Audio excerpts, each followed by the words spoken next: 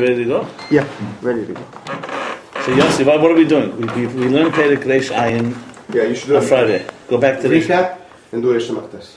Yeah? Well, we read about Reish Ayin first. You want to just Forget about Reish Ayin. just briefly the difference between Shmi and Revi? Right. No, I'm going to do a recap in general. Do a That's recap for sure. of Klal and start Reish Maktas. It's 4 hours. You already did it. Okay? 4 hours.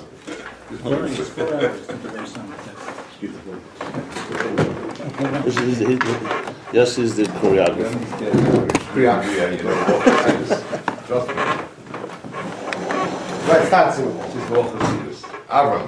Why? The difference between Shmi and Revi is all Chassidus. That's all it is. Go Simon. No, not everybody It's all of else. Ayin Beis.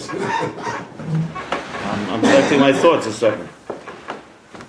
It says that we're learning that you have to speak after you think. So I want to do that. I'm going to calm at least that.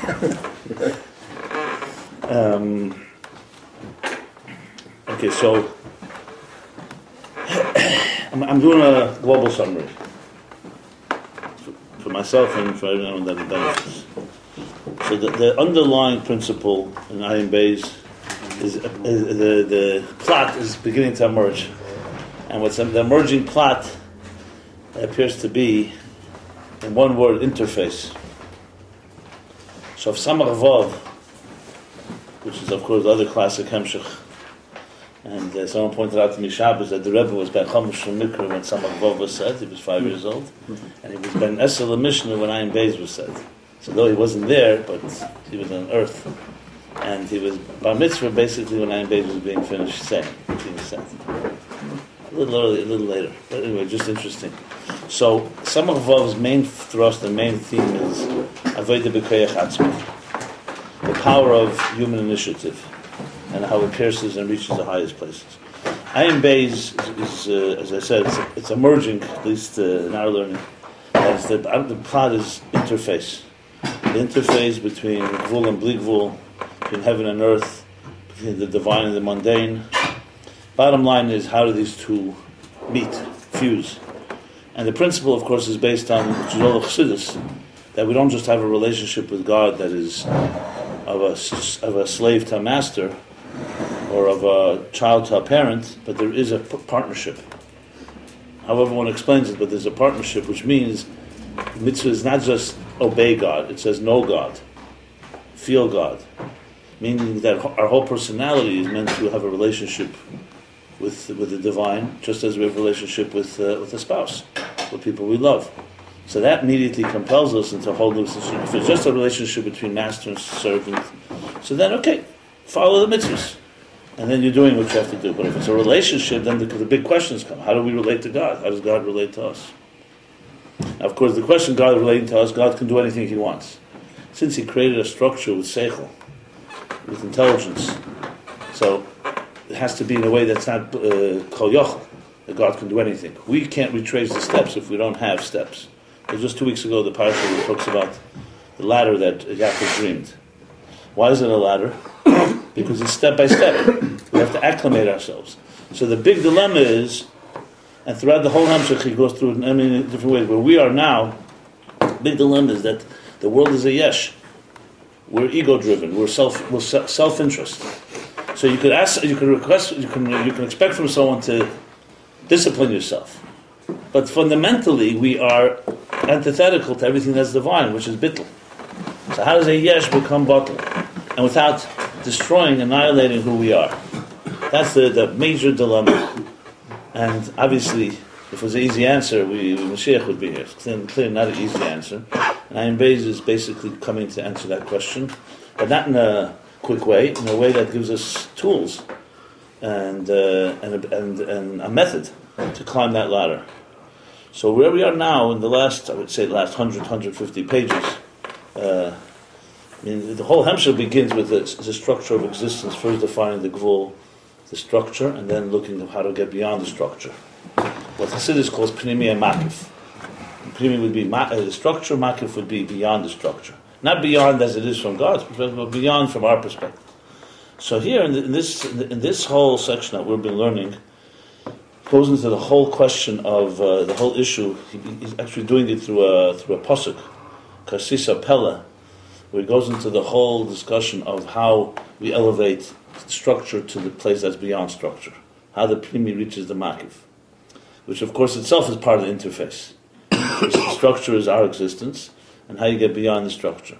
So one of the key elements that the Rebbe Rashab was, I guess, Mechadish, innovates, is the idea that in Kabbalah it says that Keser, the crown, which is Makiv, is the Mamutza, is the interface between the divine and between the Maitzel and the Netzalim. But the Rebbe Rashab explained how you can't just say it's Keser, it has to be something, because Keser is still beyond. So it comes down to that as Chochmah, or more specifically Chochmah Stima, as we've been calling here the unconscious mind. But it's mind. So the mind becomes the meeting place where these two meet. Because on one hand, the mind is not, as he says, God's will. A mind right away, intellect, has some form of structure to it. But in the mind itself, the key difference between Chochmah and Bina is that Chochmah is essentially bittul. It's intellect, but only bare minimum of intellect, which is part of what we're going to learn now.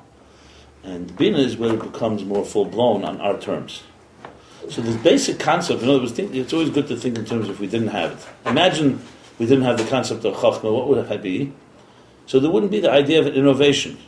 You'd have an idea that would right away be fleshed out, which means we would have no connection.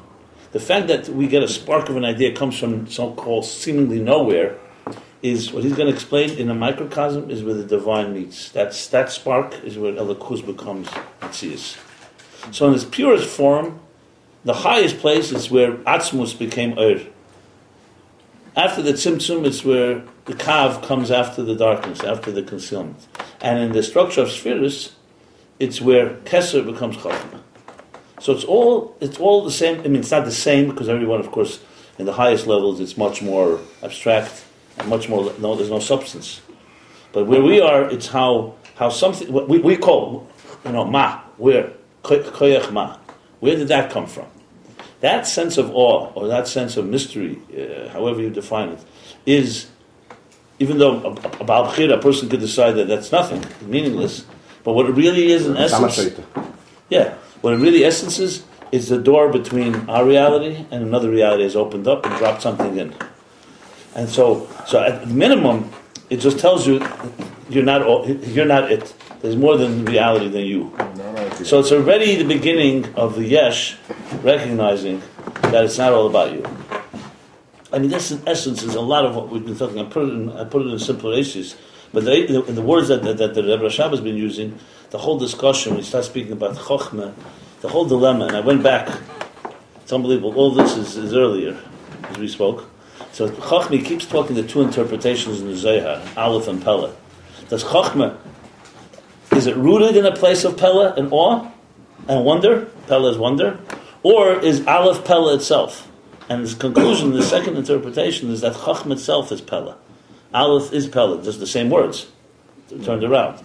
So what does that mean? That it itself is that Chochmah itself is wonder, is the embodiment of wonder. It's not just coming from a place of wonder. It's embodiment of wonder. But all the interpretations, all these, you'll see consistently there's the constant tug, literally a tug of war here, where the Rebbe Rashab goes back to it's more, is it more Elokus or is it more Velt? Keeps going back. Is it more Tzir? And everything you see, the constant back and forth. That on one hand, it's connected to us. On the other hand, it's not connected. And so the issues that we've been learning, so in the Aleph Pella, to understand it, he began the discussion of Shem Ma. Shem Ma, let's put it this way, what Chochmah is in Keiches HaNefesh, Shem Ma is the names of Hashem. Ma is Gematria Adam, and Ma is Keiach Ma, of Chochmah. So to explain Shem Ma, where Shem Ma would be the world of Tikkun, of Atzilus, where things are the way they're supposed to be, let's put it this way, the perfect archetype of existence. Not beyond existence. So to explain that, he went into the whole discussion of the contrast between Toyu and Tikkun. And Toyu and Tikkun, basically, in simple issues, Toyu is the world of Yesh, where one thing cannot tolerate another, where one entity can't tolerate another, and the second aspect, that they don't receive or give to each other. And in Tikkun, there's a repair of those two elements, So basically, even though Toyu is a world of Kedusha, it's very important to emphasize, but it's the root of what we call the Yesh down here. So Toyu is in the spiritual world. The spheres are so intense they can't tolerate each other and they don't give and take. In Tikkun that becomes repaired, both elements. And as you discussed, there's the element of the energy, which is the Eris and the Kalim. That the Eris of Toyu don't tolerate each other, and in Tikkun they do, because it weakens the intensity of the Yesh of each midah, each emotion. And beside the Kalim of Toyu, the Kalim of Toyu don't give and take altogether from one another. It's all self-contained. Me, and shali, shalach, shalach. You don't give me, I don't give you, which is midas daim, in a way, the worst sense of it, because it's. But Tikkun, there's the repair of that there's this kalulus, meaning that it's complete. We had all these different words: a complete configuration, a complete coordination. What we call it, interconnectivity and fusion. That everything needs everything, like a human body. There's no such thing as one part of the body is like everything needs everything. Everything is interdependent to the point, as he said, that it becomes mamash chad. It becomes literally one. And then to explain this, he goes now back to the source of Shema and the source of Shem Ban in Ak. I mean, that's in Kabbalistic terminology, simply meaning, again, showing how these two forces are rooted in Ak. So the Kabbalistic language for it is that in Ak, which is the tzir of Adam, Ak is the structure of the human being. Primarily he focuses on the head, on the Reisha Adam. So he says like this, so we have every part of the head is an Ak, has a root for things that come later. The root of Toyu is the Shem Sag. We went through the names. This is basically how Yud Ke Vav Ke, just simply different ways it's structured. Shem Sag is rooted in the Ezen Chetem Peh, the ears, the nose, and the mouth. The Havolim, we call the cavities, the orifices, the cavities of these organs. That is the root of Shem Sag. The root of Atzilus, Tikkun, Ma, is rooted in Shem Ab. And that is connected to the Metzach. That comes from the Metzach. It was also the same day that the Shir Tanya, the end of, right before Yitas Kislev. The Shir Tanya, it's rooted in the forehead. So to understand these two, he goes into the whole discussion of the difference between how the forehead, how speech, he focuses primarily on Peh, how speech and sound reflect the depth of a person. Through speech you can express a certain words from the heart. You have a whole explanation of that. But there's even a deeper reflection of the essence of a person on their forehead or on the face. You say the glow, the aura of Chachmas Adam Te'er Panav. And he explained the distinction between the two, similar to the distinction that we're leading into between sight and sound. That one comes from a etzem. The reflection on the face is much deeper from the essence of the person. But it's not containable. It's not digestible. In other words, there's no. We don't relate it. In other words, you don't understand something when you look at someone's face. You see there's some great aura coming out of it, but there's no kalim and there's no primis in it. In other words, it's not integrated. Basically, the essence of what makif would be, in a sense, talking in the language we spoke before, it's like the wonder. You see the Rebbe's face shine. You see a real chacham's face shine. You see there's something, and it will affect you, like he says, that the sarim, the ministers, and the people around the king, when they see that face glow, they will go and be Meshach Nefesh because of the intensity of it. How does that go with the face being Lashon Pnimius? Meaning it reaches the deepest Pnimius in Etzem in that way. It's not the Pnimius of what it affects us. The Metzach reflects the Panim, reflects your Pnimius. So I see the glow. But my impact on me, right, is not like a makabel receiving seichel. When it comes to Dibur, on the other hand, when the same person is speaking, so the words, because words themselves are subtler, as opposed to the face is much more gashmi, he says the skin and the flesh.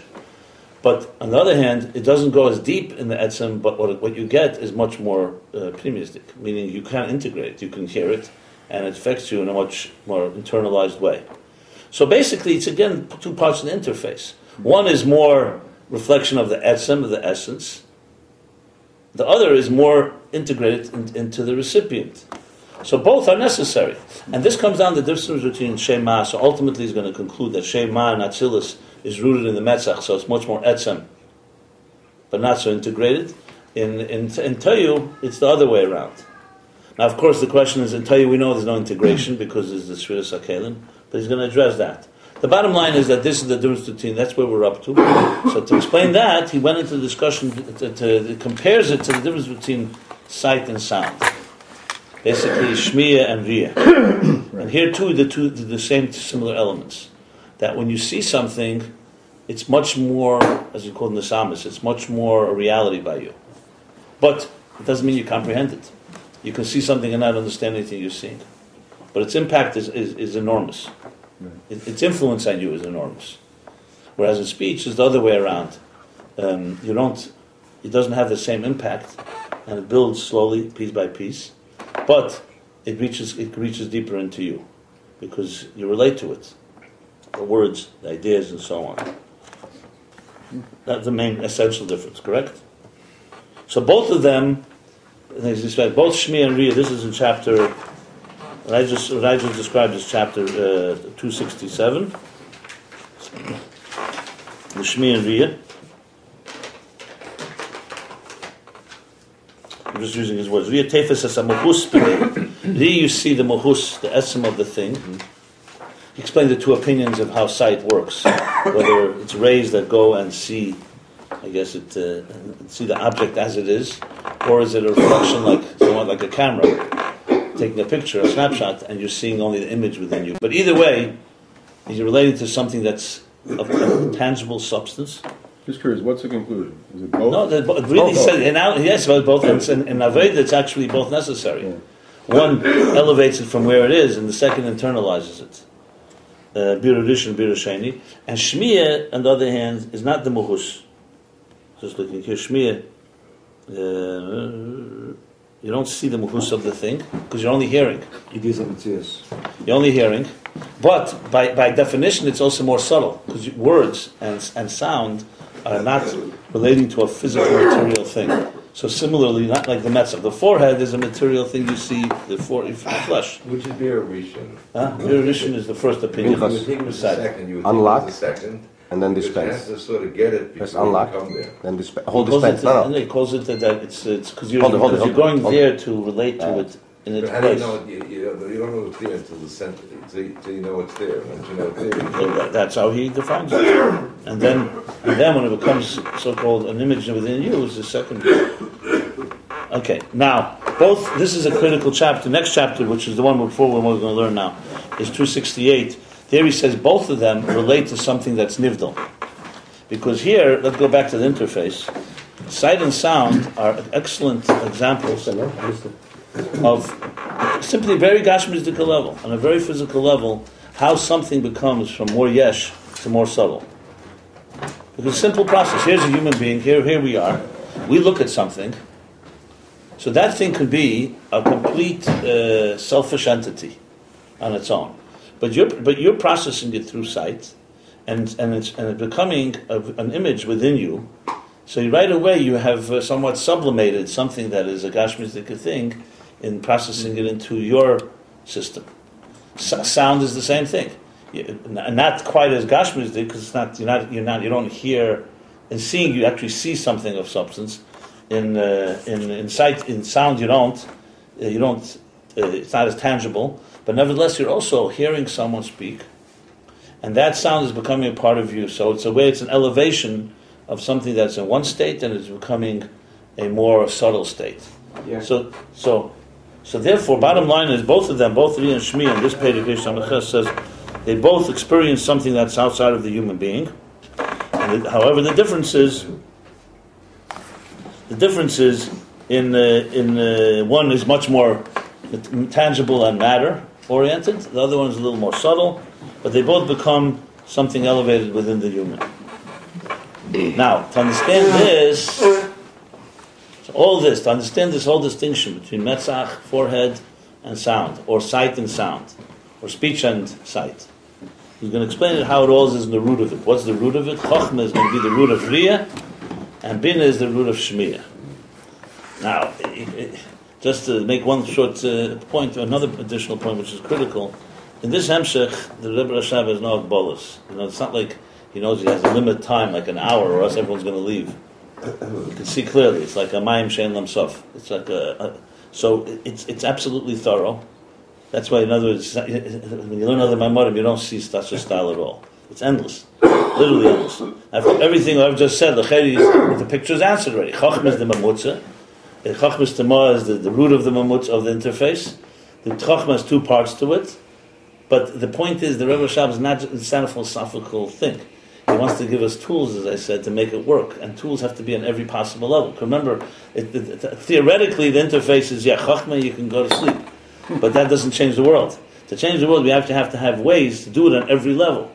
So you have to have ways how you do it with your seeing, and with your hearing, and with your actions, and with the way you think. And every part of the human being has to become interfaced.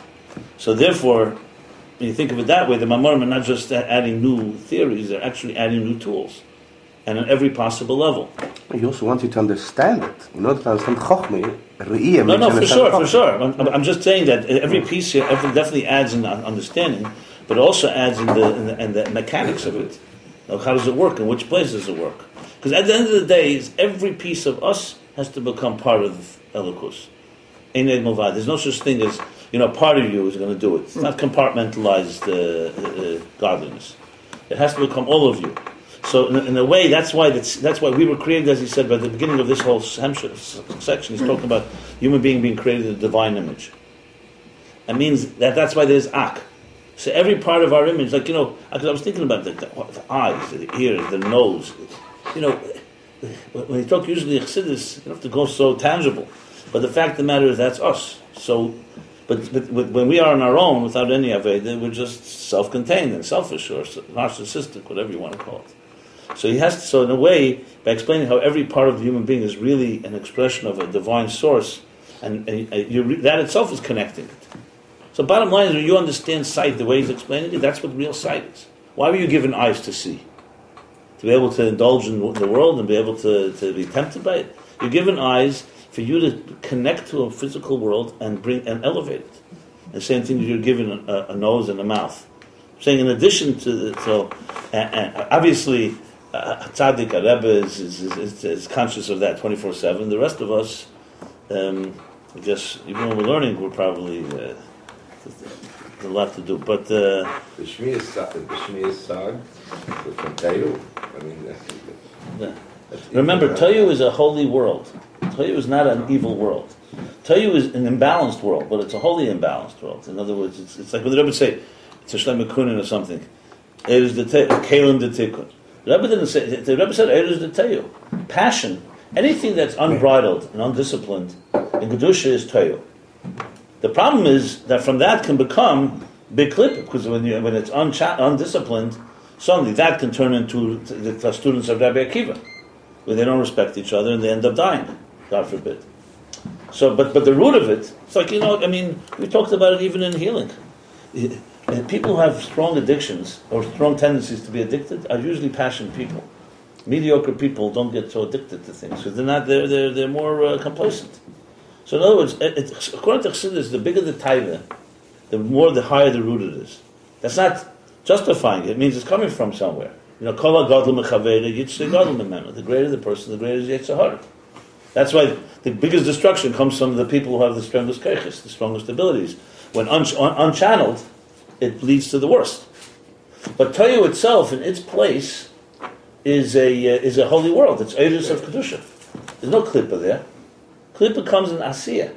But if Toyu was not Toyu, we wouldn't have an Asiya. If there was no imbalance in the root. It would be, think of it like this, Shammai and Hillel are arguing. When they argue, it's L'Shem Shemayim. But let's say a student is there, misunderstands it, and says, hey, you know what? Jews argue. And that becomes an argument without any Kedusha. I'm just giving you an example. Yeah. So all Yanikas HaChetzenim start like that. It comes from it says in Chassidus and other places that, generally speaking, a negative attribute is rooted either in one of two things, or maybe both. One, in indifference on the market, like the makif doesn't care because it's so high and so detached. So therefore, below nobody's taking, no one's disciplining anyone. Or it's coming from tzimtzum, from such a diminished light, and therefore there's room for klippa to emerge. Basically, two ways that negative things emerge. But seeing is But this is not, it's unrelated really directly. But seeing is related only to tikkun, and how come the biggest problem is, but we see the wrong thing, the hulu down here. Well, so first of all, he didn't finish yet, he didn't tie it up yet. It's going to be in a few chapters from now. Basically, right now, obviously, this is not a thorough discussion of everything that's connected to you. Basically, what he's talking here is, it's explaining the Eitz Chaim, trying to understand the difference between Shem Toyu and Tikkun, the Yesh of Toyu, and the Bittul of Tikkun, to understand in the context of, in its root. And remember, it's in its most subtle root here. We're talking Ak. And Ak, everything is absolute pure. And its subtle root is the difference, it's rooted in the difference between the forehead, the speech and forehead, and now here sight and sound. Sight and sound, and where we're studying now, they're both holiness. He keeps saying this. They're both about experiencing God. But the difference, the distinction between them, when it'll evolve to the lowest levels, will become Toyu and Tikkun, and then from there, further than that. He's not talking about B'riyah and Shmi as we relate to it on earth right now. He's talking about how it is in its purest form. It's like quintessential sight and sound. Like, why was it created? So he explains it now, that this is between Chachma and Bina. Which of course ties it back to the Mamutza, to the interface. Because remember, Chachma is interface. So what he's going to explain here, which we learned, we have to learn it again, because this is a heavy chapter, is that basically, Bina in Seichel, the world of Seichel, Bina represents Yesh, Chachma represents Ayin and Bittul. Bina is, as they say, is I understand. Chachma is the Inyan Herzach. The Inyan is being, I say Herzach. The Inyan is perceived, right. In other words, the focus is either is it on me understanding, on the person, or is it on the emes, the truth of it? The good doctor can tell you that one of the biggest challenges always when you speak to someone is to try to get them to understand objectively what's going on, not how they see it, which is always going to be distorted. So Chachma is like how it is in its purest. This is the emes of it. That's why you say Chachma is always about emes. Bina is already now I understand it, which hopefully if it's connected to the Chachma, it'll be emes. If not, you can go off and wander off into who knows where. So one of the big challenges is always to bridge, after a long elaboration of Bina, to make sure you retrace it and connect it to Chachma, or else, which is common practice. You see people who sometimes the concept of an idea, then you start developing it, and then as soon as you wandered so away, someone says, 1 second, let's go back to the original point, and you realize you're completely off base, you're off center, you miss the whole point. So he's going to explain how these two are the root of sight and sound, and thus Chachma obviously becomes that bridge that leads us from Tikkun back to Ab, from Mad to Ab and Ak, and so on. Okay. So we're reading inside Reish Samachtes.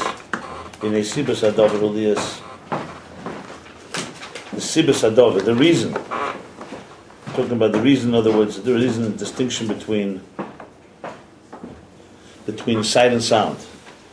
That sight experiences the mahusav of something. In other words, you're actually relating to the object itself, the essence of the object. And sight and sound is not the object itself, but on the other hand, it's more internalized. The cause for this is the cause for this because the power of vision comes from Koyach HaChachma, comes from Chachma, V'shmiya, and sound, or hearing, audio, comes from Bina, as it's known. I was going to distinguish and say that Chachma is like the Mayam, the spring of water, the root of where the spring begins, and Bina is the Spashtus, how it spreads out.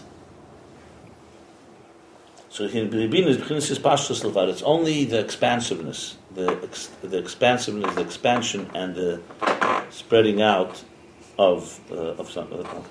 And that's why it's called the Cheves Hanor, the expanse of the river. So a river, as he's going to explain now, has really three elements. A river has its source, which is going to be the Nakuda of Chachma, the source of where the river begins. It has its width and it has its length. The width is the expansion. So when you speak about, let's say in Seichel, same idea. Seichel begins with a Nakuda, spark. That spark extends out and then spreads to its width. So it has breadth and length. So, but the essence of Bina is really its breadth, not its length. But even length. Okay. I'm just going to say in a second, right? So in the parentheses, Gam Erech, I'm sure. The Merchav Hanor is Pashtus Levad. The width, the breadth of something is only its Pashtus. The Mokum Hamshachas. What happens to its depth? As you say, he understands it deeply. Emek. That's also part of Bina. It doesn't use the word Emek here. Depends on the Rech and Eirech. Yeah. Use it in parentheses. It uses Eirech, I think. Also Emek. More Rech, Yeah, Emek. more Okay. Rech is more Eirech. That's how you get Eirech. The Al Shem Zeh. Let's read it. Let's read it. The Mokum Hamshachas Hamayim Hanev Zel Gufa Ve'etzem Hanor. The place and the transmission of the Mayan, which is the spring, which is the deeper springs or wells within, is Haneveya that flows. Zel Guf Ve'etzem Hanor. That's the body and the essence of the river. The Eine B'merchav Klal. There is no harchava. There's no expansiveness. There's no expansion or width. In the parentheses it says, "Navagam Eirech Hamshacha Ein Etzem Hanor." Also, the length of the transmission is there's not the essence of the river. Kim Emek Nevias Hamayim Zeu Iker Meitz Hamayim. Okay, so Emek is connected to the source. Yeah. So Emek Nevias Hamayim, the depths as it is It's physically. almost like it starts with the Oimek, and then because of the Reichev and the Oirech, the Oimek becomes deeper, then it becomes lost. But like he says in other places, I think even here the Nekudas Hatamtsis, when you so it starts with the Emek, you're right, then spreads out into Eirech and Reichev. Then when you come to understand it well, you're going back into the Emek. Yeah, you would have to tap into the Emek again. Right. Like and then you understand when you're the beginning, you tap in a into whole new way. Yeah. It doesn't become deep. It originated from the deep, and then because of the Merchav and the Oirech, suddenly to get back to the core, you have to go deep. Right. Precisely. And that's why, for example, when you hear Mashpia say something to you, let's say after 40 years, you become Ayin Beis the Rabbi, or even whatever it takes, you suddenly realize that one word that was the Nekuda had such unbelievable depth. But you had to go through your Bina process to get there. And then it's very good. The Mitzvah writes that when you're Maimek and Bina, you go higher than Chachma. It says in a lot of places. It says clearly that you go higher than Chachma. From them, that's what's called Maimek, that it's an action. You're actually going somewhere, not just you're revealing something. You're actually going to, you're revealing it, making a new thing. Hamaka Sabina, that's what it is. Okay. Gametz. Well, it says Umashanim Shel Be'erech. it says Emek Nevias Hamayim, and we refer to Chach. Yeah. So the idea of Hamakas Adas and Chachma is synonymous. No. So what's the idea? What's the time here of Emek and a Chachma? And you would think that Emek has to deal with after resulting Bina. I mean, after you have Havana on it in you, come to Hamakas Adas. I'll answer your question, but I just want to say one thing also. The healthiest way to learn this is not to try to bring in other things you know from other places. Just for the record. But you still need a handle, though. Oh, 1 second, I want to say something, because first of all, different Maimorim speak in different ways. Secondly, the Rebbe Shab is being very thorough here, and probably talk about Das elsewhere. Das is not always, Emek is not always related to Das necessarily. I mean, let's say Emek could be the depth of something. Das can be, Das in Tanya calls it his kashrus. Das is can be hergish. There's many things that Das has. In the context here, Chacham Bina is not even mentioning even Das here.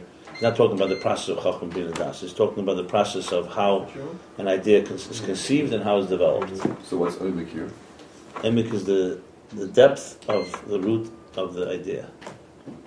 that Chochmah has. So it's the source. There was a principle. Yeah. The source. You can say A it's little simple. less than the source. Oimek, A little less than the you can source. say it's simple. The Oimek of the thing that I'm learning, you see its core. Then there's to take that and bring it down into my bring it down to my which would be down. Okay, so that's something else. Yeah.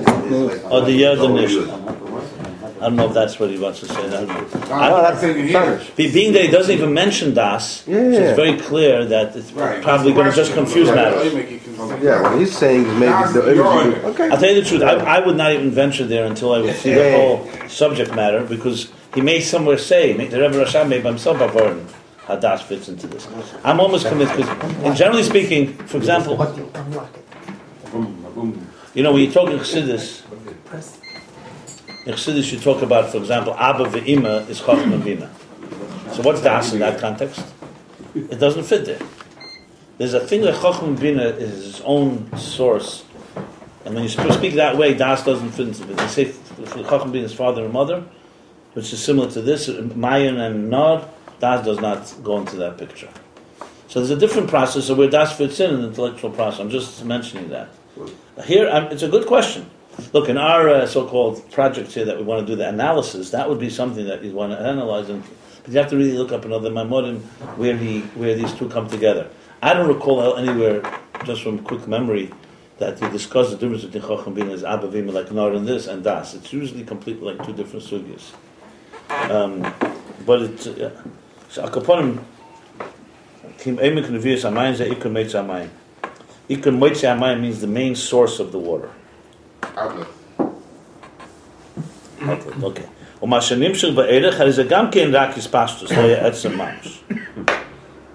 Okay, so the source is, where it comes from is not hispashtus, that's the thing itself. And the hispashtus and spreading out in expansiveness, there's two steps. One is Eirech, that's also hispashtus, lo yeh etzem mamish, it's not the etzem.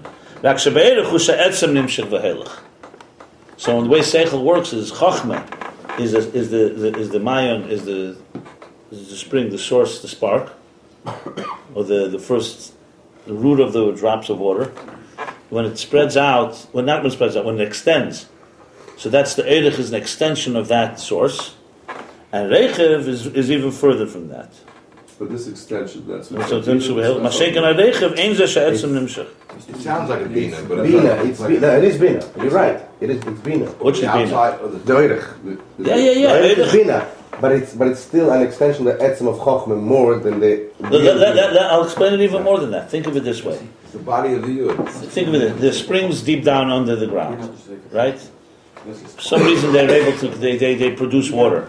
However you explain how. Whether it's the pressures, the heat, etc. Okay? So it's a live spring, a live well, a live spring. That extends out and becomes a pool of, let's call it a river. But for a moment, let's just conceive of how it was shaped.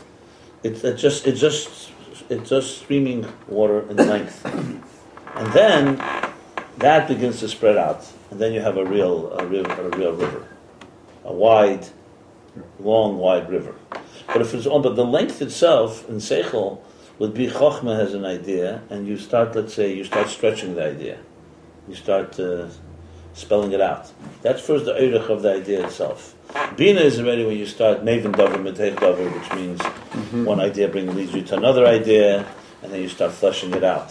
So if you really think about it like an outline, where the outline begins with a title, and then there's a summary, executive summary, and then there's a real fleshing out of it in a full developed thing. So Bina would be everything after the title. It is. What he's asking is justified because by the Eirech it's still the etzem. So it's a Bina is a Chochmah. What he says. Yeah. So it's etzem. It's the etzem side of Nimshach. So the Bina is a Chochmah, but it's Bina. It is Bina. For sure, it's Bina. It's Bina already, but it's still the etzem of Chochmah, as opposed to the Reichav, which is already the Spashtus of Chochmah. The Reichav involves the geography interacting on the river. The Eirech is from the etzem of the river itself. Right. That's a good way to put it. Right. Yeah. So it sounds like a Simmons. Yeah. Boston had niet zoveel Chochmah. in America. No, I'm not saying this. Like Chochmah. Is there different levels in Chachma? Well, look, remember, everything he's speaking here is in the archetype level, which means in the source. How it is in Atzilus, or in the Eilam Esalyenin, there's no such thing as someone who doesn't have Chochmah there. Everybody has Chochmah there, so to speak. Down here we got that problem, right? Because remember, a second, if you go with the river, there's also called, the river dries out at some point. This is for us. No, I understand. So applying it to us, let me say later. Generally speaking, there are people who by nature are more chachamim, and there are people who are more mevinim. Right. For example, in many businesses, in many successful entities, there are people who conceive, and that's their strength. And they're not good at developing an idea. And there are some people who don't conceive well, but they're excellent at developing. You give them an idea, and they'll take it who knows where. You have all these lawsuits where people came up with a concept, and the one who developed it made the money. Right. And the guy with the concept said, you stole my idea, which are the Adinish. But because very typical that you have in a brainstorm session, you're talking practically someone whose strength is, he'll just come up with brainstorm, just come up with ideas. Someone who fleshes it out, everything's in the details.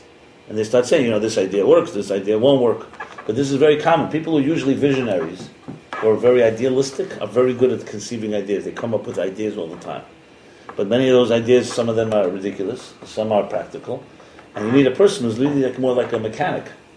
And don't get me wrong, a maven in many ways is, being a maven has its own power.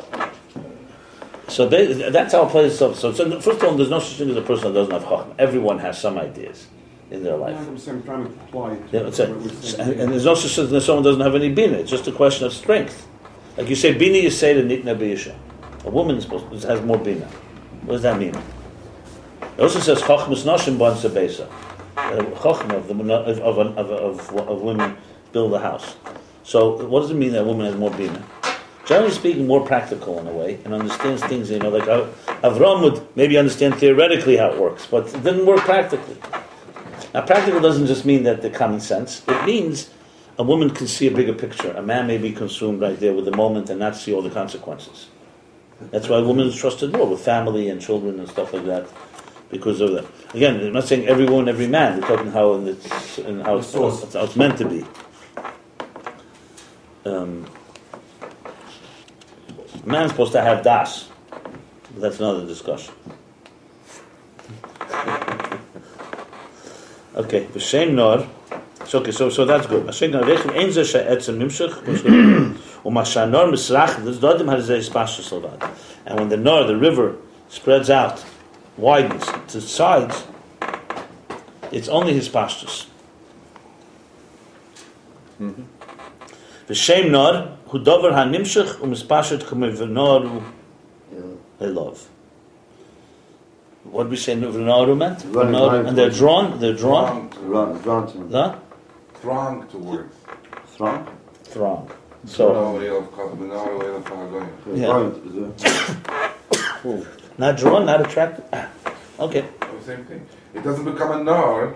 It's a mayan. It doesn't become a nar. So the Rabbi is adding here, in his thoroughness, that the meaning of nar itself also reflects this concept. What's the meaning of the word? Dover ha-nimshach u'mispashet. It means something that is that nimshach is transmits and spreads. Yeah, something that transmits and spreads. Now, all these details are relevant because this is all going to be the nature of Shmiyah, as opposed to Chacham and Deriyah. So Zeu the Cheves Hanar. So when it says V'nor Alav, so they all thronged, you said they're all drawn. So that means that Nor comes from the word extension, essentially. Made up of many. Nor Elav Kol HaGoyim means that it's made up of many. No, but V'nor, the word Nor is the drawn. The drawing, yeah. You're involving. So drawing can be two ways. I mean, you can draw someone like this. You could. It's extending itself. It's extension, basically. Expanding itself. What is the Rebbe mean? I'm saying once the river runs bigger and wider, it pulls more from the Mayan. That's what I'm saying. That's what Nimshach. I don't know if that's what he's saying. I don't know if that's what he's saying. I don't think that's what he's saying. And what does the Rebbe mean when he says No, more bigger, you bring more chachma. But it doesn't say that here. It doesn't say that here. Where's the Nimshach? No, the Nimshach is a shmir. Nimshach. What's Nimshach mean? It pulls. Nimshach means you could say draws down. He draws more. That's not. He's not hinting to that. He would say that. Okay. I don't think he's saying that. No. Nimshach doesn't necessarily mean pull. Nimshach. It's a hemshach. Okay. Hemshach and mispashet. An extension. Yeah. No, mispashet is one thing. That's where it comes from in the source. The etzem is mispashet. And nimshach means somebody else is pulling. No. Nimshach could be hamshach hasetzem. Mashe nimshach be'oirech. So what's the difference? Look, we said mashe nimshach be'oirech. What does it mean? What's the difference? Right. Okay. The very means. The simple thing. What it means is different. Chochmah is the root of the water, right? And that transmits and then spreads out. Transmitting and spreading is not the same thing. Right, it's not the same thing. So why do you need both? Because that's how it is. It transmits and then it spreads. What's the Rebbe Baborin when he says it's Pashtus Levad? When that goes on, is Hanar Misrach B'Tztavi, it's Pashtus Levad. It sounds like it's inconsequential. What do you mean it's Pashtus Levad? It's not inconsequential because you have no water if you only had a spring. You need a river. So that's all. I mean, without Bina, you don't have the fields won't get water. He's trying to minimize that. It's not the etzem. Not the etzem. The etzem is the essence itself. His pashtus is only its extension. In other words, if you look at a body of river, someone will say, "Oh, the river, wow, powerful! It creates water." No, it doesn't create. It just spreads out water. Exactly. But without it, you don't have water. You don't have a transmission. You don't have a. And now it's in the nimshal. The same thing with Bina, which is like the Nar. Bina is like the Nar, like the river. The power of Bina, Yonehu Hasaga. Its Indian is to comprehend, to understand. To understand something is only an expansion, only an extension. I mean, that alone is an unbelievable statement. When people think I understand something, it makes it sound like, that I have the etzem. No, you're understanding something that's not you. What happened to Oirech? Why is Bina only... Oirech was only a qualification. He's not going into the difference here. Remember, this is not a encyclopedia on Chacham Bina. There's a point he's leading to. He's thorough, but he sticks to his theme. This is the difference between Chacham and Bina. If this river goes out of control, we can be speaking here now for the next lifetime about Bina. His point he wants to get to is understand thoroughly the nature of our experience through sight and our experience through sound. Right. So he's trying to understand it through, the root of it is Chacham and Bina. So basically the point of Bina is expansion. But in order to qualify, he said in the parentheses, that's why it's a parentheses. But even Eirich is also just to make sure that that's clear. At what point is it called Bina and what point is it just called an expansion of Chachma? That's what I can't seem to get that. What do you mean? I'm not clear what you mean. What point is a river? What point is it still the spring? I know. I want to ask in nature. I want to know. I really want to know. I know what you want. I asked you a question. Give me in the mushal. Let's talk about mushal. What point is when a well, a live spring, is drawn? And now you. I understand. What point? I asked the question. What point? At what point? You said when water in the mushal. I want to know what point would you call this a river? A river from a spring. What point? When you change the name. When you can draw the water. What you were asking. It goes down, and that's still. You go into the mikveh of the Arizal. And then it goes out. It's called. But wait, at what point? Physically, show me. Can you tell me the point? Let's say we're able to put right here a spring of water that's live, a live spring. And then you see it's flowing into a river. At what point is it called a river? That the extension of Chachma is Bina. Not necessarily. No, I'm just making it easier because it's Bina already. Very hard to heard, but it's very hard. The only one that makes it relevant is that it hits other things, maybe. In the mikveh, you already have it hits other things, that's when it comes Bina? That's when you said that makes maybe a little sense. Yes. When it goes, I'm not clear what the question is because remember you're talking here about even in a tangible water nobody can point. That's my point. Even in water, physical water, you can't even point. So you want to point it in a place that's more subtle. Let me ask you. Let's talk practically. When does a spark of an idea become a fleshed out idea? At the end of the process, in the middle of the process, at the beginning of the process. Let's talk simply. At the end. You put down. One second. You're writing an outline of a concept. You put the concept down in one line. Let's say you're happy the concept has been communicated. Someone reads that one line, most people won't get it. Okay? They won't get that one line. Then you begin to flesh out an outline. And let's say you make A, B, C, D, E. And in A, there's A1, A2, A3. 2 has another subcategories, which is all Bina. All started from the concept. At what point would you say it becomes Bina? The truth is, as soon as it's outside of the concept itself, it's already Bina. But can you call it really a full fleshed out river? It's not, because there's more details. So a full-bodied Bina would be when all those details are broken down.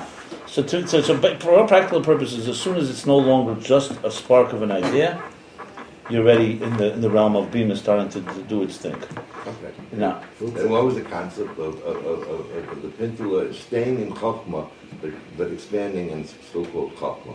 That's what I it doesn't say such a concept. About that 3 days. No. Eirich is not that. No, Eirich is Bina already. You want to know Eirich? You said it well in the geography, but let's put it in Seichel. When you take the concept and you just make a very brief outline, just headlines, that to me would be Eirich, because you're taking the concept and you just made a line. Now you're going to spread out. Each one, you're going to flesh out. That would be an example. So Eirich is also Bina. There's no question about it. That's it. Anything outside of the source is already. For what we're learning here, forget about it. Eirich is Bina. Don't. It shouldn't confuse us. And always. Yeah. Okay. No, because it's fast. No, I know with the professor here, if you give him a moshel in Gashmi, it doesn't work. You need a moshel from Ruchnis, from higher. So I'll give you one.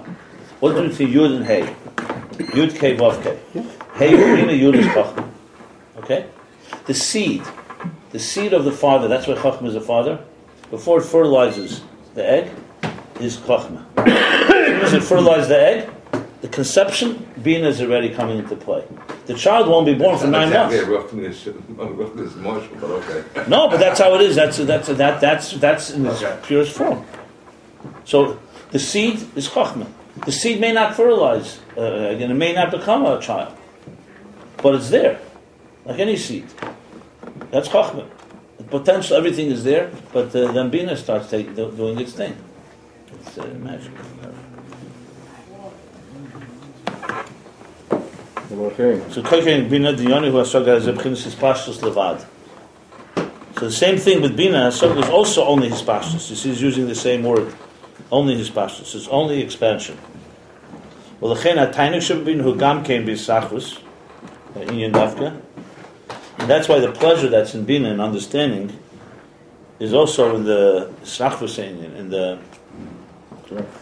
breadth of the Indian, of the idea Davka. The Choma Shabbat Inyan B'Sachvus B'Sachvus Yesh B'Zatainuk is. Maybe the more structure it has? No, he doesn't say that. No, I wouldn't say that. Like when you learn, for example, out the classic Chochma Bina in Chassidei Chabad, the Rabbi Seinu Siyenu is Alter Rebbe Mittler Rebbe. The Alter Rebbe is in the Kudas HaChochma. You see it clearly. You see pages in Tereir and Kutei Teireh, one line, and the Mittler Rebbe takes it and turns it into chapters and chapters and chapters. As a matter of fact, they say that Samach Tzedek even had an issue with it. Yeah. In Kedusha. An issue because it went so far that sometimes you could lose sight, the reader, not the Mittler Rebbe, but the reader could lose sight of the key line. And you'll see that Samach Tzedek many times writes, I'll show you places where he writes, that he called Meir V'chami, that's his father-in-law, Mittler Rebbe, and he writes that the Teichen is Mechuvim, but the Lashon is confusing, or not the word confusing, that can, something like that. Because what happens is, when you're swimming in a wide river, you can lose sight of where you can get lost. That's the bottom line. You could get lost. You learn the Mittler Rebbe Maimar, it's like it's unbelievably. It's not just the depth. Here there's depth, and here you see structure. For example, I talk about structure. There you can lose sight with the source. I'm telling you, you just go and go and go, and you have no way to get back because it doesn't tie together. It's just like, but think of it this way. Let's say there's a Nekuda Chacham we all relate to, and then someone came to this room and started explaining it well. The Tainug would become unbelievable because the Tainug would not be from the Chacham, it would be from the explanation of it and the expansion of it. That's what he's saying here, that the pleasure of Bina, though it's Hispashtus Levad, is still a deep pleasure in it, and the more it spreads out, the more it develops, the more pleasure there is.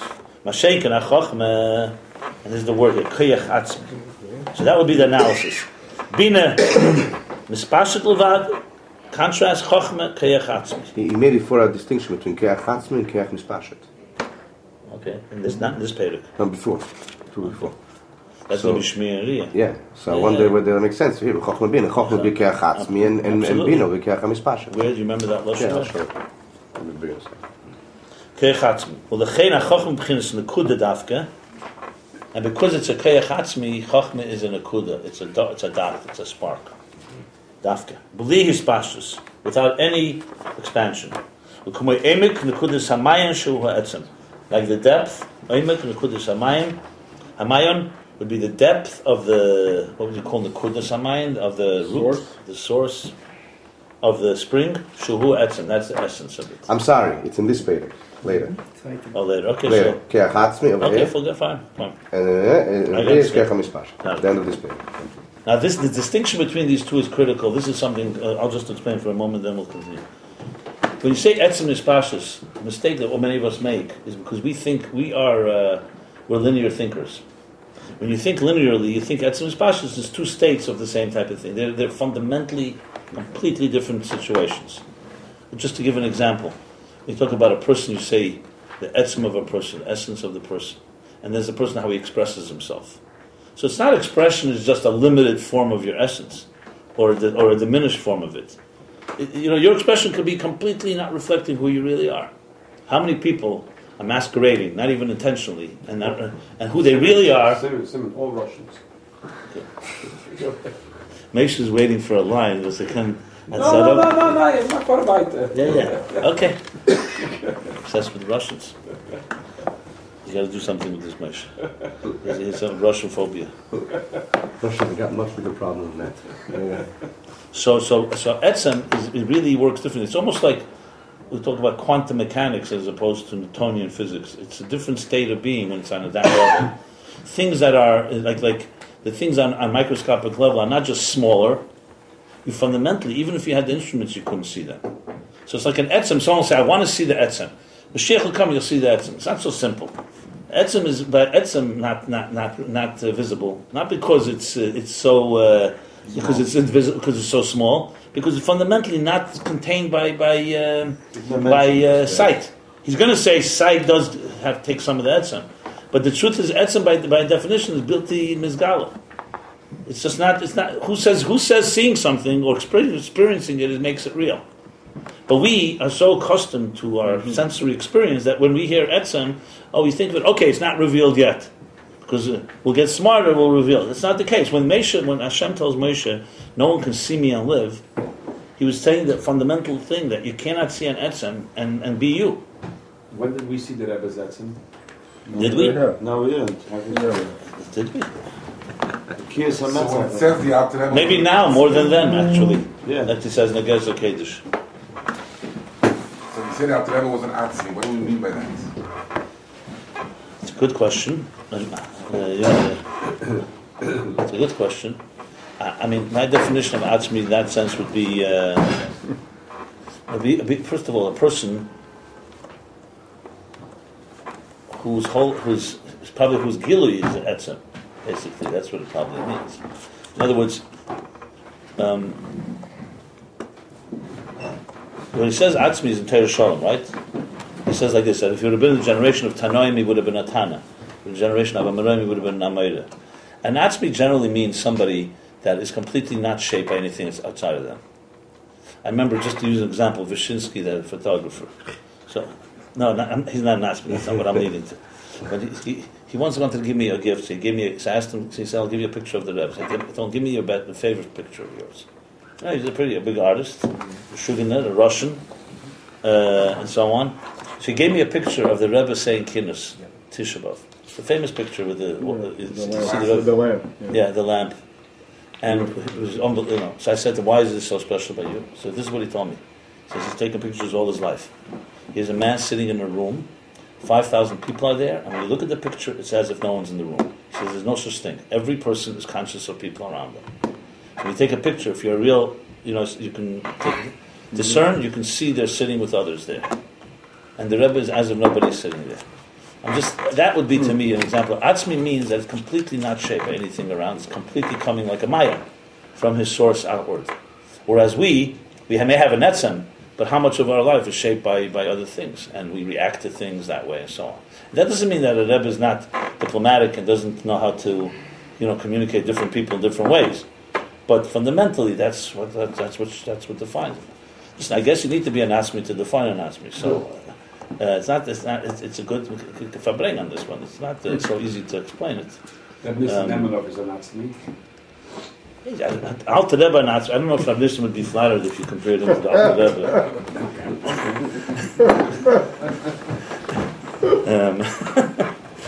Rebbe. Also, I want to say another thing. I think there's a lot of beauty in Atzmi, and I don't know if it's really this. He's not really explaining. This Pedic is not the place I would say is the definition of Etzem.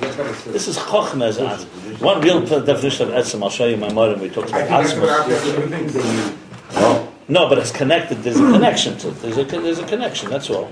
If you want a real place of Etzem, you have to look at the description of Atzmos, where Atzmos is not totally in anybody, in anything. Mitzias built in Mitzias Nimtza, Mitziusim Atzmusei, Mechuyev HaMitzias. That's the real definitions of Etzem. And a Rebbe is an Atzmi in that way. I want to just say one more thing. An Atzmi is also, what the Alter Rebbe did that no one did, even all the Rabbeim, he was Poshet Machadish, a whole Shita, Chassidus Chabad. Only an Atzmi can do that. Now, every Rebbe is an Atzmi in that way, but him was Begoli.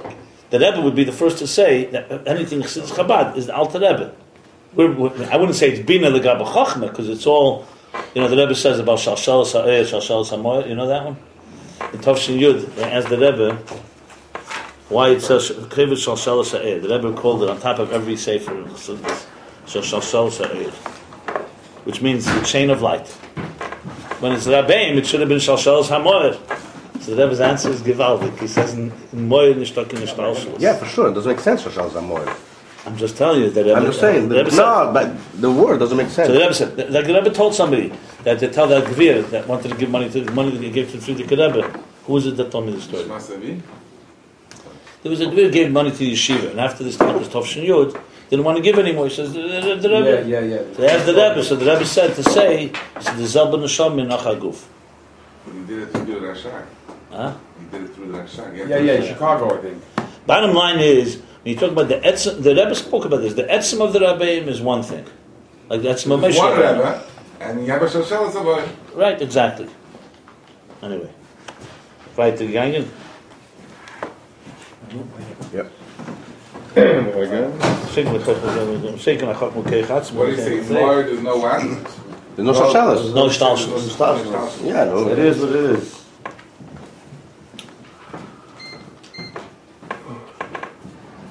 You wonder sometimes whether you asked whether you saw the Rebbe's Etzem. I wonder whether we ever see our own Etzem. There is moments. Really? I think so. A cynic would say that every moment is also a form of Hispashtus. Look, some people get drunk some chestera or not drunk, whatever, and the Kavyochel, that's when their Etzem is. Even though you don't see it 364 days a year. How do you call it? Maybe it's the wrong statement to say. No. I didn't say there aren't times of truth, moments of truth. But the question is really whether we bechlal, we go there. What's the difference in a Pnimi and an Atzmi? When's the next one? Just about that. That's a good one. I think we should do it like this. We'll do the chitzen. No. A chitzen, a Pnimi, and an Atzmi. That's how three Fabringans. Yeah. I can do the chitzen. We got to bring common brickbank, some out by the chitzen in the 1940s. To bring them out, from my take them out. What's up? There's chitzen Pnimi. Then Atzmi his pashtus Atzmi. That's what there's a chitzen and a Pnimi, and his pashtus and a Atzmi. I see a big difference. His pashtus is not as bad as a chitzen, that's for sure. And Atzmi is definitely deeper than a Pnimi. Yeah. Oh, you say it's not comparable even, so you can't even compare it to something else. Okay, but the interesting thing he's saying now, because it's Atzmi, that's why it's only a Nekuda. That's an interesting addition here. In other words, Atzmi compels it to be a Nekuda. It can become Hispashtus if it's, like I just said, Etzem by definition, Etzem built in Hispashtus is an expression. Etzem does not expand, it doesn't expand. As soon as it's expansion, it's not Etzem anymore. So as soon as it's bina, it's no longer chachma. As long as it's chachma, it remains in the kuda. Now let's understand one thing. There's no question that says l'asad lave. There'll be the etzim itself will be mispashet because that's the already that's a koyach, higher koyach that God allows that to happen. That agrees that, but that's not what we're talking about. That's not natural. That's going to be nisgale. Nisgale. Eich mispashet. Steht da als alle Sachen. Subur of alle Sachen. The Rebbe later Sicha says it many times. Well, But misgale is all right and mispashet nish. Oh, what's the problem? If it's nisgale, it's mispashet. What I mean. The etzim itself. It's like later he speaks about the tzimtzum. If a million people get to see the Nahar, get to see the Maya, does that mean the Maya was dispassionate? No, that's not what it means. Millions of people are aware of it now. No. When we say etzim is gal, doesn't mean that they're aware of the etzim. It means the etzim is in a state of gili. That's not for here. Yeah, let's go. Right. But now starts a qualification. The qualification is basically, just briefly, and then we'll read it, is that he's going to qualify that according to this, Chachma and Bina are two entities. One is etzim, one is spiritual. Now he's going to say that nevertheless, many places obviously Chachma and Bina are also related to each other. The spark of Chachma becomes the prat, the klal of Chachma becomes the prat of Bina. So therefore there is a relationship, and his answer is going to be that's. There's no relationship. Hold on, 1 second. So there's a relationship that's closer to each other. They're not fundamentally two different entities. But he's going to say that's not the ikar of Chachma. That's part of Chachma. Part of Chachma is that it becomes the root of Bina. And Bina develops the Chachma. But the essence of Chachma remains something apart, a completely different type of experience. That's what he's going to explain now. So basically, he's asking a question and answering it. The question is, according to this, Vagam the Nekudas It becomes Bina or another entity. He's going to say, Bina develops the Chachma. He's going to say right now. He's going to read it. Vagam the Nekudas Chachma hi b'bchinas mokel hasoga de Bina. So even though what you just called an etzem, the chayre etzem is pashtus, he says only is pashtus levad. This is only etzem levad, so to speak. So even though one brings, so he's going to explain now the relationship between Chachma and Bina, and go back to say that that's not the ikra of Chachma, it still has something beyond Bina. So he says this.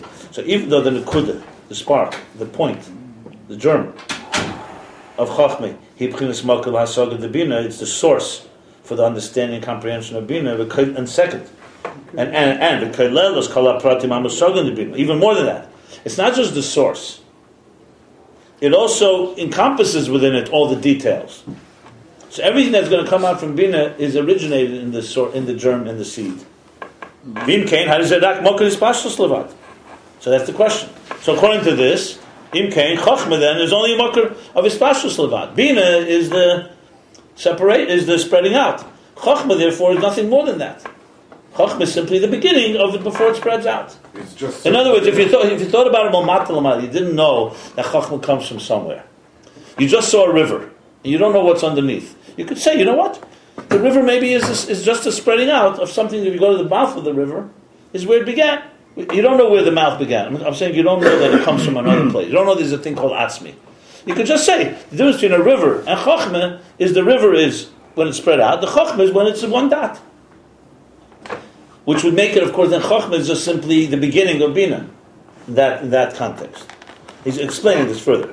He's going to elaborate on this, and then he's going to say this is true, but it's not all that Chachma is. And Adrabah, the main Chachma is not what's going on as Chachma leads into Bina. If you remember, early on, many prokim ago, he spoke about two parts of Chachma. That one is Chachma's Koyach HaFla, and there's Koyach HaYerida. There's Chachma as it relates to that which is above Chachma, and there's Chachma how it comes and teaches Bina. So imagine a teacher, the student, he's hearing ideas from a teacher, as a student can come to the conclusion, in his foolishness, that all the teacher is me, the source of what I'm learning now. He knows a little bit than me, a little more than I do. Doesn't know the teacher has a whole personality and has a whole body of knowledge that's completely different quality than the student.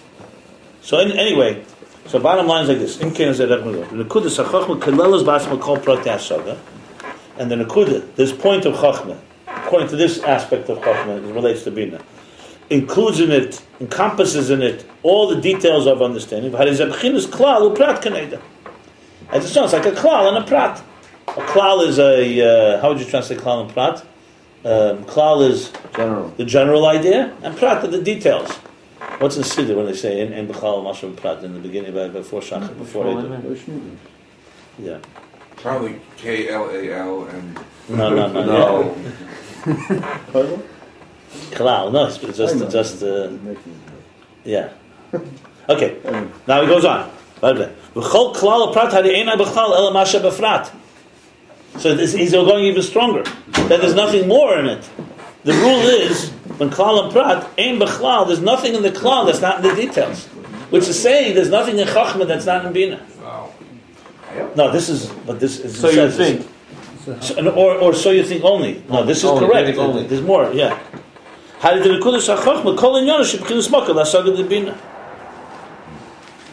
means that the Nekudah Chachma, all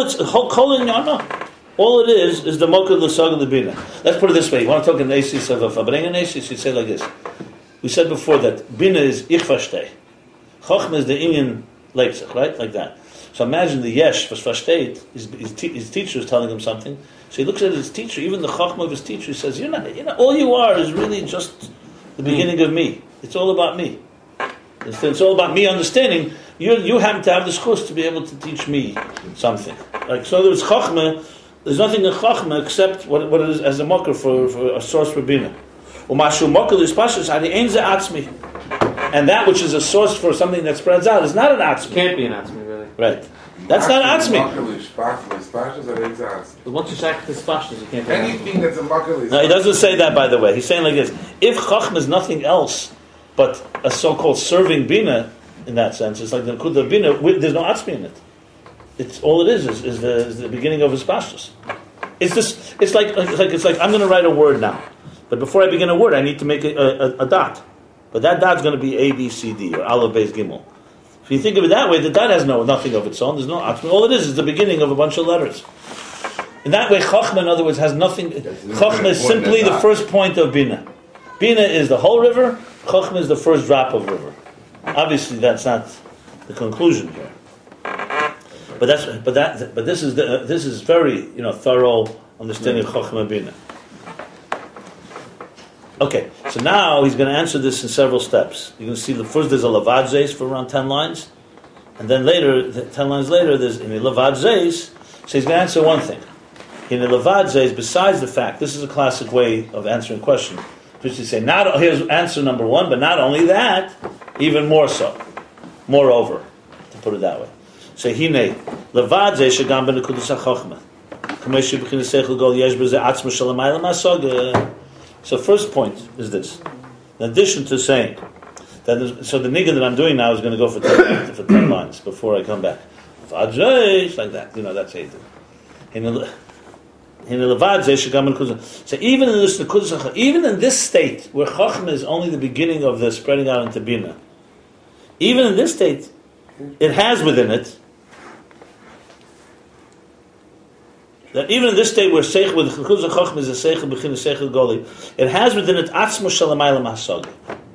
So even as a Nekuda, as a point, it has something that is essential, that's higher than comprehension alone. In other words, you could say, if it's just the beginning of words that I'm writing, and just the dot that begins, it doesn't have anything l'mayla masag. It's just the beginning of a river. It's the beginning of a river. Nothing more. So the first thing, that point has something that's higher than the hasaga of Bina. The ein ababa hasaga, and it's something that does not come down into Bina, which means it's not ein b'chal ela masha b'frat. This klal does have something that the prat doesn't have. Something that's higher than hasaga. V'hu dakus, what is this? Now he's going to explain what is this thing that it has that Bina doesn't have. V'hu dakus ha'in v'ha'ir ha'meir ba'in b'eish shenefele ha'seichel ha'chadash.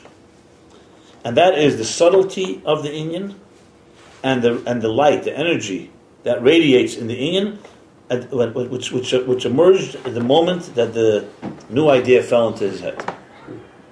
So you see, for example, the drop of water that becomes a river doesn't have that. All it is a drop that's leading. When I start writing words, that the beginning of that it doesn't have anything except what's coming afterwards. With Chachma, it's not like that. Even the Nekuda of Chachma This is step one. I didn't even go to the next step. Even the Nekuda Chachma. By the way, step 1 is lower.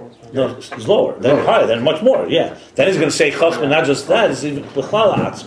So he's saying. So bottom line is, there's something that happens. There's some subtlety and some truth. Some. Exactly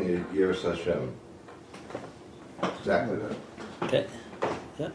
There's something. There's something. There are two interpretations in that. Some say Reishis Chachma is before Chachma. Some say it's the beginning of Chachma. But yeah. But anyway, the point is that. So this spark, the moment that it fell into his head,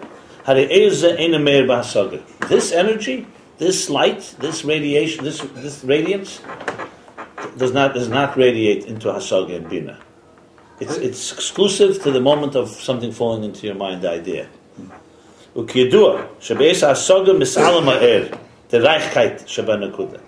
As it's known, that once you begin to comprehend it, the Reichkeit, the richness, he calls Ha'er, the Reichkeit. So that's a good definition. The richness of the concept in the Nekuda is concealed. So as soon as you begin to comprehend it, it has a different advantage. Now you understand it. But the Reichkeit, that type of glow, or type of seeing. Yeah, that's what he's going to say. Of course, that epiphany. Yeah. This tends to lend a Falschkeit to be. What is that? It tends to lend a Falschkeit to be. It ultimately does that. Exactly. One second. He's still not finished the Levadze, so we still got a few more lines.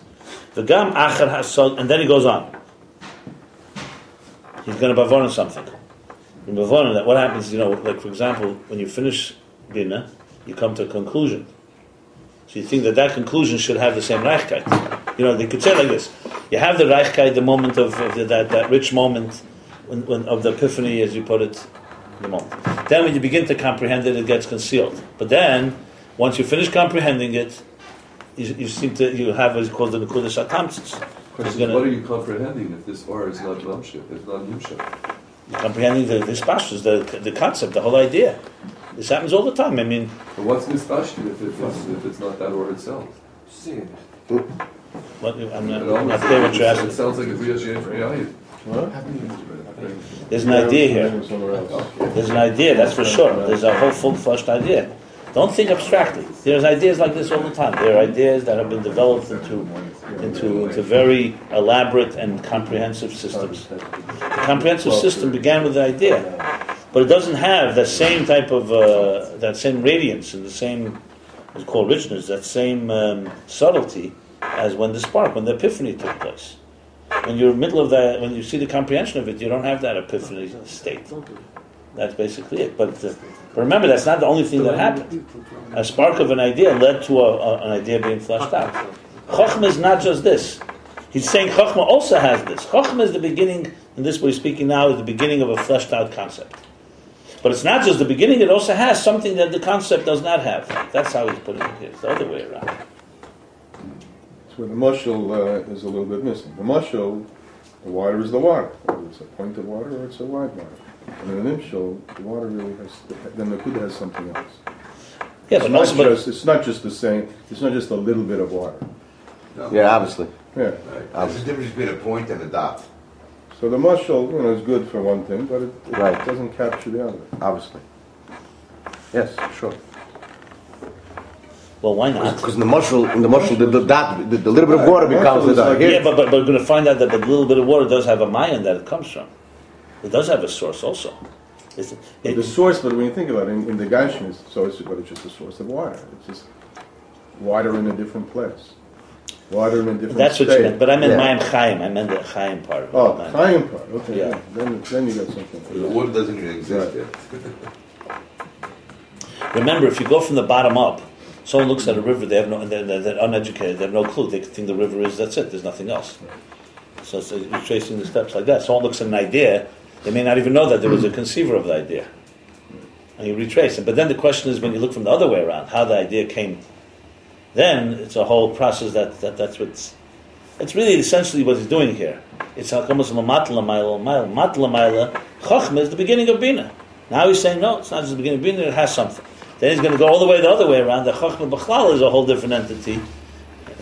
Basically what he's leading into, which is the most geschmacka part of this, is that Chochmah is going to end up being not the beginning of Bina.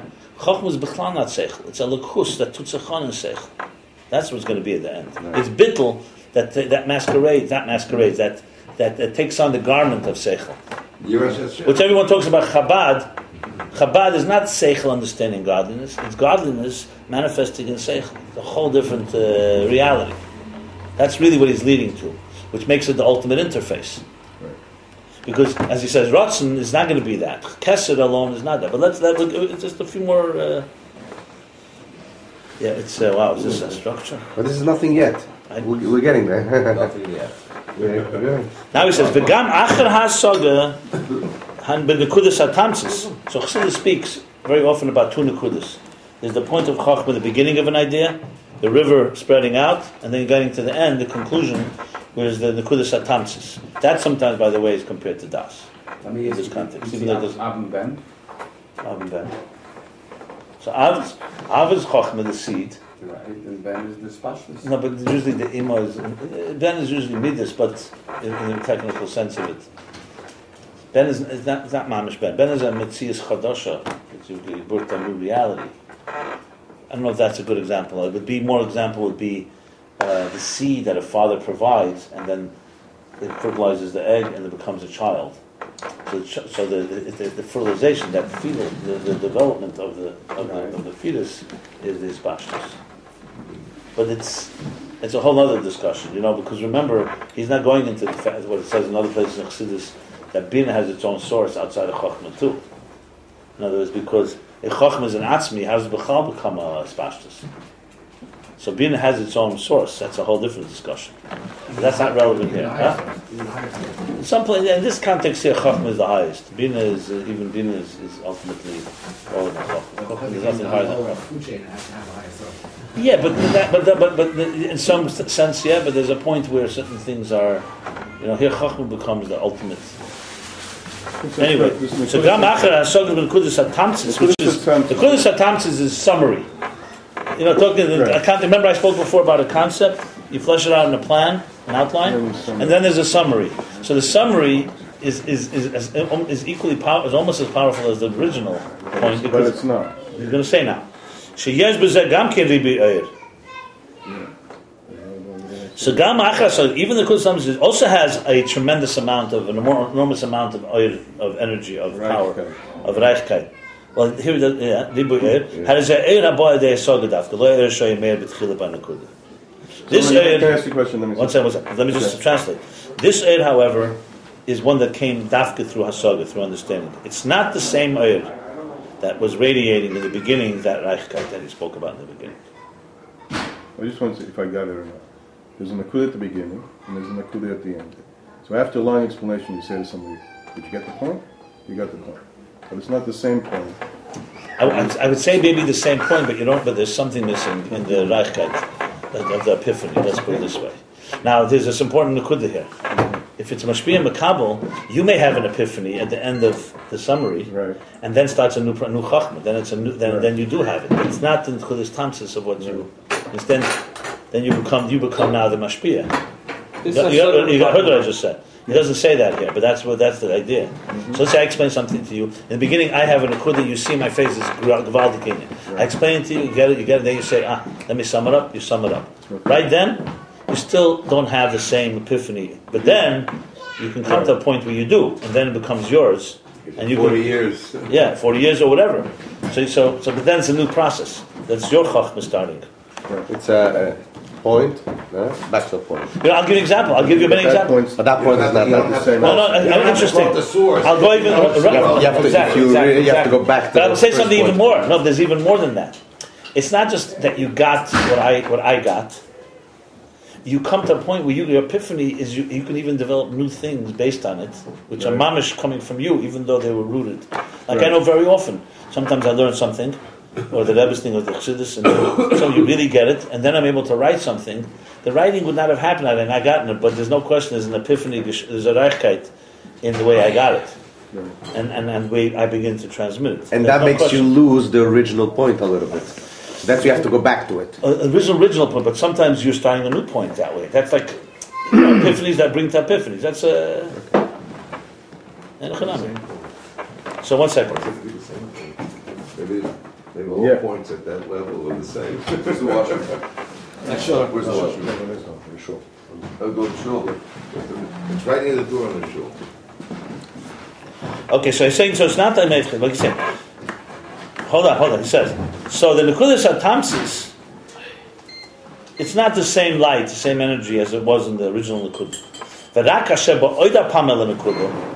Only when he returns and comes again to that Nekudah, that's when you need to have a deeper understanding of the idea. So in other words, it goes like this. The Nekudah has the Reichkeit. It spreads out. You come to Tamsis, which has a lot more energy than the Nesoga, but it comes after through Asoga and doesn't have the same Reichkeit in the original.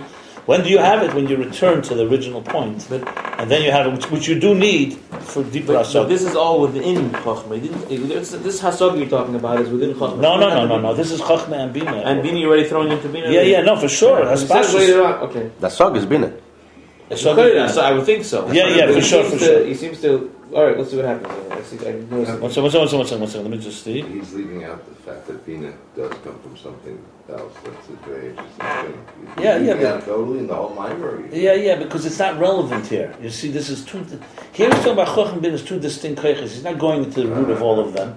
At the end of this sugi, you could ask a question: if Bin is rooted, remember he's going to go back. You have to remember that Shmiya is rooted in the etzem of the Havolim that's higher than the root of vision. But he said, yeah.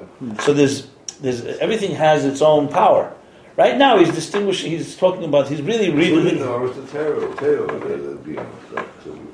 Being is rooted in the Chacham, not in the Yehuda. What was that? Bina is rooted in the Chacham, not in the No, Mati. He says the next line. If you read the beginning, but you read the beginning, he's speaking like this. So basically, he's summing up now this point here. So that's the first step. So Levad Zeis. But okay. No, so bottom line is, even as Chochmah is a klal to the prat, is a general idea to the details that come afterwards, that element of Chochmah, the Nekudah, has something that's higher than Hasoga, than on the comprehension of Bina, and has the Reichkeit that he spoke about. So that's number one.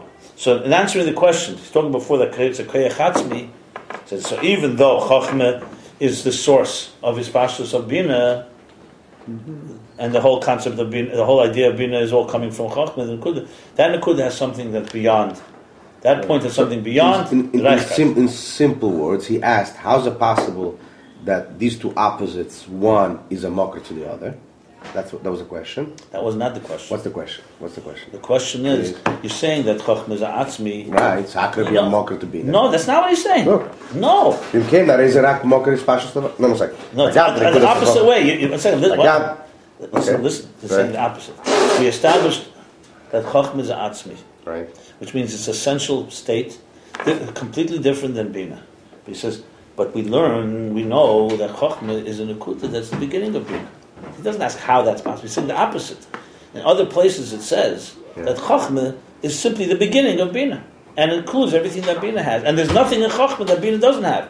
So that doesn't have Atzmi in it.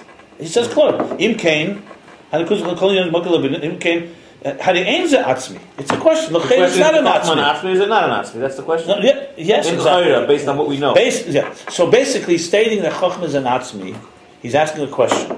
The Chochmah is the beginning of a whole process of understanding, and that's not Atzmi. It's only the beginning of his pashtus. Look at line 3. So what that? So his answer is... So basically he's asking me, how is it possible that an Atzmi can be a mocker? No, he's not asking that. So what is the question? He's saying, L'cheira, Chochmah has something that's Bechal Nanah. Who says it's an Atzmi? Who says it's an Atzmi? Chochmah maybe is just the beginning of understanding Bina. Okay. All right. No, and the answer is, there's something in the Nekudah that's beyond Bina. And I was going to say more. That's Bechal not in Bina. The end, you're right in the end, the conclusion, it's both. No, you're right at the end, but if you want to really be literal in the words, it goes the other way. You're, at the end of the story, you're correct. That how could an Atzmi become that? But that's not what he's answering. How does Atzmi? What's your answer? How does Atzmi become Pashtus? He doesn't ask that. That's what the thing is. That's another question. He's asking like this. You say it's an Atzmi? Vagam l'chayre nekudas hachachma is not an Atzmi. All it is the beginning of Bina. So then it's not Atzmi. So point number one is no, but the Nekuda has something that Bina doesn't have. The Reichkeit. Okay, that's one. Now he's going to say that it has something that all this that Chachma is the beginning of Bina is b'chal not the ikar of Chachma. That's what he's going to say now. The end of the story is going to be your question is going to be valid at the end, but there's an answer to it. I think it will come clear. But he's building it like that backwards. You want to put it that way, not backwards. From the bottom up. So the Chachma that's beginning of Bina is b'chal not Chachma. Is that what you said? He's going to say that now. That's an interesting statement. No, he's not going to say it's the lower part of Chachma. It's not the main. It's not the main personality of Chachma. It's a detail. No, this is critical. No, this is critical to the Mamutza because he's going to basically say that. In other words, let's speak like you would speak into academics. People who are body seichel think that seichel is the center of the universe. That's it. My mind, I understand. Great. I don't understand. It doesn't exist. It's ultimate yeshus. The yeshus of complete arrogance of understanding, thinking that the mind is the beginning and end of it all. That's Bina. That's not Chochmah. Absolutely. Hold on. That's Hellenism. Okay. The story of Hanukkah. Yeah. Hold on a second. Yeah. So that's a comprehension which is driven. Basically, everything is. That's why they dismiss faith. They dismiss anything that I can't prove it. It can't be. That's the classic. That seichel is basically overrated. It's like seichel defines everything, as if reality is seichel. That's the way it is. So you can teach somebody and say, listen, there's more than that. Seichel has a source. You can see that every idea comes from somewhere. The fact is, people who are really smart people also would be humbler because they know that wisdom comes from they sense a deeper reality, whatever it is. But it's all mamat l'mayla. The best you come to is okay. I'll acknowledge that my seichel didn't begin with me. There's some source to it. Then you learn Chabad Chassidus, Chabad. So you say, now my seichel also understands Elokus. Okay, by understanding Elokus, the seichel will become edler, refined, etc. You think that's the approach? But that is going to say a completely wrong picture, my friends. That starts the yesh, and you're moving from yesh to ayin. It doesn't work that way. It starts from ayin to yesh. The first thing is Elokus, and there's nothing. There's no seichel. Seichel means nothing. The whole seichel is created. Logic could have been completely different. So just don't take it so seriously. The whole thing is a creation, manufactured. That's number one. And God, in His so-called infinite essence, was able to manifest Elokus, which is Solomon and Seichel, into a structure called Seichel, to the point that you convince yourself that Seichel is the center of everything. When in truth, all it is really godliness shaped in the language of Seichel. That's what Chachma is going to ultimately be. So therefore, in that sense, that's why this is so critical. Because you'd think that Chachma is just the beginning of Bina. Good, you want to tell me it's a little more refined? Fine. It's Edeler, like he says. It's Reicher. So now he's going to say, in the Lavadzes, here it goes. Even at the lower level of Chachma Seichel, also don't make that mistake. That's the thing here. So in the Lavadzes, this is unbelievable. It's amazing. When you think about it, it's for sure. It's going to a higher Levadzes now. Soon. Yeah, here it is. Right now. Here's Dr. Soon now. Put on your parachute back. Can we go? Let's go. It's getting them. I think I'm reaching an epiphany here. In the Levadzes is a Levadzes. This is the end of the Levadzes that he started from the fourth line on top. In addition to the Levadzes, he says it's not even an answer one, answer two.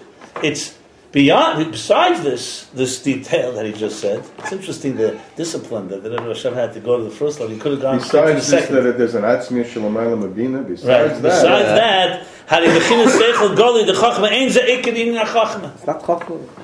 In other words, before we were saying Ein Bechal Elam Asher Befrat. It started off that you could think that Chachma has nothing except the details. It's the beginning of a lot of details. It's the first step of many details. He established it has something. Now he's saying something. Let me tell you, the whole thing, it's not even a call to this prat. It's a different reality. It's a whole different. What is it? He says, it's not the main, it's not the primary iyan of what Chochmah is. Sharikol iyan HaChochmah. He begins Ayin Ubitl. So they hate Iyan his pastors. not just as the beginning of his pashtus or a little more. It's opposite of his pashtus. So is Yeshem Metzias, because his pashtus is Yeshem Metzias. That's what I'm saying. The Yeshem Metzias of a person. The Rebbe once said in the Fabrengen, when it says Kamashikosu Mokamacher, the Rebbe said this like with a smile. He said, it means he's like wants to tell you that the Rebbe doesn't want to say to you sharply. So he says, what kind of person you are. So this is more, it's like, what can you say, Mezoktim Pasuk in him, you know? So, Moshe Mokmach means, why is he telling us Moshe Mokmach? Not just as a source. He wants to tell you that you want to really relate to this, you have to go another place, and there they'll whip you. Now, so then I say, what's this thing with Seichel? Okay, the whole thing, in other words, whole Seichel is an illusion. What's going on here? So he says, Umasha HaChochma, who bechinas Seichel Goli. Zer rak masha nimtza bechinas HaChochma inyan HaSeichel.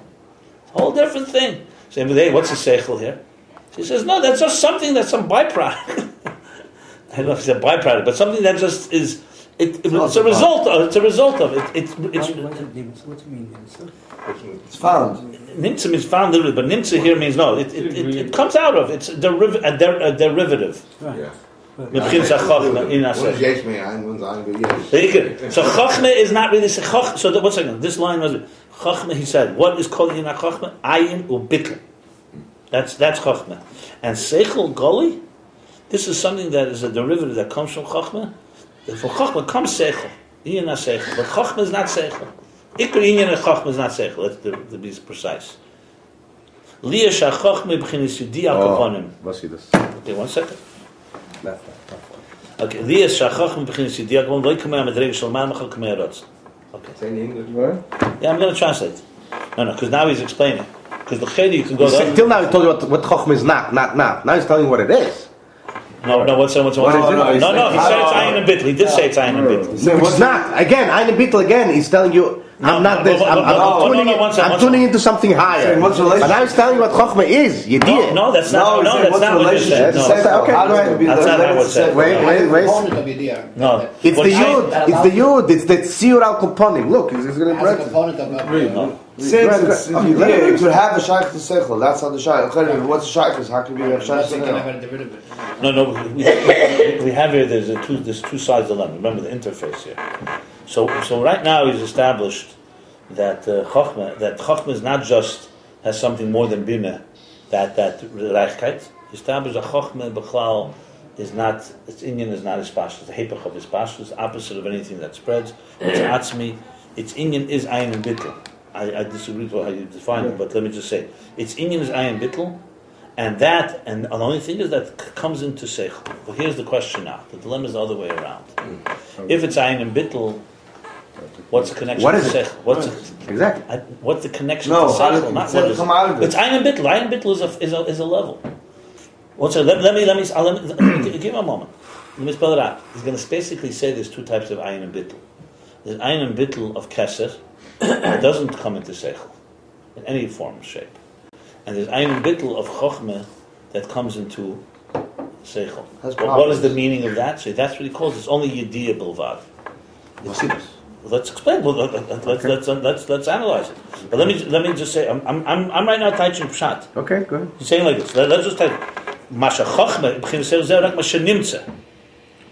In other words, here's the dilemma. If Chachma is be'etzem, not Seichel, then it should be. Then why Bechal? Why is it? Where did Seichel suddenly come from? He wants to see. Here's the key point here. If it's just bittul, then there shouldn't be any Seichel in it. It should be like Rotzen. But not only that. 1 second. 1 second. If I'm totally bottled to you, I don't exist. There's only you. There's no me. Fine. Okay. So what am I? Hold on. Hello? Right? What are you? But more importantly, Chochmah has to ultimately be. Remember, when you say the word Chochmah in simple Aces, it's the beginning of a structure, no matter how you twist and turn it. But on the other hand, you say that it's totally bottled to the higher one. That's why this is an interface. He's going to, 1 second. But so right now, he's going to explain how Seichel works in the level of Chochmah. So let's call it. He calls it Chochmah b'chin Seichel. He says it's b'chinis yediak uponim. Yediyah al kaponim means you know something, some awareness. Yeah. So let's put it this way. Let me read the next line. Not like the level of Keser. Remember, he spoke earlier that Keser can't be a mamutza because it's higher, and Chacham is the beginning of Seder Shtalshlus. So he said, not like the Ma'al Chacham Ratzon. Well, the Ma'al B'chinas HaKeser, which is the level of Keser. She'ena B'chinas Yediyah Klal. There is no awareness at all. There is no knowing. You don't know anything. Let's just read it inside. Finish till the end of the parenthesis. Finish till the end of the parenthesis. That's what's called being higher than reason and understanding. Yediyah. This is Ratzon. What are you talking? No, the Ratzon is higher than that. Yeah. Chachma is tam v'yediyah. And Chachma is tam v'yediyah. That's it. One second. Let's read it. No, we're just reading Pshat now. Yeah. So basically, what he said is, it's only seichel that is nimtze. It's a derivative of Chachma, because Chachma is at least yediyah. The minimum is minimal yediyah. Mm-hmm. As opposed to Ratzon, which is Keser, there's no yediyah at all. So ma'il tam v'das. Here, at least, there's tam v'yediyah. So even though that now he's going to show it, like in, let's say, in an imagery. V'zeu she'nekudas ha'keser b'lishum tzir klal. V'nekud dechach b'chinas tzir ha'kaman kamay eisud liyesu b'chinas yediyah. Okay, so let's say when you speak, let's say the image we talk about Yud Kei Moshe Ma, the Yud Kei Vav Kei. So the Yud is Chachma. They say the Keser is the crown on top of the Yud. It has no tzir at all. Yud is only a dot. It's not like a hay which spreads out, but it is a dot. So there's something there in the shape. Let's soon get to what it is. In Keser, on the other hand, Ratzon doesn't have any, not even a dot. There's nothing. Right. So why does that translate in Seichel? So he says that Chachma, Bina is a hay, obviously. It's a spread out, full spashtus, like a river.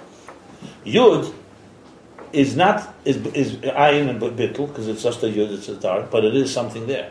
So there's some level of awareness of idea. He didn't explain what it is, he just said, hold on, but let that first state, that's what he says. And that's what Chachma is. So Chachma is Ayin, like he says, Ayin and Bittul, but that nimtze mimenu seichel, which is some form of yediyah, which is already outside or out, not like Ratzon, which is pure, let's call pure oir, without any keli at all. The ultimate interface. The ultimate interface. So here's what we got here. We have Ratzon on one end, we have Bina on the other end. Bina is a yesh and a spashtus, that's clear, like the hay. Ratzon is absolutely completely. Can Ratzon and Bina speak to each other? No. They have no common denominator. Chachma is the common denominator, the interface, because Chachma is Ayin and Bittul Be'etzem, which makes it an Atzmi, so it's the opposite of anything that spreads out, so it's very much Kesedik, so to speak. Chachma is Keser. Like he's going to say, but it's taken on a form of Yediyah. Let's put this one second. Very critical point here. You see, when we began thinking about this, especially in the beginning, we saw Seichel as the center of everything. That was demolished. Right. But now, you don't want to completely demolish it, because Seichel is necessary for the structure of existence. Right now, we're not talking about Seichel. But here, 1 second. Yeah. So he's saying, so now Elikus, which is Ratzon, in some way has taken a shape in the spark of an idea. So let's put it this way: what is if you were saying the anatomy of an idea that falls into your head? An epiphany, we spoke about innovation. What is the anatomy? So the argument, the other side of the one would be, it's part of existence, part of nature. Before you develop an idea, the first thing you get a spark of idea. Chachma is the beginning of Bina, nothing else. That he says, no, it's not the case. What you have here, this idea, is really the divine. It's Elikus. But it's Elikus that's taken on the shape of what we call Seichel. And that some people are deceived into thinking is the center of existence. But it has taken on a shape, in a spark. Now, you could always, right now we're not discussing here how does the jump go from Ratzon to Chachma. How does Ayin Bittul become that? That he did discuss earlier. Many different ways, Chachmas Tima and all different things. But the fact of the matter is that what he's explaining, that is the dynamic of Chachma. So suddenly we have a new take on wisdom and intelligence. Intelligence is simply the divine masquerading in a language that we can relate to. I'm putting my own words. I don't know if the word masquerading is the right one, because that would be like foul. But basically, God, so what is Torah? It's godliness. But you and I, the way we were created, we cannot understand, we can relate to godliness through Kabbalah Shel. I accept, like a slave, an eved.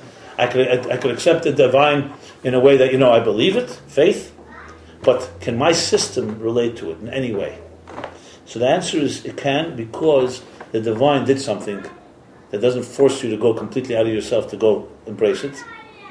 Through Kabbalah Shel. It placed itself in a language of man, or of a language of structure. But it's in a form that just a nekuda. In other words, you could also say Bina is that. Why did God just put into Bina? Because then it would not have that's why I think the first Levadze is so important. Because Chochmah does have is the beginnings of what's going to come later. That's why it's so important. He could have said that Chochmah is just an Atzmi, and that's it. But then we're back to square one. How does Atzmi meet his Pashtus?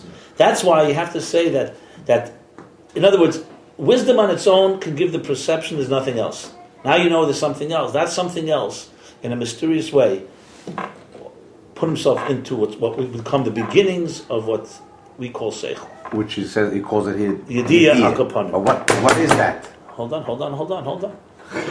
No. First of all, as soon as you want to define it in a big way, you're going to have a problem. I'll tell you what it is. I'll tell you what it is. One second. I don't know. We can define what it is. But you notice that he says Yediyah al kol ponim, and Tziyur al kol ponim. Yeah, because that's it. Because you can't. He says Tamidiyah after. I would continue to read, and then we'll try to. I'll tell you one thing that right away comes to mind, which is very much not from here, from a few Maimorim earlier, because I think this is not standalone. You'll see when he talks about Kayach Ma. So one of the things that he said about Pele and Aleph, that's why I mentioned it before. Before I define Chochmah, let's define this. In the process of Seichel, there's definitely an element of awe and wonder. By the epiphany. Like he said before, even the Reichkeit. The epiphany part. You could say that, in a way. But one second, But I want to say one thing. The fact, I just want to use an example here. Let's say a midah. Emotions don't have an element of bitla nayin. When you feel something, it's me. I like it. Doesn't mean it's necessarily bad, but it's me. I like this. I don't like it. It's you, the yesh, attracted to something. That's for sure. That's midas. In Meichen, and especially Chachma, of course, in Meichen there's always an element of some type of humility. I'm not talking about an arrogant guy, but the concept of understanding something means it's not me, I'm hungry, I want to eat. I want to understand something I don't have. So I have to reach to it. And you're going to have to discipline. You really want to understand it well. Even if it's driven for selfish purposes, you're going to have to go out of your own tziyur a little. In Midas it doesn't work. I'm just using the comparison. So Meichin be'etzem says, that's why remember it's about Toyo and Tikkun, that Tikkun Meichin is machlosh es hamidus. Because Meichin is reflection. Your child says, I want this, you say to the child, listen, if that patience, now we don't do that. It's Meichin speaking to Midas, basically. So we'll go back to this in a moment, I'm just defining. So Midas is Yeshus. In Tohu, that Yeshus is in full blown, nothing tolerates anything. I don't need you don't need... Meichin speaks in the language of what's a kavanah, what's important, what's a priority. Maybe you have to forego your immediate discomfort for bigger goals. It's not instant gratification, etc., etc. So Meichin be'etzem has bittul in it. But the way you look at it, mamatl l'mayla, a secular view on it would be like an evolutionary view. Okay, human beings evolved because for them to coexist, they can't just kill each other. They have to have cooperation. So even the bittul, it's not real bittul, it's bittul for selfish purposes. Right. Chassidus comes and says, no, Meichin is a godly tool. The reason it has bittul is not because for cooperation, it's because God is in there. And He manifested in a seichel way. And when you think and you use your mind, you're really experiencing a way to get out of the world of Yeshus. Can we stop a second? One second, hold on. Okay, right. Hold on, let me just finish my... It doesn't necessarily have to be God. It could be wisdom. Okay. No, but wisdom is higher than you. No, but then wisdom is an extension of you. When we are doing wisdom, Hold on.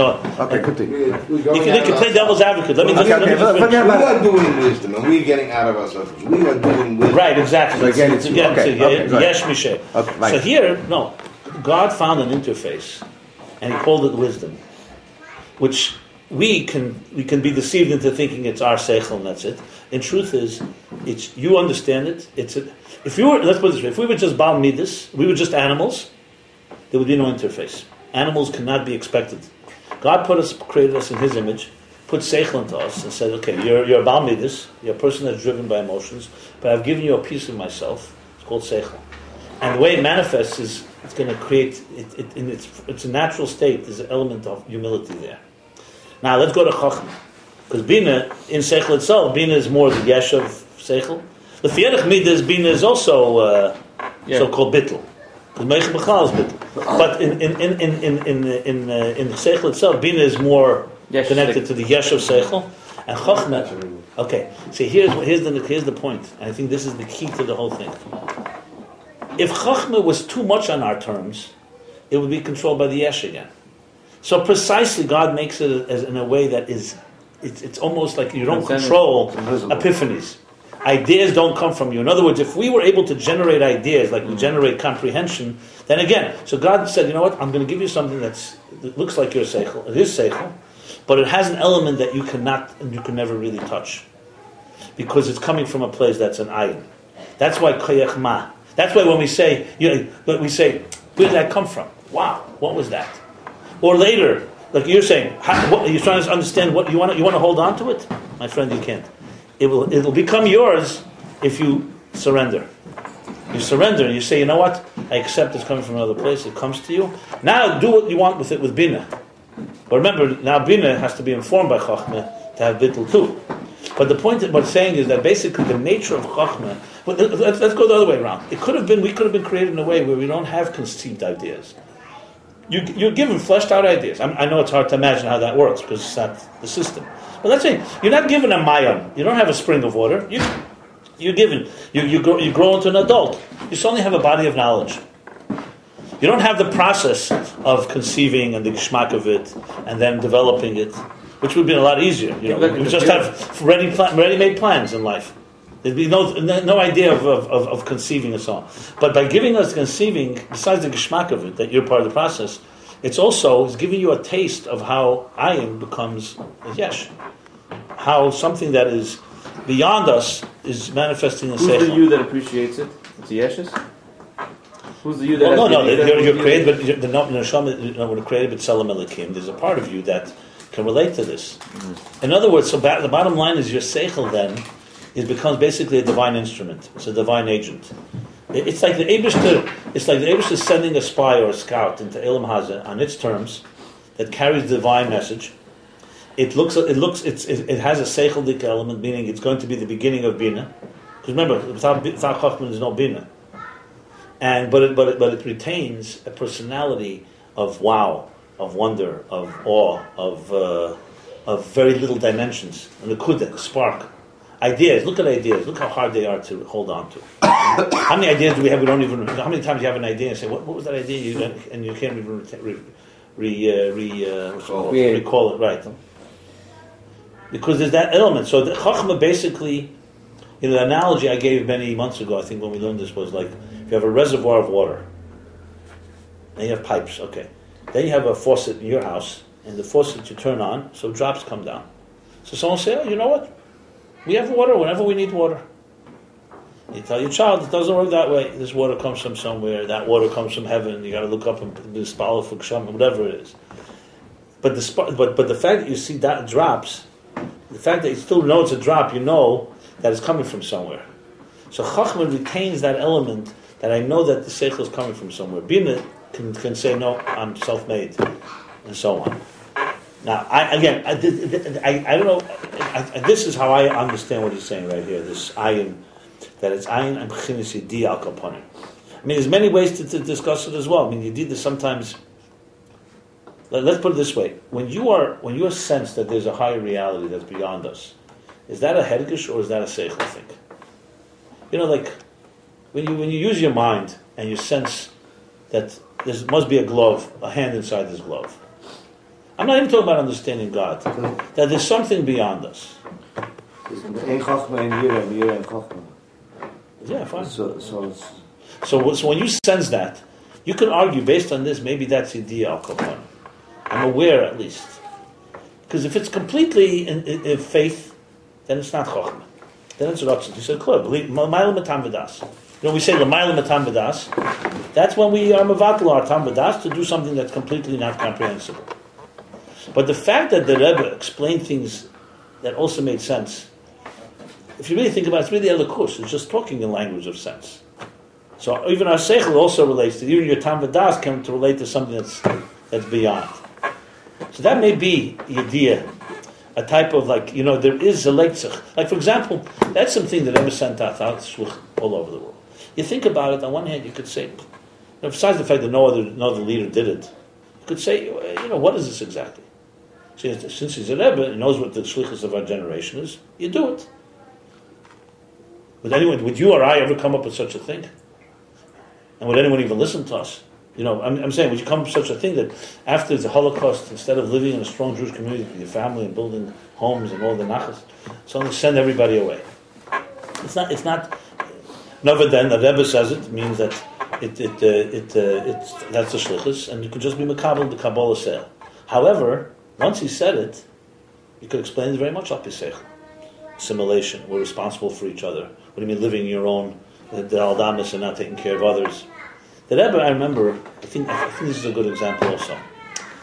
I dealt with this, it was a Meridik at Kufa when I remember for me it was in Tovshin Men. It was 1980.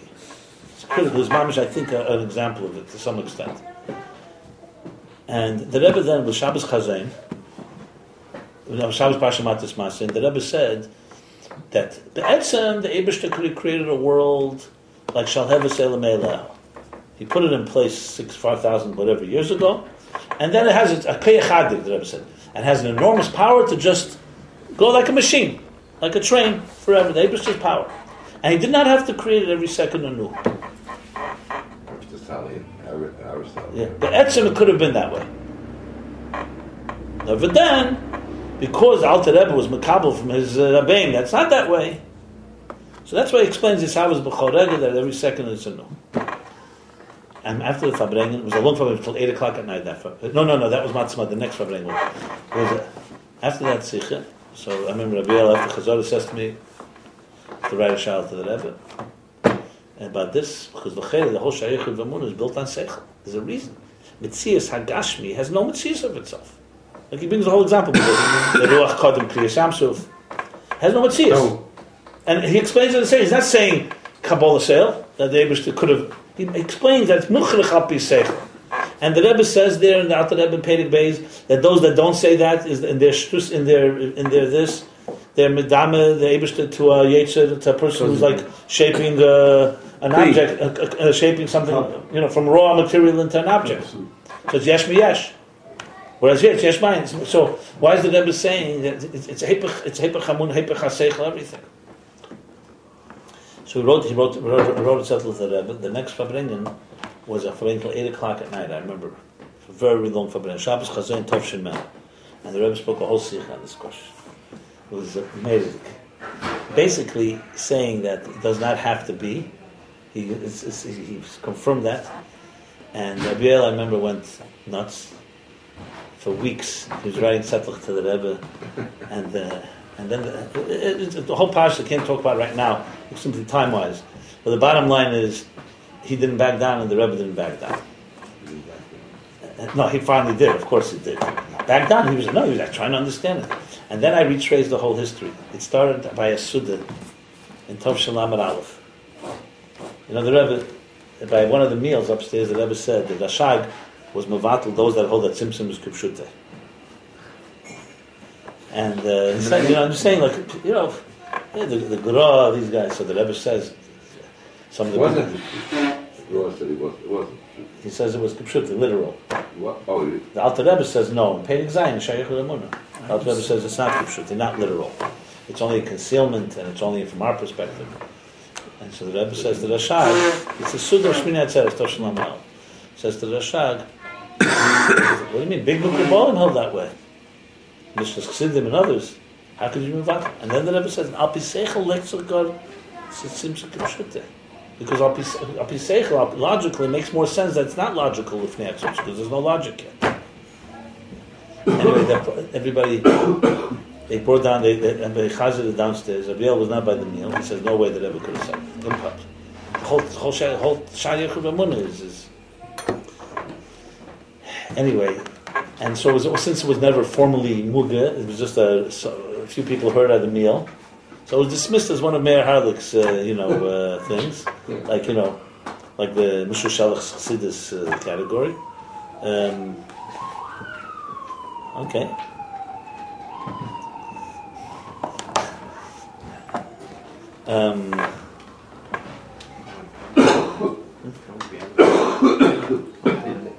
They're going to have to go through 2.5 hours of Haskalah to get there. I don't think they're going to.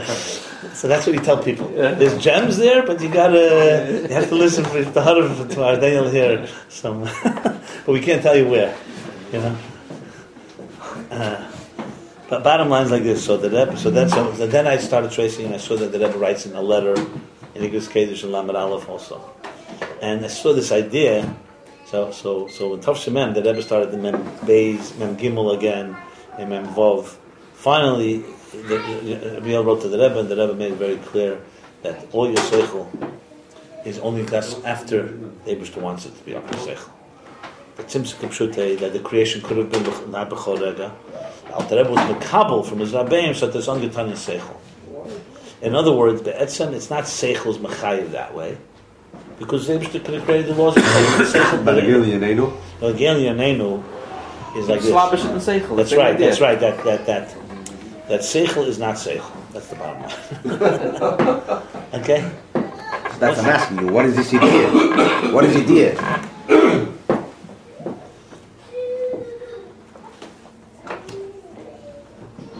Do you know what seichel is? No. I'm asking, what is this idea al kolponim? So I just explained for half an hour. Yeah. Okay. I get it. The idea is a lakus. Look, we know what seichel is as we understand it, as best as we can. What about seichel? Marozov told you what? Was seichel first days to yeah, Okay, but however we understand seichel. When it says dibra teira b'loshim b'nei adam, the Eibishter in some way put something into seichel that is divine, and it reminds you through the awe, through the wonder. What I was just bringing an example that all the biyudim mechsidus apis seichel is la'achrei once. In other words, it's a lakus tutzachon and seichel, which he didn't have to do. The Eibishter could have said, "You want to relate to me, Kabbalah seil. You don't come to me with your seichel." That's the chiddush here. You can come with your seichel, and within your seichel you'll sense that which is beyond. Now, so I said before, B'chlal Moichin has that. No, but you once told us that. Animals are midas. Animals don't have that. Animal never saw heaven, it says, right? An animal cannot relate to something outside of itself. We could. You once told us that other chassidus, they trained them not to use seichel to understand. Not to use seichel. That's hepech hakavana b'chlal. That's mamish the opposite. The other chassidus don't do that. Right. No, but what I'm saying, why don't you relate to the fact that Meichin b'chlal is yidiyah upon him? It's a yidiyah that's more than you, outside of you. That is a that's a divine experience. You could frustrate if you have b'chira, you could choose to ignore that or choose to interpret it different ways. But the mere fact that an animal cannot control itself because it has to eat, and you can, and I can, is because your mind tells you right now, is a divine force working through your mind. Whether you know it or not, that is a certain divine element. Now, when you think about it, Chochmah, that's what I would call Yediyah Al-Kopanim. You know, it is coming into Haseh, and it makes sense also. You can make sense, but you want to really dissect it? Go to the other extreme. The anarchists will say, you know what, this whole seichel is bombasis. It's just evolution for other ways for us to be predators and hunters. So we're smarter predators and hunters. Like you started arguing. So it says seichel is just another tool of evolution to be selfish. You could argue that. Or you could say, like you're saying here, that it's Elikus speaking to us. I mean, that's really that choice we have. So it's a faith-based thing. Either you believe it in one way or another. Oh, if you believe in all idea of b'chira, so you need to have seichel. Look, and obviously the axiom begins as a God. Yeah. He's not going here to prove there's God. That's a given. And remember, since it's a God, the whole thing works mamayel lamata. Remember, one thing Chassidus does that no science can do, Chassidus can ask a question, why is logic logic? Why do we have seichel?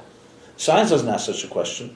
They'll say seichel is necessary part, it's reality, and we have to figure out what its role is. Their axiom is a seichel. Yeah, but the idea that something, maybe the whole thing didn't have to be seichel, is definitely a question, and the answer is that's how it manifests in that way. Why would that bring the Rebbe to speak about the war, in Kippur War, and then the Rebbe says in many places, which happens to be, as I told you many times, if every Jew did Shem Mitzvah B'neiach, Mashiach would be here already. Do you say this of Yiddishkeit? Shem Mitzvah B'neiach are not 7 little laws. No, I'm disagreeing. I'm just saying what. It's completely not related to this discussion. I'll talk to you about it another time. Good camp. Ganz nicht negate though. Just if you want a real question, some people wonder where do Jews have Bechira? Where is their Bechira? The Rebbe has a whole sikh in Lech Lecha Chelik Hey. Says there's nothing. What's Bechira? Where you walk is not Bechira. What you talk is not Bechira. What you eat is not Bechira. So where's their Bechira? Where is not Bechira? Because it's your personality, and there's different factors that shape it. It's a whole sikh. I remember when the Rebbe said actually Bechira and everything's divine providence. It's two sides of the same coin. I mean, that blew me away more than any other. Yeah, that knowing doesn't mean it affects us. That God knows, right? Same thing, because Bechira reaches up to where the Ashkaka Pratis comes from. Yeah. But anyway, it's a whole different discussion. This idea is you're conscious of the fact that there's a lakus in your seichel. I think you cannot. One second. You're conscious of the fact.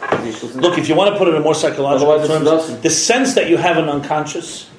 The sense that you have in unconscious is a sense of something beyond the mind that's definitely coming from Kesser. Because that's where Chochmas Tamar comes from.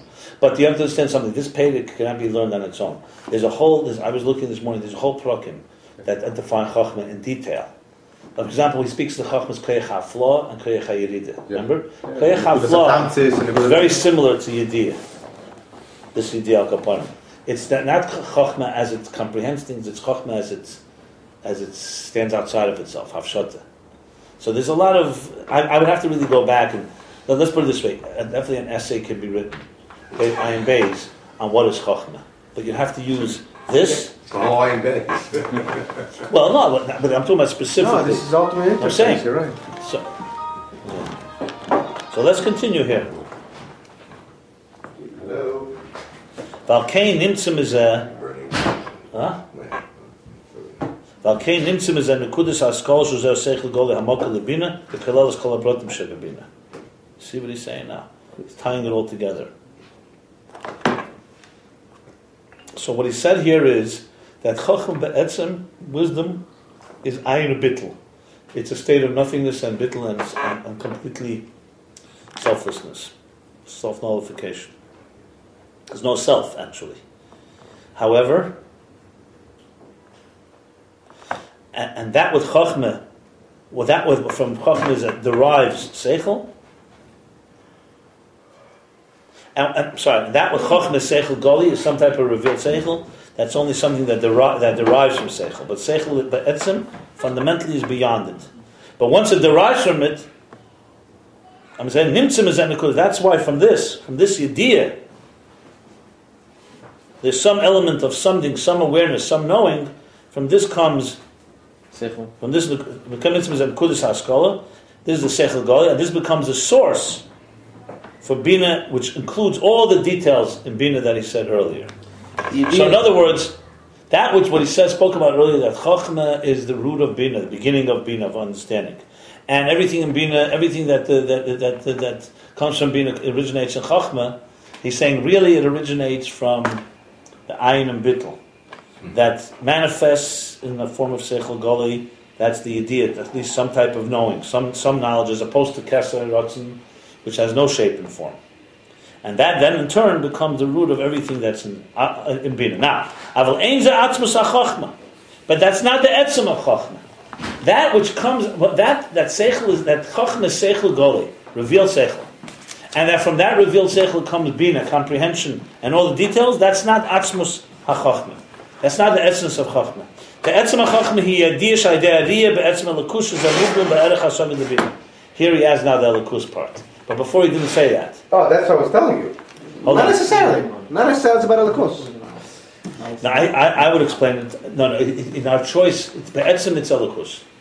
We can perceive it as being something that just, but that's why I said, even in our terms, even a person who doesn't believe in God, but doesn't want to use the word God, Seichel, there's no question, has an element of humility compared to Midas. 100%. Real Seichel. I'm not talking about Meshuchid, someone that is biased, or someone that's fooling around. I'm talking about someone that's Seichel by Etzem, like he spoke. Seichel is Machal Shamidis, a maturity. By nature, will have some element of self-control over emotions. Are you talking about Chabad? Everything Chabad. I'm talking about Chabad in general. Hold on. But as he said earlier, but the main of Seichel in this context, where is this root of Seichel? Where does it come from? This humbling element of Seichel. It's in Chachma, but it's in general. Specifically, it's Chachma compared to Bina. One second. So that really is, what he's saying here is a divine force, this humbling element. Now of course, we could decide to say it's not that, say it's something else. But the Etzem, that's what he's adding now. That's why I think he says before it's just Yediyah, and now he says Yediyah and Elikus. Because the Etzem, it is Yediyah and Elikus. So he says like this, the Etzem HaChachma, now he said, before he said Etzem HaChachma is Ayin and Bittel. But you can determine Ayin and Bittel as being another tool. Like, if you take the narcissistic, let's say, evolutionary perspective, survival of the fittest, you could say like this. You could say, we were animals in the wild, selfish, dog eats dog, survival of the fittest, okay? Then something, evolutionary forces, again, whatever the logic behind evolutionary forces worked, we became developed, we began to cooperate. We realized that by cooperation we can get more of what we need. We survive better through cooperation. So still, yes, it's still driven by selfish reasons. Then the mind evolved. Some say the mind evolving was a quirk. It shouldn't have happened. It evolved too much. Because it made people think about God, and other illusions like that. That's what they say. I read this. Some of the real radical atheists say that. But the mind evolved, and found new ways to live. We have better homes. We live more comfortably, etc., etc., etc. But all this is simply the evolutionary trick to get the survival of the species in a more developed way. We now we developed weapons to kill animals. We developed weapons to destroy anything, even things that are stronger than us, etc., etc. So their seichel basically is a tool of the beast to be a better beast, or to be a more comfortable one, or whatever. That's the. Is that still? Hold on. No. I said, and even that, and has bittul. But is the bittul that for me to be survive better, I need to coexist with you. Right. And you can get the ultimate bittul from that, because it's my own it's my own self-needs, self-love, that I can try to get bittul, because I know ultimately that's better. Yeah, but push comes to shove, you'll also kill me when it's in your interest. And you see this? Yeah. Sure. So in other words, or when two people are on a mountain and there's no food to eat, they'll turn on each other. Fine. And suddenly all the nobility. So in other words, bottom line is like the story with the mice and the cat. You can train the cat all day, send some mice, the cat will become a cat. Okay. So there's no elikus in this. There is some sort of element of elikus. Because why does the species want to survive? No, I understand, but let's take now the perspective that the Rebbe Rashab is bringing. Perspective is as follows: that the whole thing of self-interest is b'chala. That's the novelty. This thing is survival of the fittest. That's it's God wanted to have a dida b'tachtenu. He wanted to have a physical world, and with all the challenges, created selfish reality. He concealed His presence. Remember, everything that we call the yeshus, another one, is now part of the fabric, part of the divine mysterious plan.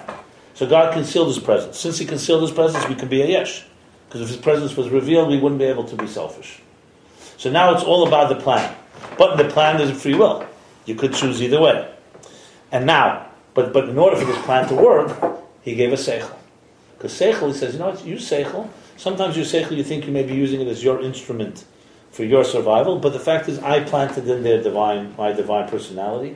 That seichel will humble you, and if you allow it to work, it will remind you of me, God, and will remind you of wonder, and it will bring you to real bittul. Because the essence, the seichel is just, the chachma is really bittul and ayin and bittul, like he says, that manifested in Seichel. It's similar to what the mashal of the Baal Shem Tov, that the king sends his son away and he dresses in the garments of the people. That's why the mashal for eating mashke, to drinking mashke or eating. So he forgets that the king sent him. So the king says, "I'll send you a letter several times a year." And he celebrates. But how could everyone around him doesn't want to celebrate? You know the mashal? No. I should then elaborate. It's unbelievable mashal for many, many things. It's basically Baal Shem Tov, it's a mashal from Baal Shem Tov in Telling Shaki Vesef, he brings it. The Rebbe brings it from time to time. The Rebbe brings it Hashem Telling Shaki Vesef? Yeah. Or he brings it to, I don't know, yeah, but why not? No, because the Rebbe brings it told us? Sometimes, not very often. How do you know? Because most of it came in Kesher Shem Tov, a lot of it was in Kesher Shem Tov. So basically, it's an unbelievable mashal. I use it very often, so well to explain why Jews eat and food and all that. Because his mashal was like this: the king was ailing, and wanted his son to become the heir to the throne. Experience. But as long as he's living in the palace, he's spoiled. He's not earned his way. So the Melech sends him away to a distant land. It's a painful day. He knows he'll forget, but he wants him to live among the subjects. So he's learn sensitivity, learn to earn his way to be a sensitive leader. But he knows that he's going to forget, so he tells his son, "I'm going to send you a letter." He knows he's going to send a letter several times a year to remind his son who I am, where you come from, and what the purpose. Anyway, the story goes: the whole mashal goes. The son goes off. At that little time he passes, he forgets. He's not getting used to his ways. He's not living in a new city. No one knows him. And then he gets a letter from his father. What do? He wants to celebrate. The problem is everyone around him is not interested. And forget, if he tells them he's the king's son, they'll either be offended or they'll think he's crazy. So he makes a party. And he drinks, everybody gets free drinks and free food. So they're partying because they got all the food and the drinks. And he's dancing with them because he knows it's a letter from his father. So the Baal Shem Tov says, the Melech, the king, is God. The Neshama is up in the Maila. There's no challenges. Nothing achieved. So he sends you down to a distant land, makes you forget the Torah when you're born. You think, you live here, and you live in this world, and you become accustomed to this world, and you forget there's another place. So we have several times a year, Yom Tov for Shabbos.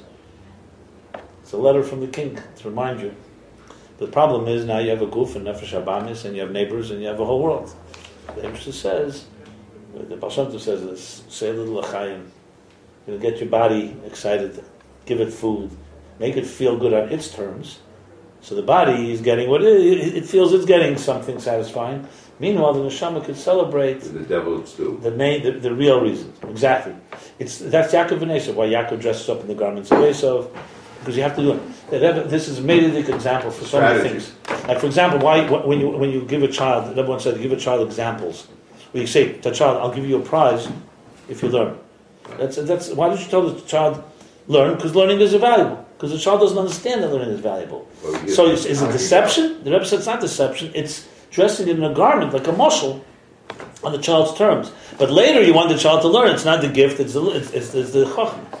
The Rebbe speaks about malach machol when you're a child. The candy. You're telling malach machol. It's not malach machol. The parents are throwing the candy. One day the child will say, "You lied to me. How could you bail chinuch on a lie?" So the Rebbe says it is malach machol, except it's in the levush of the parents' hands. So the Rebbe, it's an unbelievable example for many, many things. So what's going to do chachma though? No. So I would say it's the same thing here. We are a structure. The Eibush to dressed up Elokus in many ways. Elokus can be dressed up in the 7 wonders of the earth. It can be dressed up in miracles, and it can be dressed up in Seichel. Seichel is the way Elokus comes into us. It has the power to humble. It maintains the identity as Elokus. Yeah, if you allow it to, of course. Which means that's why Chacham says it's officially so bad, because you're taking that divine exactly, element. And that's why Chacham in its purest root is Koyach Ma.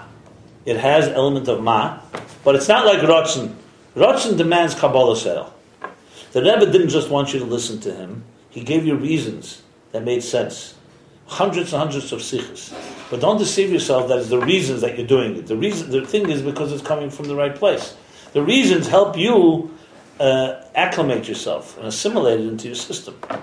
That's basically this. So, אבל אין זה עצמוס החוכמה. עצם החוכמה היא הידיעה שהידיעה בעצם הלקוש הזה מובדל בערך מהסוגת דבינה כנגד. So עצם החוכמה, we're saying it is the idea that comes through seeing, in the etzem of Elokus, seeing godliness, the essence of godliness, which is completely movable, separate from the understanding of certain Bina. Awareness, a certain consciousness. You're seeing it comes to Yediyah. There's a whole you involved over here in this level. Yossi. No, he brought Chochmah, you should understand the Re'iyah. Meantime, Re'iyah explains to you a little bit Chochmah also. Yeah. But one second, I want to say one thing. Mach stop mit der Hand. Oh, Chas v'Shalom. I'm saying... You understand? Look, we're here in Noshim Kerkenu. We have to translate into our language. Yeah. Obviously, Etzem Elokus can be translated in many levels. You could say, Rebbe says, Etzem Elokus, I was saying, like, Sumar Menechem, you see godliness. Or, I would say, like, the rule of no, the double negative. I'll tell you what I mean. As soon as it's not Yeshus, for us it's already Elokus. It's really not me, completely me. That little opening is opening of something that's divine. So on a basic level, the seichel for sure does that. A healthy seichel. Even by Goyim and by philosophers, they had the idea of people who were misbaited and just completely body seichel, that they completely went away from Gashmis, had no taivus in Gashmis, and went to the mind. The mind has an element of refinement and elevation.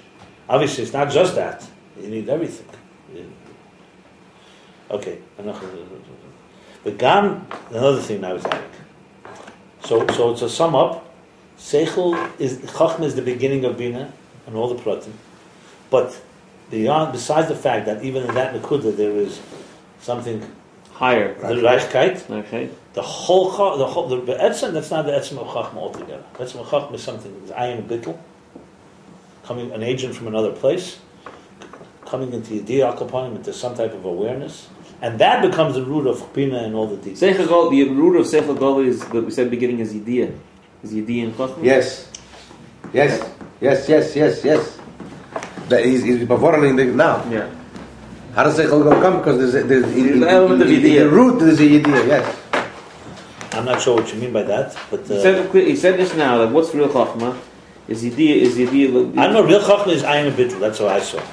No. Malkein nimtzo mizeh nekudas haskola shezeu seichel golui hamoker lebina. And why is that? Because there's a Yediyah. That's what he's saying. He's saying the fact that there's a seichel golui later is because there's a Yediyah before. Where does seichel golui come from? If the whole of Chachma is bittul, how did it form? Seichel golui had to use at this level. So that's nimtzo b'chins hachachma in seichel. So Chachma etzem hachachma, which is Ayin Bittul. From that there was a derivative called seichel golui. The Yeshachachma b'chins Yediyah, because Chachma is a some Yediyah. Not like So it's not just a byproduct. This Yediyah part of Chachma is an etzem part of Chachma. Well, he doesn't say that at all. No. He calls the Seichel Golui a byproduct, but not the Yediyah. Okay, that's what he's saying. Yeah, here he says etzem hachachma ha'yediyah sh'ayidei Yediyah be'etzem Elokus. Yediyah sh'ayidei Yediyah. Okay.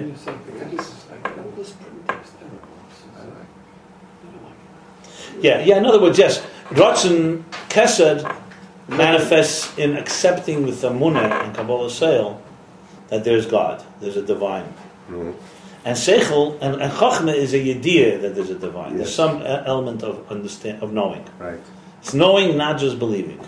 So deep knowledge. With the Baditchev, with his wife. The Shreya asked him, "Your wife also? What did you go to Mizush for? Your wife also? She also believes in God. What? She also believes in God." So he said, "She believes it, but I know it." I think that was the place. Doesn't that fit in? It does. It does fit in. Okay, the Gam b'nekudas haskola.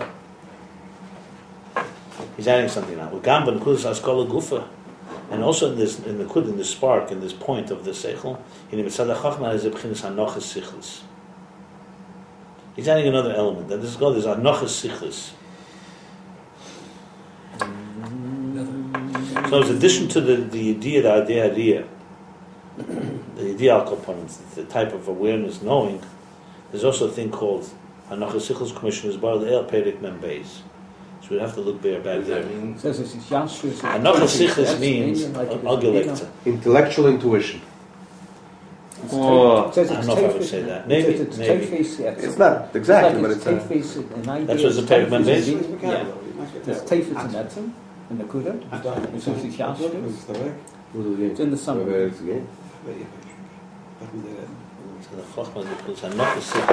Hanachas Sichlis generally means a type of absolute. No, Hanachas is Agaletzach. It's more than. I think Hanachas. It's an absolute type of knowing. Leitzach up.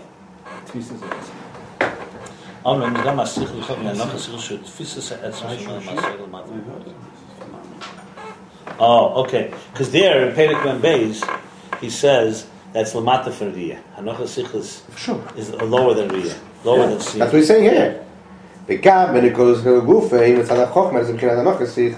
Even in the lower part, that's Hanachas Sichlis. what's that got to do with Seichel Golei? It's Hanachas Sichlis. Where does it fit into the picture? Hanachas Sichlis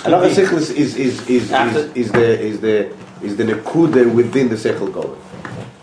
Hanachas Sichlis is a certain surety. It's a certain surety. That's why he says intuition may be the right word, but it's a certain conviction that that's right, where you can't really fully explain it. You can't prove it, but you sense that it's right in mind, not with faith. And you know you might be able to see it one day, or but it's not yet sight. It's not actually seeing it. Because if it would be explained, it would be in already in Bina. The Rebbe many often would say the Chassidim or the Rebbe would sometimes Chassidim would say as a leitzach.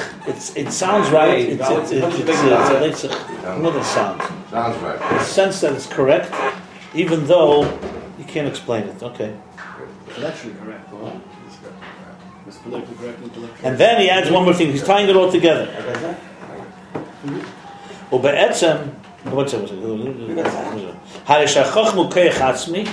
So from all this we see Chachma is a koyach atzmi, the fundamental essential koyach. Because also in the revealed seichel, the Chachma yesh bo eir atzmi shelamayla ma'asagah. There's also revealed seichel. You have eir atzmi shelamayla ma'asagah. This Hanachas Sichlis. This Hanachas Sichlis. Yeah, correct. So even in this. So we have here a few things. We have here that it's. He's continuing what you said. That it's ayin and bittel, right? It's ayin and bittel. It comes into yediyah, at least. It is yediyah. That becomes the root of bina and all the pratim. What is the etzem of chacham? Is the riyah, the sight, the seeing, the sense of the absolute conviction of Elokus that's higher than Haseichel, but it comes down into Seichel and to details. And now we added also Hanachas Sichlis, that there's that type of conviction. Okay. That's lower though. That's lower. Lower. It's a lower level. But it comes from higher. You saw it yesterday, but you know it exists for sure. Right, exactly. Why would it be higher? I know he's a con artist, but I can't prove it. That type of thing, What's good stuff? You saw it yesterday. You looked at him. You saw it yesterday. We understand each other.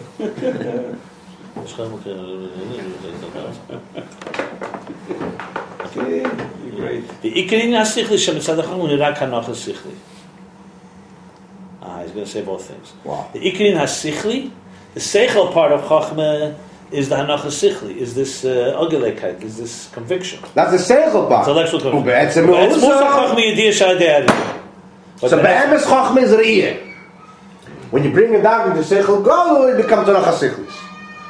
But what is really Chachma is Riyah. He's tying it all together. Then. So there's like you say, Chachma is Koyach Ma. There's the Koyach, which is the Seichel, and the Ma. So basically, right. So Be'etzem Chachma says Ayin Beis. But there's also the Seichel as it manifests in Seichel, the derivative or whatever, and then leads to Bina. In that, the source of that is Yediyah. Because otherwise we would just have to sing the 10 commandments. Break it down. In some way it's higher. Break it down. That's what I'm doing. The source of that is Yediyah. My father begged me to go. Go where? You want to go? My father went. Okay, so therefore, okay, so 1 second. So okay,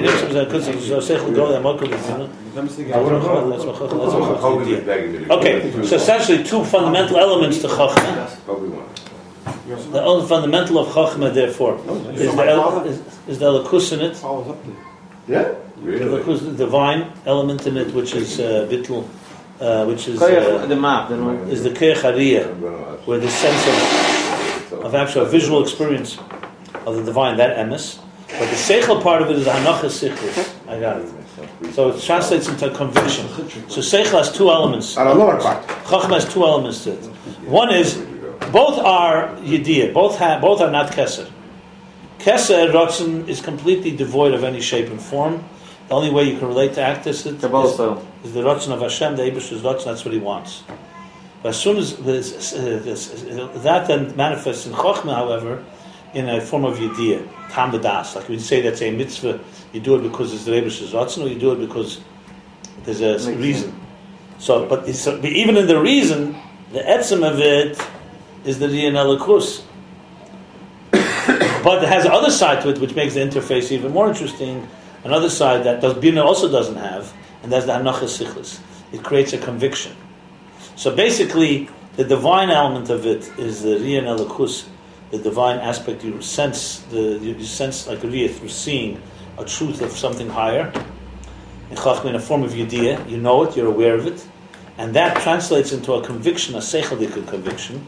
Exactly. Which then will move into Bina. What's seichel about it? It's Hanocha, finished. There's no seichel involved in it. No. Good. It's Hanocha Sichlis. It's different, for example, an action. It's a point between me and Shmi. I want, even if it makes no sense. Right. And that's conviction of me, not of my seichel. I told you, it's intellectual intuition. The conviction. It's intellectual. Your conviction. The source of it is the Riyah? Yeah. No. You can have conviction because that's what the God wants. So you do it no matter what. It makes no difference if there's seichel, no seichel. Someone can bring all the seichel in the world. It doesn't matter because you have conviction. But then there's a conviction that's an intellectual conviction. Even my mind is convinced. You know it, and that's from the Riyah. That has to be from the Riyah. No? It's rooted in the It's like you're saying, we're going on my lamata. We're going down. It's rooted in the idea, the Riyah. Yeah, the Yediyah Riyah. Between Riyah and Shmiyah. Yeah. This is lower than Riyah, but above Shmiyah. That's what it is. Between. Yeah. Okay, so that's Musach.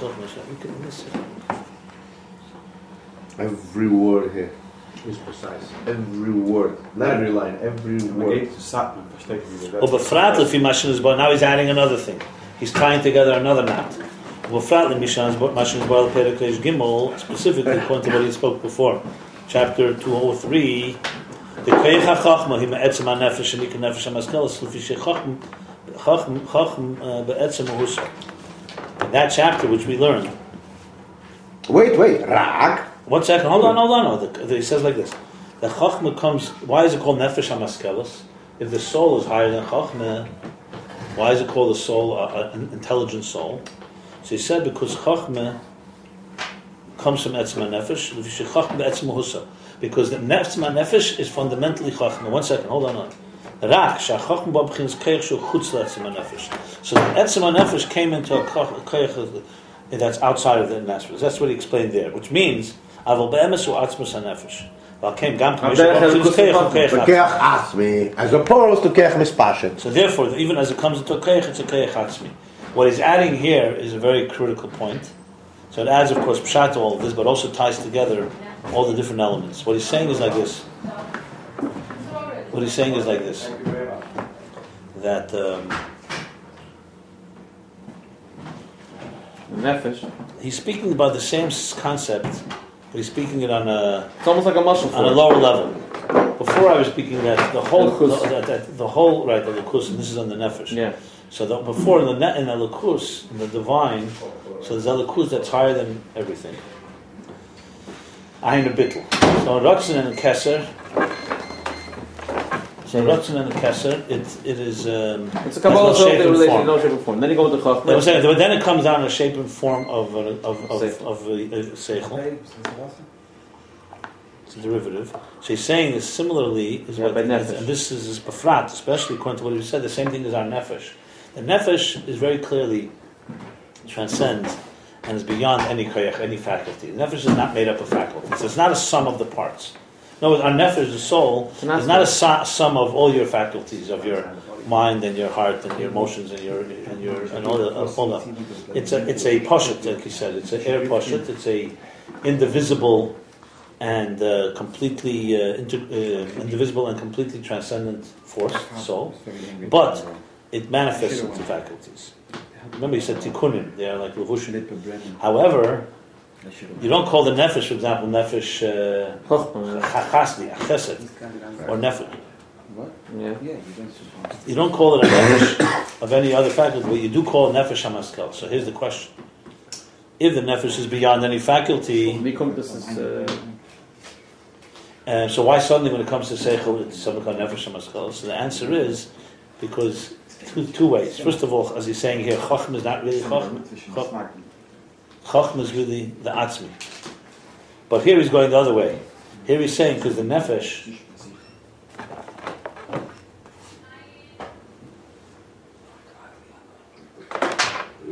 Faculties of the soul. No, there's the kud in the chachma. No, because here, but he's adding one point here that I wanted to just. That's what chachma be'etzem husa. The nefesh be'etzem hus is a seichel dika thing, but it's not seichel as we understand seichel. It's seichel as it's an interface. Ayin bittel thing, right? It'll take you the whole Hamshach to see your interface. It's clear that your attention span has been matched. Just the opposite. It's getting better. He's getting that. So basically, he's saying no, because he's saying like this. Lefisha chacham be'etzem husa, but Perek Reish Gimel, he said basically that the nefesh be'etzem is a kiyach hamaskel. But the reason is not because. That's why I'm trying to clarify here. It's not because the nefesh is limited by seichel. It's because seichel is really not seichel. Just like elikus could be find a tool in seichel to manifest itself. Yeah, but here it's more than that. But you don't say that chachma is elikus. You're saying chachma is how? You said it's an element of chachma. Ayin bittel. Yeah, ayin bittel. It's the same idea, no? It's the same idea. And the nefesh hamaskelis. So therefore, the nefesh hamaskelis means that nefesh be'etzem is a seichel. However, seichel is already a faculty. So it's how the nefesh comes into a faculty outside of itself. That's what it's saying. Similar to what we're saying here, that the ayin and bittel of elikus, of the divine, is coming into something that's outside of it in the shape and form of seichel. So is this the answer? Okay. Why is it called nefesh hamaskelis? Because the nefesh has this faculty that chachma has, that basically connects to the higher above with the shtickle tzir. Yes? Hello? Doctor? 100%. We lost everybody here.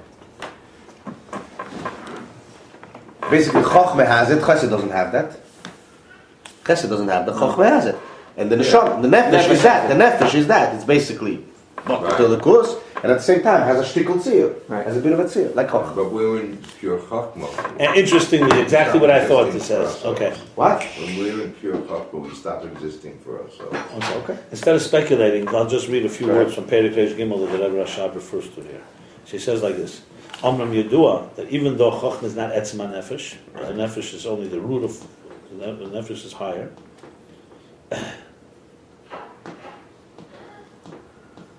Amram Yedua, the nefesh is nefesh hamaskelis. Mizeh shekeich hachachma misachadim hanefesh. K'may shekaseh b'lekutei Torah, seichel comes one with the nefesh. L'cheira harei kol hakeiches misachadim hanefesh. L'cheira all the faculties become one with the nefesh. Ulam nikra dafka al shem hachachma. So why is dafka the soul called a chachma? Because he's going to say because chachma reflects the personality of the soul like nothing else. Exactly what I said earlier. The bittul. Is because the mitzvah chachma within the faculties of the person, they actually reflect, come from the maila of the mechus nefesh atzmei. What is that maila? A human being is different, distinguished from all animals in what? Not in midas, in emotions or in actions. In the keich of chachma, natural emotions also an animal has, like a behemoth protects its child, etc. What's the yisur na adam? What is the advantage, superiority of a human being over an animal? Is b'seichel and das, that he has the ability to think, to understand. That becomes muhus nafshe shi nefesh adam, because he's a nefesh adam. This is not a quantitative difference, a qualitative difference. Because the nefesh of the person is a different nefesh. So where does the nefesh express itself more than anywhere else? Not in emotions, in the mind, in self-control basically, in discipline, in humility, in reflective nature. That's why he has Chachma. Same thing. In other words, it's not Chachma going from the bottom up. Our wisdom leads us to understand there's a God. It's because there's a God, because there's a nefesh, because it has because its personality is a divine one. That's why it manifests in the thing that's Chachma and makes us. So how does it get sidetracked? Unique. How does it get sidetracked? Sidetracked. First of all, it comes to like in Tanya. Nefesh Elokis Nefesh Abba Misarim 1, and like he says in Perek Tes, the blood of the heart rushes to the brain, and you become a shuchet. Because that's number one, and number two is the Eibishter is concealed, makes the same all the time. We have Bechira, and that, One second, let me just finish. That's because the nefesh is from the Elam Atikun. That's what he says. Bechin is Chacham, Bechin is Shema. All that, all back in Paksha 203. You forgot. How'd you forget? Hey. You learned. And listen, then he goes and connects it to the fact that a human being is also Dibur. He's a Medaber. Because also Dibur is the idea of being able to communicate with others. When did you get it? So again, evolution will say communicating came because of coexistence. And he says communicating because in order to be good, right, exactly. The concept of being communicating is Aris from Zip. So Nimtzon Pnisha Etzem Nefesh Hu Madreges Chachma Hagam She'ena Chachma V'Seichel Klal Hu Asibel Mitzias Keich Shel Chachma Zeh Miksh Nefesh Maskal Hagam She'ena Keich Chachma Umov Mezeh the Chachma Eina Atzmas Nefesh Yes L'Sibel Rak Asibel Chachma Atzmas Nefesh. And Tainug is the premise of that Chachma. Premise Abba, premise Atik. Remember we spoke a whole thing how Tainug becomes Chachma. Remember we spoke about there's also a mile matter. That when a person conceives of building a house, his mind, it's really Tainug, it's not Chachma. He said clearly it's Tainug, not Chachma. That's also connected earlier. That's really pleasure, but it manifests to Chachma. It's a brilliant, it's bottom line, it's a completely different axiomatic approach to how we understand it. We go from the bottom up. From this. Now you're separating Ratzon from the Soviet. Before, it was the interface was actually from Atik to Arik. And then now today you're separating. I can't get that. What do you mean? Why are you saying that? Chachmas Tema is the interface. Chachma Gluya is the interface. It went from Arik to Atik. Arik is Ratzon, so that's right. Now you're saying it's a whole separate thing. We actually learned that. I'm sure we learned it. That the interface went from Arik to Atik.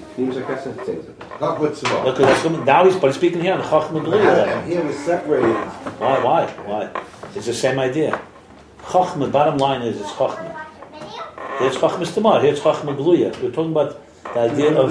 Chachma Gluya is the conscious mind, and that's the unconscious mind. Yeah, so it's the same, but we're talking about mind here as opposed to just the unconscious mind, you can throw Ratzon into the process. You're really taking Ratzon out of the process. They're also with the Ratzon out of the process. He made it very clear. Remember, Ratzon was the skull. How does it go from Arik to Atik? And when we talk about Chachmas Tamar, Chachmas Tamar is the mamutza between Atik and Arik. Right. Okay. And also mutza between Keser and Netzilus. And why wasn't enough of an interface there? Why did we go further? Because it's Tamar, it's unconscious. It's not in our terms. Here you have a Cholpachas Yediyah, Riyah. Right. In Chachmas Tamar, there's no Riyah. Chachmas Tamar, it's awesome. It's no. They were talking about something entirely different than Ratzon. They combined it. That's what I. They never combine. Ratzon is always Ratzon is always representative more of the divine. Ratzon is never. But it was a connection. It was one of the poles between our. Remember when he started? What's it? Poles. There were two places. Hold on. But Atik and the connection was. One second. He began Keser each time Keser is the interface. Atik represents the divine, Arich the Tzolim.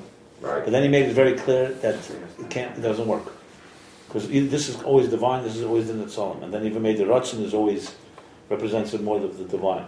So that's when he said it needs Chachma. Chachma is Tzir. You see, Keser, Atik and Arich have no Tzir, they have no Kelim. They have nothing that is a shape and form of structure. Chachma, as much as we're saying Chachma is Ayin and Bittul, but it's not no shape. There is a shape. There's a beginning of a shape. It's a shape. That's why it is the ultimate interface. So Ratzon doesn't have that. Now, Chachma has the interface, it has within it the timing, the pleasure.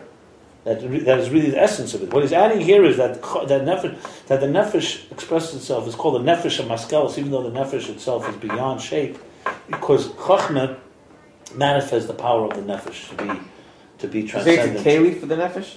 Doesn't say Keli. He calls it more. That's what it sounds like because it has a divine element. Yeah. He calls it. Okay, that only we say nachum bom. It's a Shabbat because koyach shu chus la'atzma nefesh, al be'emes shu atzmas hanefesh. Valkein gam k'may Shabbat because koyach hu koyach atzmi, and that's why it's a koyach atzmi. It remains a koyach atzmi, even though it goes into sefer. Right. Even as a koyach, it becomes a koyach atzmi. Right. That's where it goes back to the beginning. That's a koyach atzmi as opposed to ispashtus of bina. Right. Next line. And this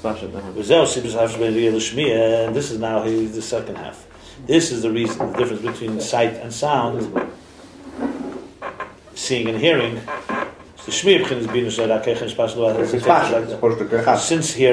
from the level of bina, this is just a keiches pasha that's a faculty that spreads out only, and that's teifus that grasps only a subtle, a sublime entity, a ruchni. You know, when you're hearing words and not tangible. It's not a tangible piece of matter. So you're only getting the mitzias of the object, not the bus, not the essence. The Riyah, which is the level of chachma, keich atzmi. Al kain tefes davar gashmi. That's why it grasps a physical thing. Shu davar atzmi. The tefes etzem husa davar, because it's a davar atzmi, because it itself is a essential thing. That's why it grasps essential thing. Let me just explain this. Let me just explain this. Let's go back to sight for a moment. So here again, you see, the key challenge here is you have to challenge our earlier perceptions of all these concepts. When we look and we hear things, when we see something, how would we interpret it? You know, when we don't have any, just even uneducated. Quote reality. You see something, it means you have some way that the faculty of sight that allows you to see things outside of you. But when you start analyzing it, you're actually seeing a material thing. So think about it. It's like a miracle. I was telling before that he's bringing Chochmah to understand the Re'iyah, but the truth is the Re'iyah is explaining us a little bit Chochmah. It goes both ways. Yeah, that's the root of it. Really? Yeah. So here we have. So basically, it's a miracle in a way. Because you could say, look, it's similar. Let me give an example. When we eat a piece of food, so Chassidus asks the question based on the Arizal. We take a thing that's inferior to us, mineral, vegetable, and animal, and it gives you life when we're superior life to it. How is that possible? So the reason is because the sparks there are higher. That's what the Arizal says. So when we eat something that's more gross, more coarse, and we refine it, you're getting more. Shantu says about that matzah minas mine. When you make a bracha, so the bracha matzah minas mine, he finds the sparks of vinaya. Yeah, that's right. And that's what gives you the keich. They find each other. Right. Yeah. Yeah. Even if you don't make a bracha, you care. No. No, we're talking about finding the spark. The spark, not the what keich. finds the spark is the bracha. So the spark's in it. So you go to a place that's but technically, what's really happening is that certain miracles happening. You're able to go to something that's much less sublime than you, and it ends up making you more sublime. You take an animal, or mineral and vegetable, they have no revealed elokus. And I remember once there's a sikhi that Rabbi writes, and once that ends up in your body, your digestive system ends up breaking it down, and actually it eliminates the more coarse elements, the pselis, and retains the more refined elements, and it's a whole process. Digest, especially meat, it's a big digestive process. It's a lot of work. And it's breaking it down and turning it into blood. So why can't we eat blood directly? That's dam or nefesh. So there's reasons for it, because dam is so pure, there's too much klippus can attach to it. But the point I'm making here is that it's, in a sense, you're taking something outside of you that's lower than you and elevating it to you. So in a sense, you could ask the same question when you see something. How do we have the power to look at something that is so tangible? And when you see it, it's definitely not as tangible as the thing, but you are seeing the thing itself. So essentially what he's saying here is that Riyah is rooted in Chochmah. And being that Chochmah is really not wisdom, it's a divine, it's essentially the essence of the nefesh. Divine reality. Divine essence, that's why it can communicate, that's why it can view and visualize an object outside of itself. So it's not just that I hear you hear things outside of yourself too. But you're hearing it. When you hear sound is more sublime.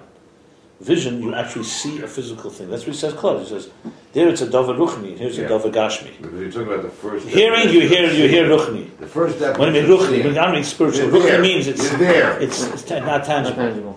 When you see, so the fact, so let's just, I don't know, he doesn't say this, but in Indian, let's say Ahavas Yisrael. So Ahavas Yisrael, you can have, I love another person, I hear what he says, and I respect, and I listen.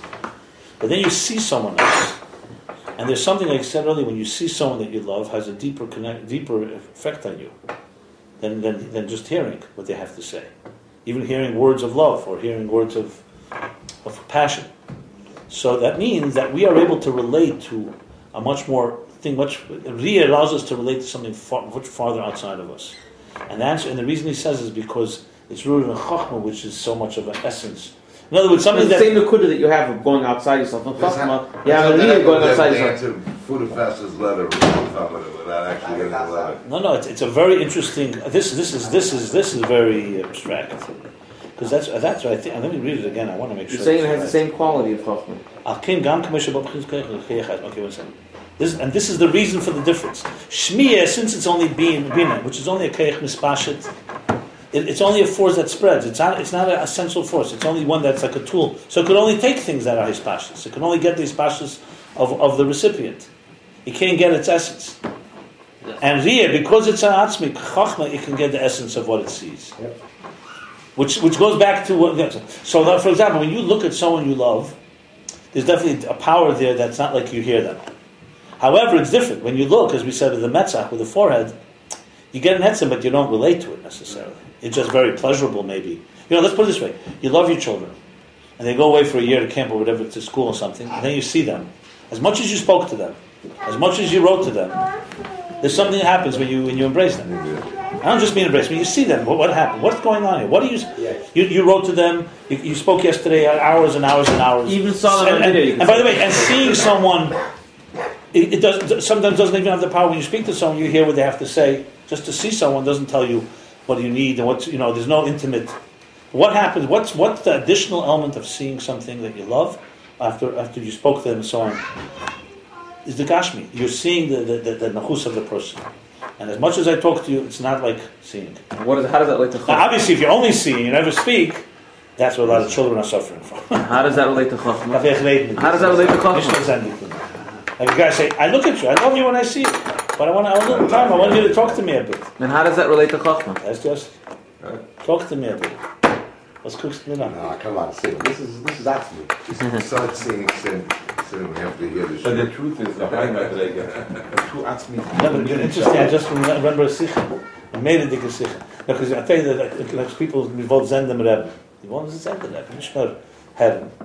But when you learn a maimer from them, you get him more be'etzem than you do when you see him. In a way, you still want to see him. So I remember now. It was just recently released. Chav Zayin, very mededik sikha. I don't understand how they name it. It's mamish pella plain. I think it's Pekude or Kesisa Chav Zayin. Check it out. The Rebbe begins. He said a maimer as sfichim.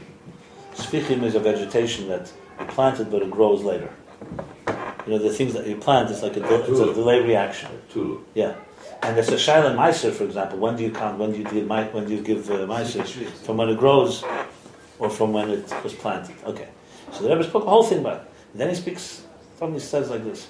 He says when the Mittler Rebbe sent his students and his children, his daughter, right? And there's a Shlomo to Israel. They didn't want to go. Why didn't they want to go? They didn't want to go because they didn't want to lose the chassidus that the Mittler Rebbe promised to send. So he said, "I'll send you the Maimon," which is why the Rebbe says why we have very little of the Kisvei Yad of the Mittler Rebbe original, because he sent all the originals to Israel, which is in Yerushalayim. Today they got more, but in the University of Yerushalayim they have a lot of original Mittler Rebbe because he sent it as he promised. So the Rebbe asked the question, and they were satisfied with that. He said, but the Rebbe said they want to see the Rebbe. Not just hearing or learners. So clearly, they were satisfied with his giving them the Maimon. Why? Like he said earlier, it's like as much as you learn, seeing the Rebbe, seeing the Rav, seeing the that's what the Rebbe said. To see the face. So the Rebbe's answer was, they have to say that the Mittler Rebbe planted into the Maimorim something that would give them, they wouldn't see it now. Same liquid. But it would be like svichim. It would have that tulip effect. That they would see it later. Even seeing. I'm just telling you what he said. Another in the Shmiya can say that here. Atzmi maybe can do that. One second. And then he says, B'meil Meretis Meshik Bochum to Australia. They're going to the first foot. And they have tinus l'cheda, they're not going to be here for 2 years. Chotcha ze lemon the Mamorim, ze shikin, the sichus of Mamorim, or Mevil Zen. So the Rebbe says, on derech zeh, that Mahorim come in Zen, I feel it up. That's what he says. Or Befrat, then they're going to come back. Okay, coming back is the Chishkin. That's the knowing that you're going to see. No, maybe not so. But that's what the Rebbe said. So I'm thinking to myself now, after Gimel Tammuz, it's good, Allah Zachen, good and fine, but the main thing seeing. I'm just throwing this out because it's an interesting parallel. But how does this have to do again with the Yates? You said. I mean, that level is, of course, Shmiya, but that's not more than Shmiya. It's probably, I know Nafshik Shabbos Yehovah's. They put in his etzim so much that if you really work on it, I mean, it still doesn't come to Zeis Merech. But I guess it was enough consolation for them and that they would have an element of that. You could put remember again, there's two things in seeing a Rebbe. There's Poshet the Nev Shabbamis wants to see Poshet Begashmis, but there's also even a person who's a real pnimi. There's something in seeing Reisis Merech is not just for Achitzeni. Well, it's not just for Chitzeni. on the false side of it, you can hypnotize somebody with words, and they can actually do seeings. I mean, on the negative side, but on the positive side, but who's going to let the Rebbe hypnotize them? That's the thing. Give up so much control. So let's continue here. Are we finishing this page? What are we doing? I don't care. I'm a bit more to go. No, but this is now.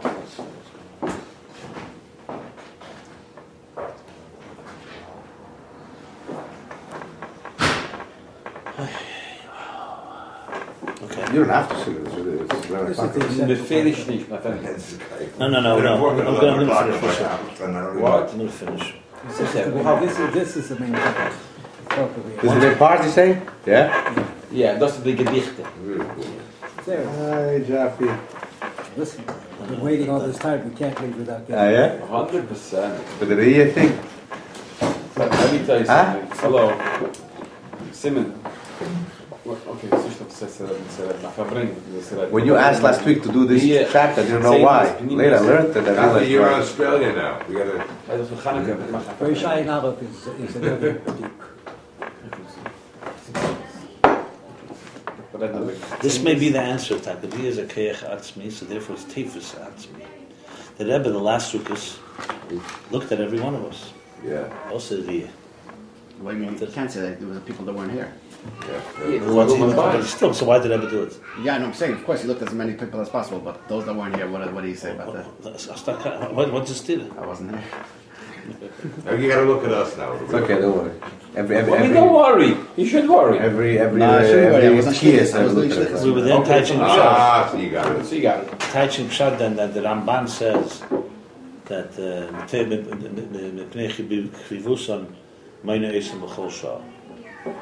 beginning of Bamidbar, it says why the Eibishter counts Jews, because he loves them, so he counts them all the time. So the Ramban asks, what does counting have to do with love? So he says, because he has to look at them. Because you have to look at each one individually. So Counting money. The Rebbe did it, and that's that. I mean, but Moshe Rabbeinu looked at Eretz Yisrael, it says because of that, it refined the land, made it easier to conquer. Yeah, it wasn't just the Eibishter show sightseeing. Interesting, it doesn't bring it here as a... Yeah. Okay. As one of the examples. So when you see something, it's in Mohosadova. Okay, interesting. Everybody knows it. Everything going well? Everybody knows it. Probably work down in Rashi or something. It's such a common thing that why would he bother bringing it? כן, דבר אסמי תפס עצמו. ולי שערי היא מכייך שכייך עצמו, לכן הנרואים דבריה מסלבש עמק המחשבה, שכל עצמוסי נמשך מסלבש המחשבה זו. So he's adding another thing now. And since Riyah comes from Chochmah, which is a Keyach Atzmi, that's why we see that when you see something, the depth, Emek Machshav is Seichel, Shekol Atzmusei, Nimshech V'Slav Machshav Zu. What does that mean? He explains it. Give back to the shame. Look, hold on. So in other words, when you see something, you're drawn to it. Your whole you is drawn to it. Yeah, that was the first thing of Riyah, he said. Well, why is it machshava? When you see it, you're there. Well, why is machshava? Why is it called emek machshava? The depth of your thought. It could just be you're drawn to it because it's a seichel thing. That's why I say. Okay, let me read. Let me see. Yeah, look. It says just like the Pula, same way. The kashem shebapula sadiyah vashmi hayadiyah teifus that's aspishmi teifus canal. Just like in the effect. 1 second. So riyah has a pula. The effect of the riyah, that the action of the riyah see is teifus grasps the atzmi, the essence of the thing. Ashmi only the mitzias, only that it's there. In other words, when I hear you speak, I know you're there, but I know only your mitzias. And when I see you, the essence of you. Kamoy kain, what says Kamoy kain be slapjus behen. And also in the way they manifest, when the person manifests, the way you are mislabish. Yeah, the way the person is mislabish in these two chushim, in these two senses, in these two faculties. In Riyah, your whole essence, the whole essence. So in other words, something when I see you brings the depth of my deepest part of my mind into it. You can close your eyes and still have the machshava of the person. But Riyah says it's see or no. Let's say. Yeah, but you need the eyes. Hold on. I don't know. But Riyah says it's see or no. Like when you see a beautiful portrait. Like when you see a beautiful portrait. Or you see something you like, you love. Something he likes, he loves. Had he called emek machshavte, the whole depth of his machshav, of his thought, the whole atzmus nafshe, and his entire essence of his nefesh, of his spirit, nimshel v'nidbuk b'zeh, is drawn and cleaves to it. She'i yevshalei lozes mizeh, to the point that he cannot remove himself from there. He's completely mesmerized. So we have to think. Now, remember, we're not thinking about casual seeing. We're talking about someone seeing something you love, something that's extremely... So you get... The way that a sight, a beautiful sight, captures and mesmerizes you, no sound can never do. This was said before, because by seeing you capture the behus, you can grab your behus. And you look at it, and you study and study. Mm-hmm. So there's the two sides. There's the effect of Riyah. Its impact is that it grasps the mahus, and as does the mitzias, shmir mitzias, and the way you invest in it, you invest all of you, and it completely mesmerizes, completely. It's your forehead that captures you. It's not just seeing somebody's forehead. It's your forehead. Yeah, I'll dance. Yeah. When you put that sight, you ever see mesmerizing sight, or someone you love, or something you love. It has a. Listening is more distracting. You're never mesmerized. I mean, you could say beautiful music comes close to being mesmerized. Wait. Couple lines. Give it. He's going to say that. Wait. He's going to say it. Sight is more powerful, nevertheless. Okay. Before I'm going to say it, I'm telling you, before I get every little detail. I don't think he talks about nigger. Right. It's not music. It's shmir. He's talking about seichel. Yeah. Good, Jeffrey. Good. But you see, give it. Good. Okay, very good. So this type yes. So he's completely mesmerized to the point he cannot remove himself. He cannot move. I agree with you. They're frozen in your spot by this sight. Which this measure of being captured, does not exist in listening. Okay. I want to just say one thing. Hold on a second. No, it's not music. He's right. You keep going back to music. It's not music. It's seichel. You see, so. No, that's why he's also saying right. Even though you may say that's why you may say the challenge is a little to understand. He's also a great musician for some reason. Yeah, I agree. There's a correlation. But the question here is more than that. The question is where sight meets seichel. That's the thing. You see, before he said that that you're knowing godliness to the point that you see godliness. So he compares the knowing to seeing. You're seeing the knowledge is like the knowing with chokhmah is like like seeing it. Like you said earlier, it's not seeing it physically, but it has that element of truth, as if you're seeing it. Right. So he's connecting sight to seichel here. Right. And that's why I keep saying emek machshava. It's like, in other words, it's not you can be mesmerized by a beautiful image or something you love, but not necessarily is it involve your entire mind presence. Here he's talking more that you're actually also contemplating on it. You're using your mind to relate to it. Yeah, that's what it looks like here. Because you keep saying, okay, fine. Why does it brings it out? Yeah. The seeing brings out the only machshava. It's non-shit, the only machshava. Dagam the yeah. This is what he was saying. At the beginning of this year, it's non-shit. Why? Was it both together, or was it? Emek HaMachshava here would be more Chochmah than, I don't know. It's Chochmah or Bina? What? Emek HaMachshava.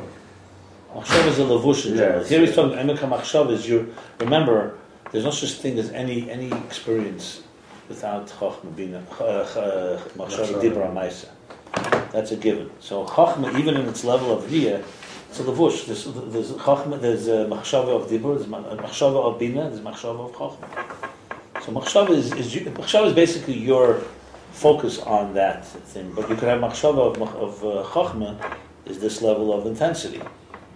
So Chochmah is the faculty. In this case, Ayin a bittul and the idea about al koponim. Machshava is your allowing Chochmah to affect you, right?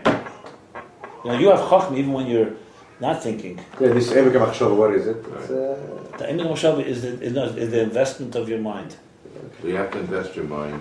In other words, when you're studying a beautiful portrait or something you love, besides it being mesmerizing you, it's capturing what your faculties are, completely invested in it. That doesn't exist in Shmiya. But Agam b'Shmiya says the Dova Seichel Hari Misha Yesh Lechush Lekabel. So even though in Shmiya, when you hear something, it's Dova Seichel. Someone who has a chush, someone who has that skill, instinct, skill to receive. So those words, Mechnasim Hadvorim B'Meichi Hetiv, those words enter him well into his mind. Who Torah B'Zeh B'Emek Machshavte. And he's invested in it. Preoccupied with it, with the depth of his machshava, the same word. So it's a question. What's an Omid Gimel? Nothing that it's in Kuntres Espailos, as if it's Vegbrach in Kuntres Espailos. That's okay. It's an answer, right? The question is L'chayre. I think this is not. You sure? Yeah, look, like it says in Kuntres Espailos. Okay. Yeah. Okay. You see the last one. Yeah. So that's the question. Fine. So he's answering. That's the question. By Shmiya also there's a certain. You're also involved. For somebody who's really listening. Right. If you're not listening, if you're not really listening, obviously, but for someone who's really concentrating, you're really listening, and you really want to listen, so you're completely invested. And you're strong, and you're preoccupied with it. And more than Torah is, it's completely preoccupying you. You're not distracted. And B'emek Machshavte. I mean, an example. When we used to listen to Fabreina, at that level, that was a real, concentration was very profound. This tirda is in hasaga. It's only an understanding of it. That's only the mitzias of the thing. So you take a very involved, but you're involved in the Metzias, not in the Hus. In the understanding of now we're up to the point where we're at Thursday morning. And therefore your atzmus is not complete, is not bound and cleave and bound and dovuk and cleave to it. In other words, etzem cleaves to etzem and hispashtus cleaves to hispashtus. That's a key word there. That's a key, interesting thought. In other words, going back to the mashal, to me that I think is critical. When you love your child, so the love obviously is you want to understand each other, communicate. So there's a level of shmiyah, and you enjoy speaking and but that which comes through seeing the person you love doesn't have any. It's not hasaga. It's not a hasaga thing. It's not because you want to understand each other and look at each other. There's just something about seeing the etzem nafshi k'shura b'nafshi. Your etzem comes out when you see the other person's etzem, and it can't come out when you hear them. No matter how, it just doesn't come out. There's something that comes out when you see them. However you define it, it's actually not that. You can't really analyze it that much because it's not saying a thing. You could say, the Rebbe once said in Fabrein, I remember, it says, "Ein adena shmiya l'riyah." He kept saying that Shmiya, much do you hear? So the Rebbe said, one of the rayas you bring for it, we're still looking for a source for it, there's no source, but it was from Yisrei. It says, Atu Yadaiti. Yisrei heard, Mashmur Shama Abba, Yisrei heard about all the miracles. But when he saw, he said, now I know that your God is greater than my God. And that's where the Rebbe says, some places they bring a raya from there. So the Rebbe says, why dafka from there? He says, because Yisrei was a chacham chol chacham. If you're talking about an idiot or someone who's not so smart, so it's not chiddush that when he sees, he's going to be impressed. But here you're talking about a person whose whole life was chacham, was wisdom, and he was a philosopher, and he understood, and he loved understanding things, and still, and not only understood, he still cites sources. Isn't that made a work? Yeah, that's sight. Yeah. That means that's really the damage shmir. That even the brilliance of a person seeing is something. Look, the Rebbe Shach brought Rabbeinu. The Rebbe told him that the Meir Nagel and nothing. Yeah. Right. Now, but there you could say the negative, which they couldn't believe it. But I agree. By the way, I found that Samach Tzedek, that's from the Samach Tzedek. He brings it. That got the emotions to run. But the point I'm trying to make here is that trying to capture this thing of etzem. So the thing is that, first of all, because the Riyah comes from Chochmah, it's able to see the etzem of the person that Shmiya could never do, and it grabs your etzem completely. Right. So your etzem is completely invested in it. So I now, when you hear somebody, let's say you're really listening to something that you really love, or someone you really want to hear, it completely preoccupies you. But it's not the etzem; it's in the understanding. You capture the mitzias exactly. It's interesting because if you really love somebody, you don't need to fully understand everything they're saying. I mean, unless they need advice or something. But like, if you're with someone you love, you really love them, you don't need to understand everything they're saying. Nobody understands their father or their kids. Or the wife. No, it's helpful to do that because skip the wife to talk all I said wife. She said at the end. He said there's a reason. Because first of all, Davred Meloshin Sneers. Yeah. Okay. But for the record, you could say, if you'd like to say something, there's no such thing as love. Oh. It's in the Western movies, the Western culture. Okay, but the question Chassidus asks, wann weiß man sie da love? Steht Bereshit Bara Kim. Wann weiß man sie da love? Steht, wahrhaftig gekommen. Okay. Du meinst the love from the gas. Oh, that's the idea. Okay, that's the idea. Warum wir das haben? Lang. We can pick it up. That's the idea. Yes, we didn't pick it up. By the way, that pasuk is born in Tanya. Yeah. Lashon is kashus. No, but he's got the chachma, the idea. No. I know what you mean. The definition of the idea over there is akala vargasha. But that's really das. Okay, now go.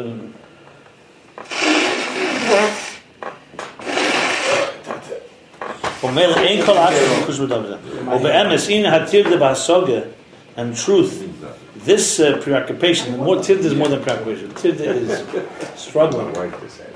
Tirda is the effort, the exertion in understanding the truth. This inyan tirda b'asoga that is completely immersed in it and completely struggling with it. It's in the inner, deeper level, in a deeper internal type of understanding. And that's because the hasag, the understanding and the depth, is the essential inyan that's being understood, not in the understanding itself. In other words, that it's not just about understanding, it's about getting into the emek, the etzem inyan hamusik. So it's also etzem. But it's etzem inyan hamusik. It's also an essence, but it's an essence of the concept that's being understood. The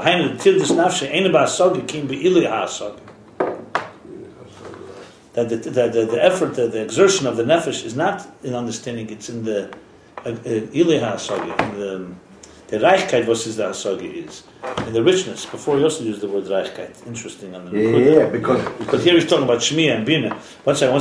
The reichkeit, the richness. In other words, it's not about the comprehension per se. It's about the more refined element of the richness and that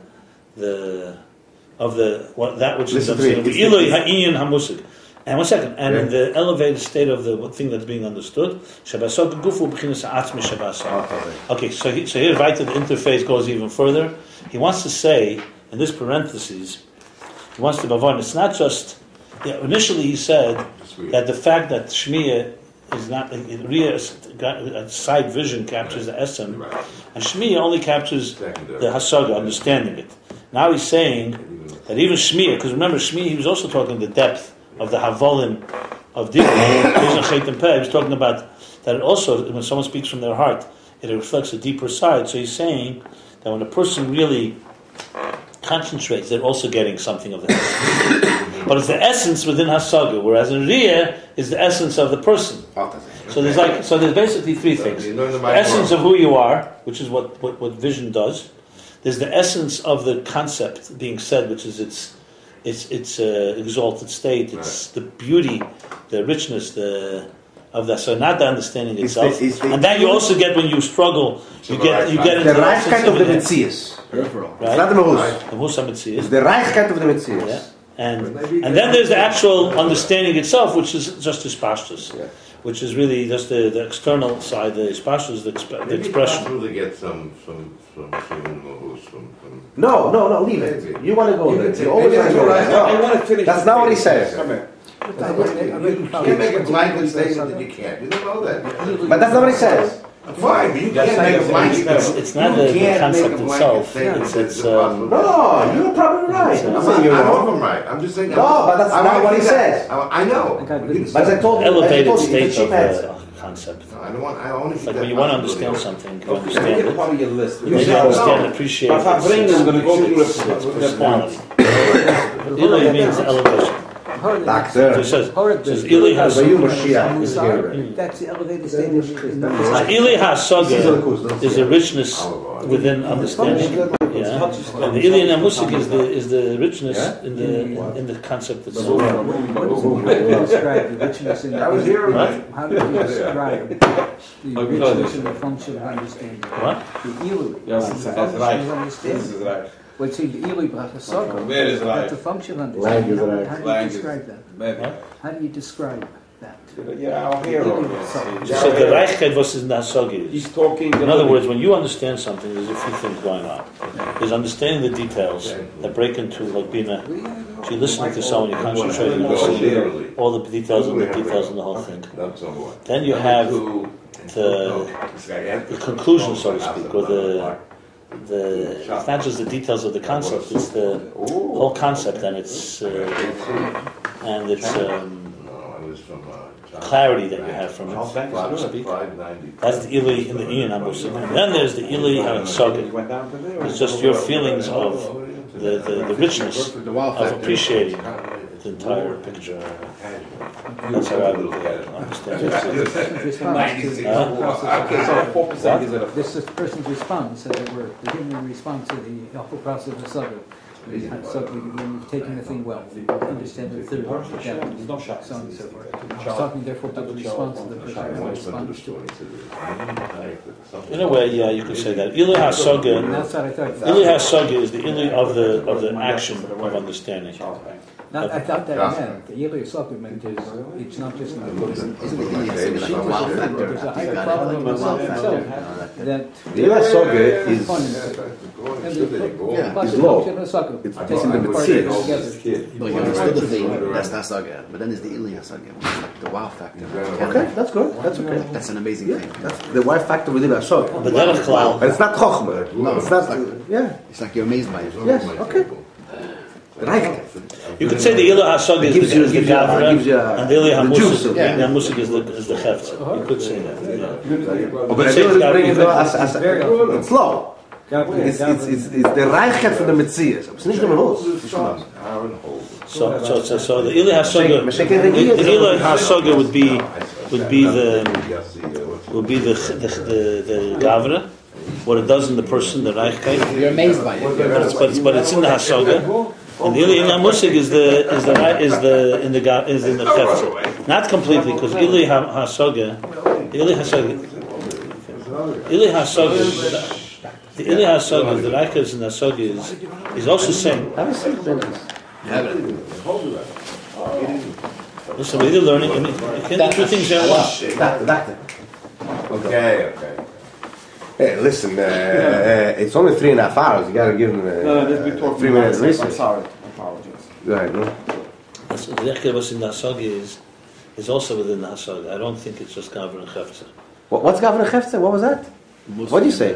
Trying to understand, I mean, Ili v'Chassaga. Yeah, and what does that have to do with Gavra Chefza? I thought maybe Ili Saga was Gavra, and the Ili in the Musag was the Chefza. To some extent, yes. To some extent, I would say Again. What do you say? I don't understand what you're saying. What do you say? The question was, there seem to be two parts here. one is the reaction of the person, and one is the thing, the concept itself. Before there's something inside of the person, either his reaction or how he approaches a Hasaka, the level of Hasaka that he's involved in, and the Musag itself. It divides into two parts. Ili Hasaka, Ili and Ili Inyan Musag.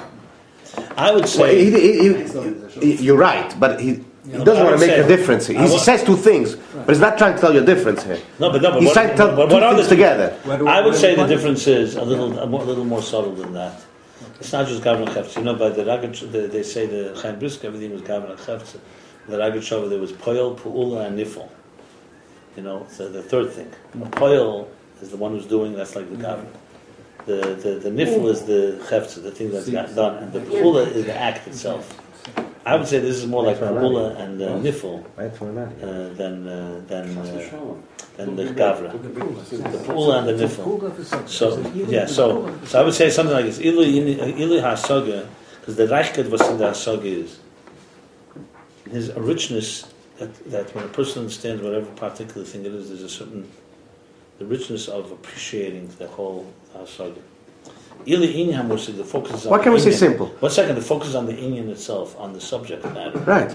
And so there's two things in the subject matter. There's the details, which is not the etzem. They're saying here the etzem of Hasaga, atzmi shabasaga, and there's the profundity, or the ilui would be this. Ilui is like the heightened state of awareness of this particular inyan. That's not the same thing as Ilya Hasaga. One second. I think it's starting to make sense what you're saying. One is the Gavra, one is the Chefza. So we already, since we were moving there, we already went beyond that. It's beyond. It can't just be that. Why? The Reichkeit was, because he says it's the Reichkeit in the Hasaga, not in the Mensch. The parentheses. It's in the Hasaga, it's not in the Masik.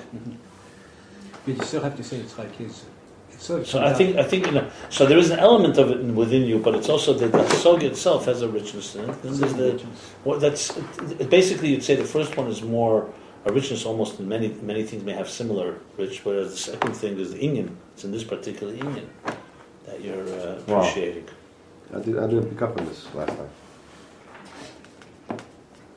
You can do this last week. But either way, we did Friday. Not Friday. Thursday morning. You weren't here Thursday. No, Thursday morning was here. You weren't here Thursday morning. I don't know why when we stopped. Either way, Shabbat Guf begins to ask me Shabbat. You were here. I mean, he describes it in different places at different levels of. Maybe I today. We finished. This is trying to say something like this. We finished. We didn't Remember what this line Wednesday? Higher levels of Well, if they would read, I would know these things. In other words, he describes the saga on different levels, how it is massive, close relationship with God to God to man. Or you can have a saga on the Pasha. You have to let it marinate. State with Noshi. And the Hori was Eli Basab is talking into the beginning of Saga is talking about the higher level of Saga itself. Well, he calls it. This is called Hasaga Primis, which is there's its own discussion what exactly between Hasaga Primis and Hasaga Chitzenius. Look, when you hear somebody speak. You hear somebody teach, you pick up, there's a general, more superficial understanding of what's being said. It doesn't mean you don't understand, but it's superficial. Once you get into the depth of it, which is calling here Hasaga Primis, Hasaga is ve'emek, then you're getting not into just understanding what was said. You're getting into the understanding of the whole subject matter in its inner depths. He said, Lo Hasaga levad. There he says, that's Ili Hasaga and Ili Inyan HaMusik. That there's two things in that depth. One is the richness of the subject. I think of it maybe the eloquence. That would be an example of richness, eloquence of the subject matter. So once you get to the eloquence, you're not just talking about understanding what he said. You're seeing here how it was built. Like even Ayin Beis, when you learn it, and you suddenly come to somebody, you say, "Wow, how you build this whole structure. So when you're learning the pages, that's Hasaga. More Hasaga Chitzeni. Hasaga Pnimis, you start seeing this is a whole masterpiece. That's Reichkeit, the masterpiece of it.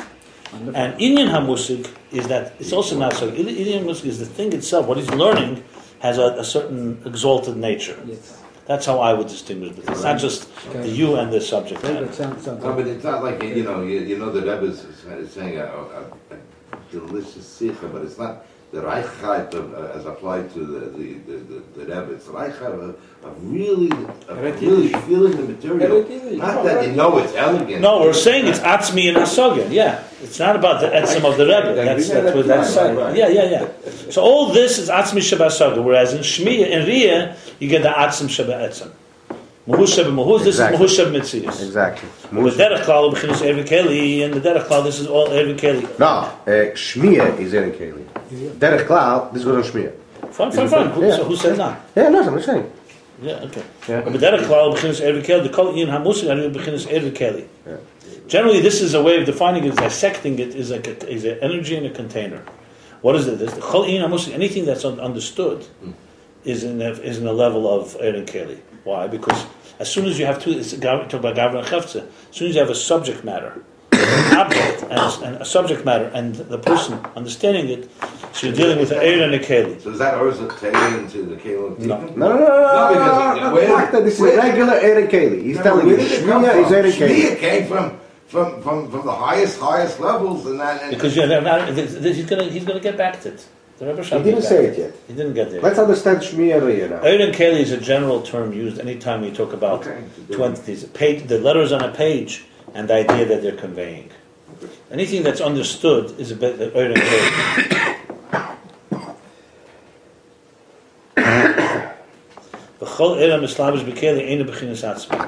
And whenever you have an energy that is manifests in a container, it's not an atzmi. So obviously Shmiya is not an atzmi. And Riyah is an atzmi. Mele gam beginnes ha'emek shebezeh, hu rak beginnes chetzenes levad ma'an nefesh. Riyah comes from Tika. What? Riyah comes from Tika. That's the funny thing.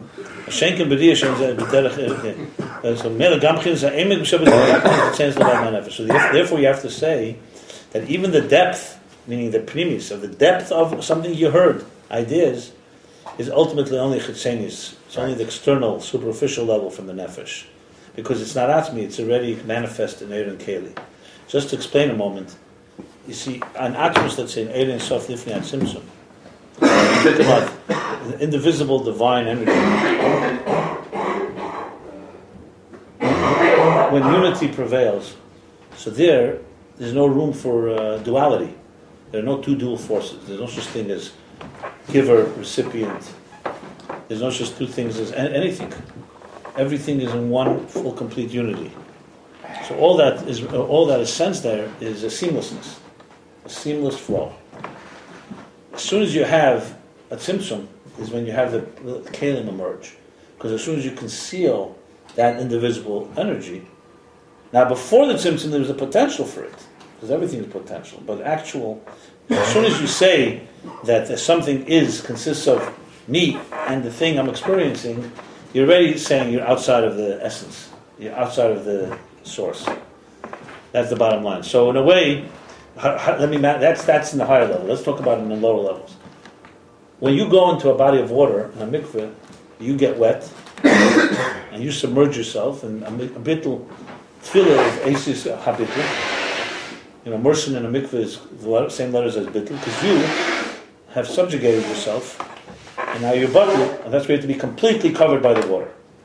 Even when you table, let's say you a keli, a new vessel, a new piece of new utensil, you take off the stickers, because even one drop, the whole thing has to be completely subjugated into water, which is representative of mei hadas hatoher, or the idea of divine knowledge, or whatever, however you explain it.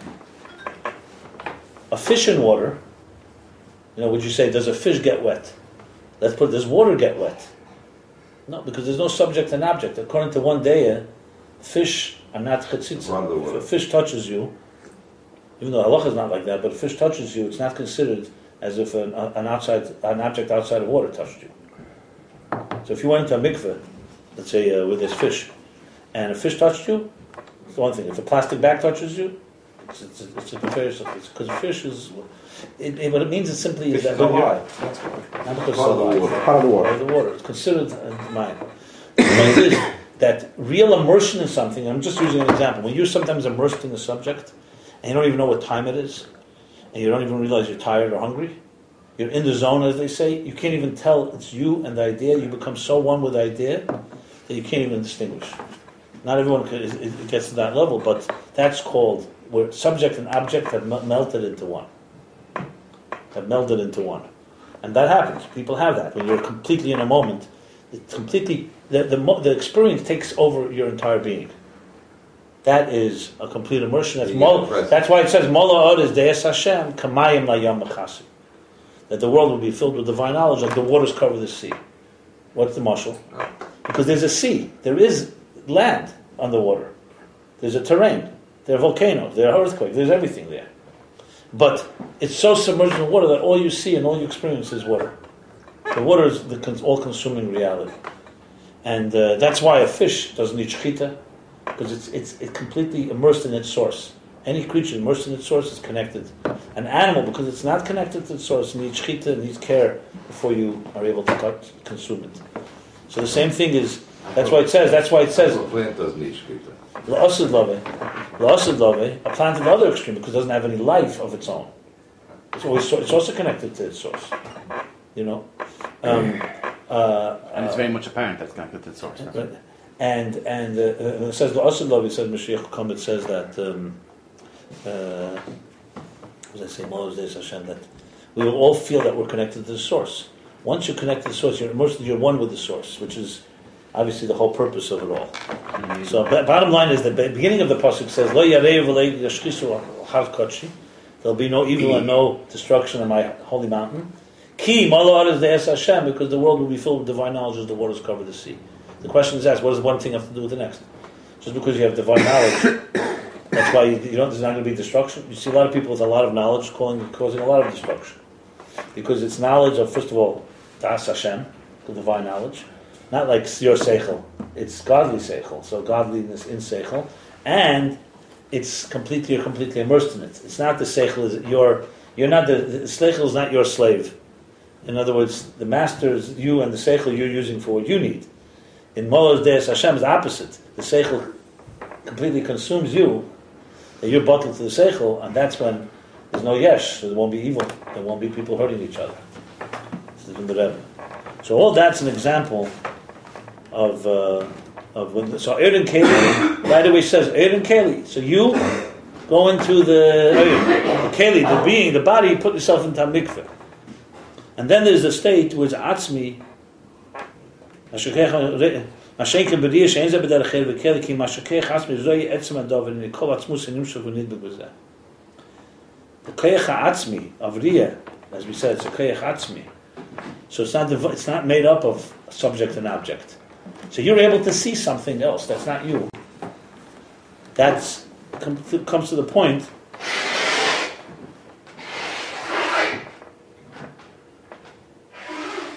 Sees the essence here. The kolatz museh. That's why it causes that your whole essence is drawn and cleaves to the thing that you're seeing. So it completely takes you. So the two differences he says between shmi and riyah is one, the atzmi. One, that you see geshem, you see the etzem of something, not just its mitzias, not just its that it's there, but also its essence, right? Whereas when you hear, you're only hearing it, you're not seeing the thing itself. And the second thing is the other way around, because in atzmi it also takes riyah, completely mesmerizes and completely grasps your full attention and being, whereas in shmiyah it can grasp your full attention and understanding it, but not in the etzem of the thing itself. Or this brings out more from yourself than you could possibly bring out in the other direction. What? This brings out more from yourself than you could do consciously. What, riyah? Riyah. Brings you out. I guess so. Yeah, because it doesn't come with struggling either. By shmiyah, you have to you have to work on it, right? Yeah, but he says emek machshavti. You do concentrate. You do want to concentrate more. So it's not just It mesmerizes you. It also causes you concentrate. It concentrates, or it grasps your whole, your depth of your thoughts as well. He says in Nimshach, Kol Tmusa, Nimshach, Nidbach is there. So it's taking something very deep. This is how I do. This is tying this in with the Metzach. The Metzach breaking out something Atzmi. Here we're also bringing out something Atzmi. So he said Mislabish here. Before he says Mislabish Emekamachshor. The Beriya Mislabish Emekamachshor. Yeah, but do you think it's real mamish? And then Shekol Atzmus and Nimshach Mislabish. In the next one, Veishayim. Okay, well we'll get there. Fine. You guys learned it already. So no, but now you learn. The Reish is talking about the Slavshus in that Kli. Where it's just a different Atzmi. And it's not, because it's not mamish a Kli. So what is a Kli? It talks about in Reish. In Reish, whatever it is. Reishayim. The fact of the matter is, look, he's not spelling it out yet, but each one has their own mila, right? Okay.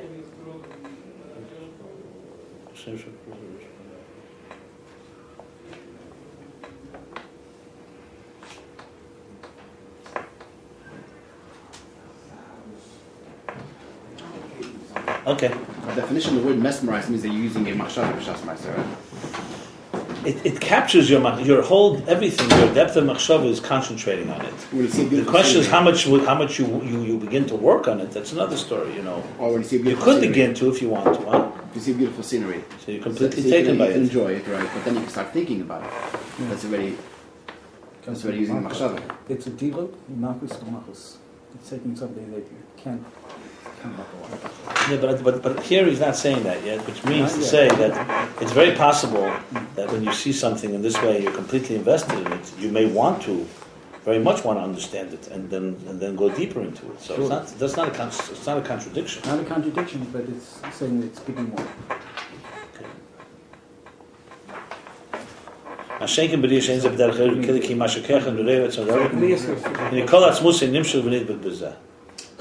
Sometimes you see godliness. You see something that's the essence from Eibishter. Give me an example. Move on. Okay. In life, something happens to you. Sometimes you go through the zestelakos. Yeah, you see that you got protes in your person, in your situation. Okay. So he spoke about it. Yeah, you see things. You see it every day. If you look at your own health, the health of a human being is a blessing. Yeah. Everything working together, functioning. That's why you say Birchas Hashanah in the morning. That really clear when you see that. So earlier he said that when things that you look at in nature, or you look at in your own life, he said clearly it's real. It's seeing. It's not seeing, like physically seeing, but it's close to seeing. If you see it on his brain and all that, he said that earlier. Sometimes you figure it out. You see it's a problem. Sometimes you have to figure it out first. Okay, but sometimes it's apparent, and you do see. Either case. Okay, so now he says, "Kamay enecha yevonim, yoinim, yevonim, enecha yoinim, the eyes of the doves, shayonim mistakim zebezel misangim ma'id mizeh." Like it says in Tinah Shirashim, that the eyes of the doves, by looking at each other, they have deep pleasure from each other. Yeah, it's more than the pleasure. Look. How does that begin? No, not Yenin. That's a Basa Yona. That's a different. Yeah, okay, good. Two separate things. Yeah.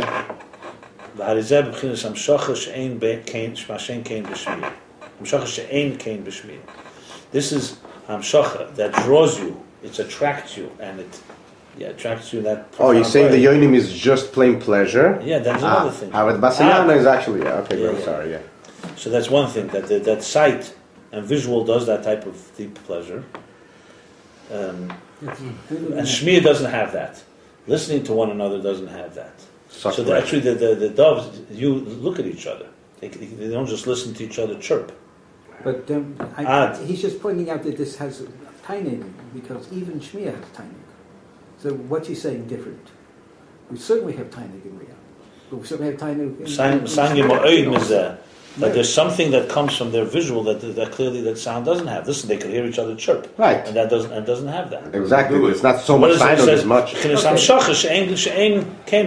have there's a type of being drawn to one another, So this being is attracted to one This another. is kind of a proof, in other words. It's an example. It's a kamoy. An example. An example to show you how this seeing has that element. I gave the example of looking at your child, even though you're here or you spoke to her. He has now the word istaklus. Some places it says riya is to see, istaklus is to concentrate and see, looking deeply.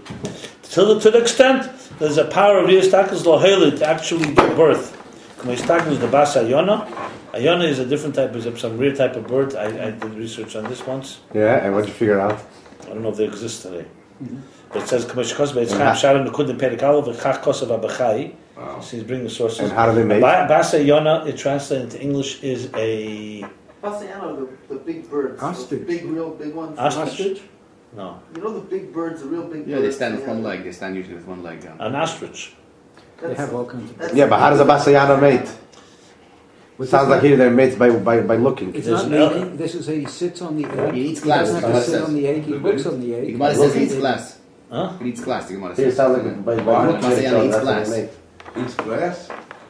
That's a Gemara good says the Chumah, Basayana. Well, we'll look into it because I have to look into it, but to see what it means today, if there's such a thing exactly scientifically. So this is one of the things we have to do, a little research, a little Googling. Basa Yona. But I'll put him in Eitz Chaim, it says, and by Chai also Rabbis says do that actually. that the istaklus, the Basa Or Yona. Genesis, it's called. When a rabbit without mating can actually have a baby. It's genetically the same as the mother. Maybe You're saying that what, it looks at the egg? Instead of sitting on it, it looks at it. I could sit and look at it. Instead of sitting, it looks on it. It's Oh, in looks this at it, week's okay. mind. Why doesn't the Rashab bring a eye from Yaakov, that same Yaakov, that they just looked at the maklis Yeah, and also. they were able to mate? Why does he bring a eye from a Basayana? It wasn't they were able to mate. It Yeah. caused a certain features in the mate in this. In the, No, it says that the water turned into a zera. It says that they didn't need a zacha. The water. That's one shot. That's a nice. Because they said both. They didn't need a zacha. That's Why? a nice. That was the staklis on the maklis. That's a nice. Why they need the staklis on the maklis? You see, no one else can do it. Yeah, no. An ostrich. Ostrich. Look up about the yana, how they mate. For Yishlach. If you need parental controls, we can give it to you. The Ein Zedak Mipnei Shem Islavish. Okay, so here he goes. But it's total holy also. You know, That's what he said now. Yeah. Yeah. That's a double kasha.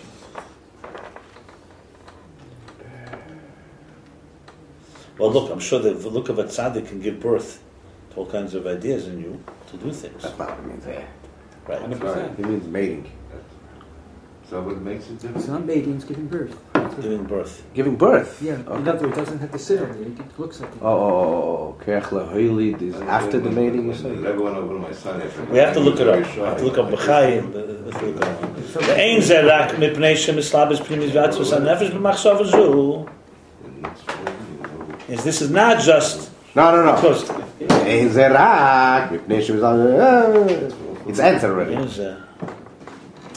Rak is already, it's not, Iraq is already saying. And the reason is, Mipnei Shem Islavish Primis V'atzvus HaNefesh B'machshava Zu. so how do you read Ein Zeh? The Ein Zeh, and it's not only because Rak Mishnim is... Oh, the Ein, okay, fine. Yeah. The Ein Zeh, and this Yeah. whole thing is only Oh, that's because Rak Mipnei Shem Islavish Primis V'atzvus HaNefesh B'machshava Zu is because the Primis V'atzvus is manifests and dresses into this Machshava Shabo B'Islapshus that manifests. B'Islapshus is two manifestations here. The Etzem Primis Etzem HaNefesh is manifest in the thought, which manifests in the looking by Botas Kleya Ayin in the view of the vessel of the eye vessel. And the draw is the Atzmus Mamish of the Nefesh. So in other words, the Atzmus HaNefesh manifests in the Machshava. We're talking here. That starts from the Etzem. That is Chochmah. Starts from the Etzem. That comes into the thought, or in this case Chochmah, which in turn comes into the sight, power to see, which in turn draws your Etzem into seeing that Etzem. Talk about interface. So what we were saying before, that when you see something, you're actually taking something that's physical and turning it into something that's a little less. Through seeing it, that really is now going a step beyond that. That's come because Chochmah is doing that with the Nefesh. It's happening on this level earlier. The Nefesh is manifesting in Chachma. Remember, he says that Etzem Chachma is Ayin Beis. It's L'mayla Masaga, L'mayla Matamadas. But it manifests in Yediyah, and in some type of knowledge, in some shape and form. And that, in turn, is why Hauriya also works. That the Etzem of the Nefesh manifests, that Etzem Machshav manifests in your eyes, not in your ears, and therefore it can see an Etzem, and it can touch an Etzem. Just like Chachma doesn't make sense, Riya doesn't make sense. But there's two things here. But it's not Kesher. Right. So it doesn't make sense maybe completely, but it's rooted in something beyond sense. Right. But it has some manifestation because you are seeing and you are understanding. No, I meant how it works. It doesn't make sense. Yeah. But I'm saying, like Chachma doesn't make sense. But that's the point. That's the whole point. Yeah. You want something that's l'mayla of Tamadas to have some tfisa, some grasp in a world that no, it's undeniable. And that's the beauty of Riya. Like if someone says believe in God, only belief, that's one thing. But here you have things that's undeniable. The power that what sight does to you and what wisdom does to you, and that's why you have some handle on it. There's some handle here. Right. So they're right about the. They write that it's a bird mentioned in Tanakh, but they don't know what it is today. Yeah, I know that. Yeah. Because it would solve a lot of problems if we can, if people can give birth that way, or the whole J date. Rabbits can. Because all these people are looking for rabbits can. All these donors. You wouldn't need donors. You just need someone staring. They can. There are asexual. Only females make females. The rabbits can do it. What does that have to do with sight? But maybe they have to look at a. It's just guessing. I don't know. They used to say, they're still giving birth asexual. They used to say, Loim Mid Ber Harim. But the Asian Batman is the sights already becomes trivial. You know that they can do a full being like a rabbit can do it asexually. That's more the amazement for us. Finish. There's a question, Loim Mid Ber Harim. A Chassidish couple come to a Rav and having children. So he asked them what? This is clearly that they're not even making a keli to have children. Yeah. So he tells them, but they said they have a very good relationship. He says you have to do certain things. So he says, Leiman Midbet Harim, nicht from reden wird betrogen. Not from speaking can you get pregnant. You need action. But just the opposite. So let's finish the Perek.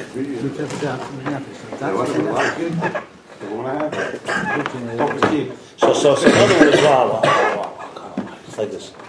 So an akik, so an ilam ha'ak, an ak is a thing called inayim. This is like... in ak is inayim? What is it? It's like the what do you say? It says a coca metzak. Yeah. And that's what is rooted, so the divine manifests in a thing called Chachma, Shem Ab, Chachma, which then becomes vision. And then there's the others, the Eizn Chaitim Peh, the mouth manifests, same sag, manifests in Bina, which becomes hearing. And they have different impact on us and how deep they're rooted and the impact they have on us. That's really what it comes down to. Two paths. One's going to be Toyo, one's going to be Tikkun. This is Einayim and Eizn Chaitim Peh. And Metzach is something completely separate? He doesn't speak about a naim of Ak in this section of Ayin Beis. Right. You asked me about it in the email. Sure, that's I knew it would get here. Yeah, but he doesn't speak about it. You could say that's what he means here, but that naim is not part of this equation right here. What does it say in Tanya again? I guess in Kudsachem.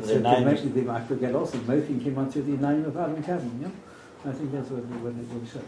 So Midas came from Eizn Chaitim Peh. That's what I was asking. But also Metzach is mentioned there.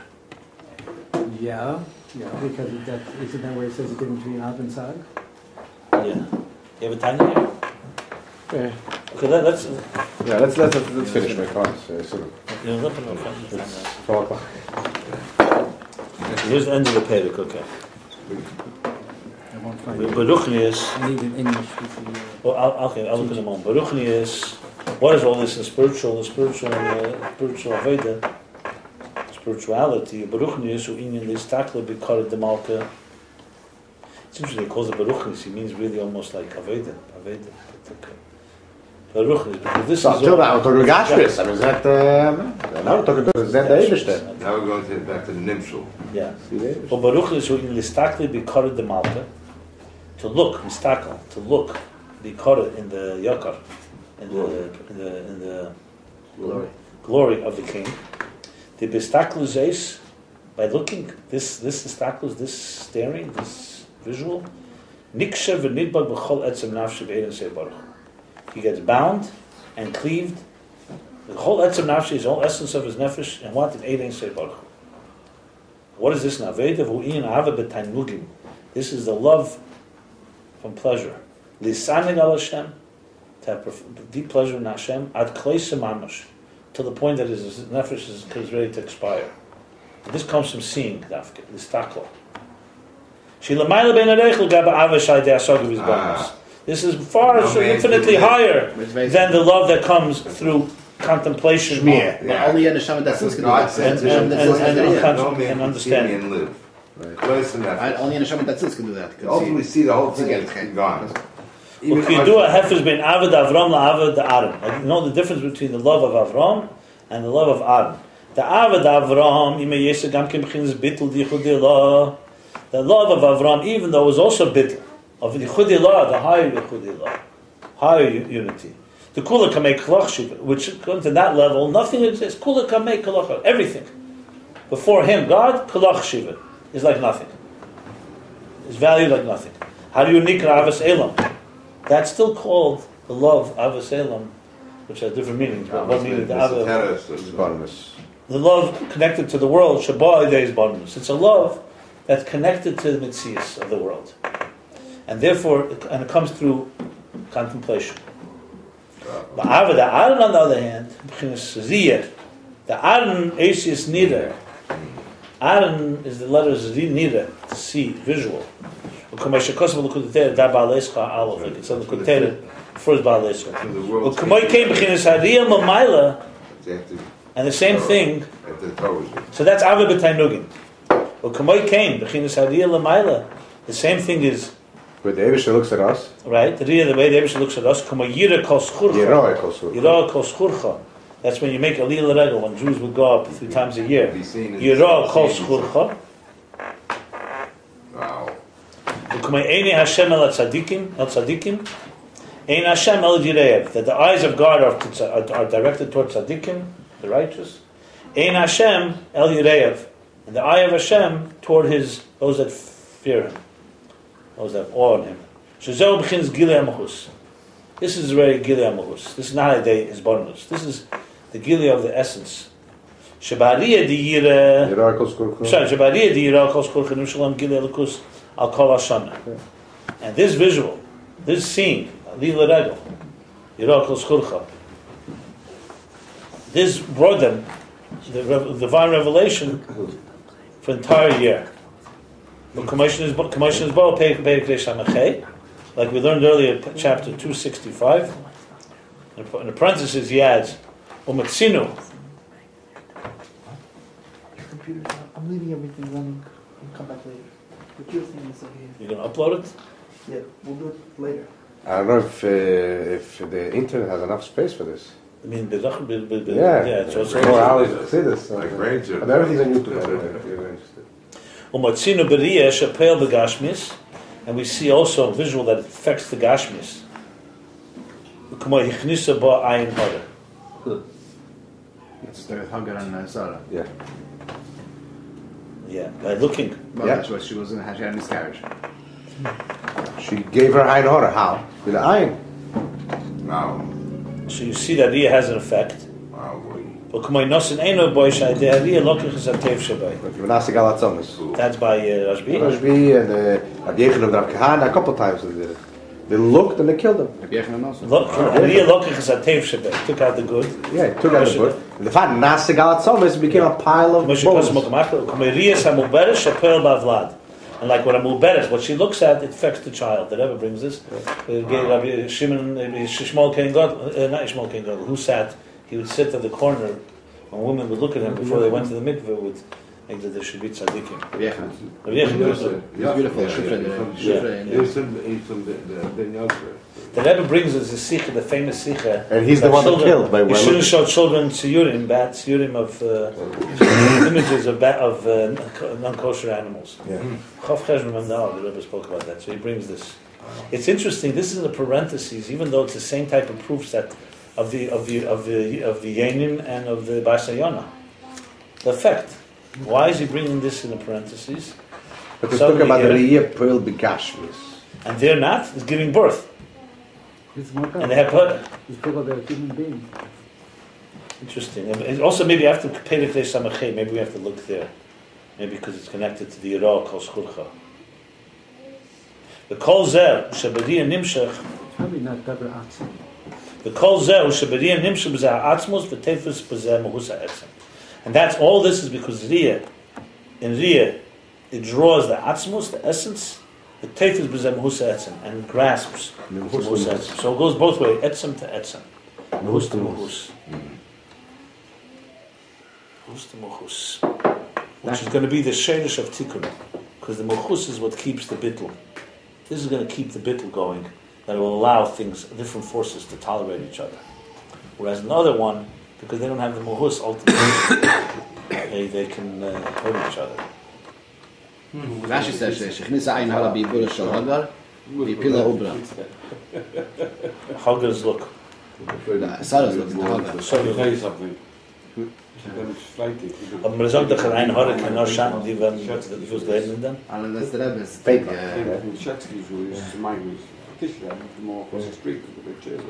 Okay, but if you don't, that's if you even Yaakov said if you're allowed. Yaakov sent his 12 sons in different doorways to look for Yosef. Right when he passed. Why? Because he was afraid of Ayin Hara. Rashi brings it down. The chair physically fell out of my hand. Wow. Do we learn the Kitzur or do we stop here? No, I wasn't the Kitzur. I wasn't the Kitzur. Like, I feel sure. The Rebbe gelernt, dass er Floche trägt, in Sukkot, besitzt eine ganze Sukkot. The Sibus Hadar, okay, the Kitzur. The Sibus Hadar with the Shmiya and Kechabin. The reason that Shmiya and Riyah work this way, they function this way. See here, I want to go back to chapter Reish Samaches and read Shmiya and Riyah again to just see how it all works. And the reason that the Riyah Shmiya so different sounds because Mishmiyah Kechabin Shu is Pashtus V'Cheves Hanot. Because Bina comes from his Pashtus V'Cheves Hanot, which we learned several hours ago. The spreading out and the expansion of the nerve. Al-Kain Tevis and Mechaber HaKamitzias. That's why it grasps and it connects only the Mitzias. Or Mechaber. Okay. The Riyah Chochmah, I don't think he said Mechaber in the Pnim. I know, but he said before about that both Riyah and Shmiya, the Yin is Chabrus. Yeah. The Riyah Chochmah Shikeich Atzmi Nekuda Atzmis Hagam Shimokel Asoga, and Chochmah, which is a Keich Atzmi and Nekuda Atzmis. It's an essential faculty and a Nekuda, a point, that's an essential point. Even though it's the Mokel Asoga, even though it's the source for understanding, Harigam B'zeh Yesh Hadakish She'ena Bo B'Asoga. Here he says the Levadza in two different aces. It has the Edelkeit. The Edelkeit that's not in Hasoga. Again, he said, yeah, Vadakas, he called that the Reichkeit. And the Iker. Here he says the Iker. Here it was the Levadza. The Iker he Hanocha Sichlis. Which he said later. Yeah, the Iker is Hanocha Sichlis. Right, he said later. In the Kitzur, he can already afford to say it earlier. Because you learned it. Right. Yes, what's that? So the Inim from the Riyah and Shmiya, they both draw. Just jumping quite a bit. Both is Chabrus. Yeah, for sure. They both draw one to another. Yeah, for sure. Hey, so Hanocha Sichlis is similar to the... It's only by Riyah.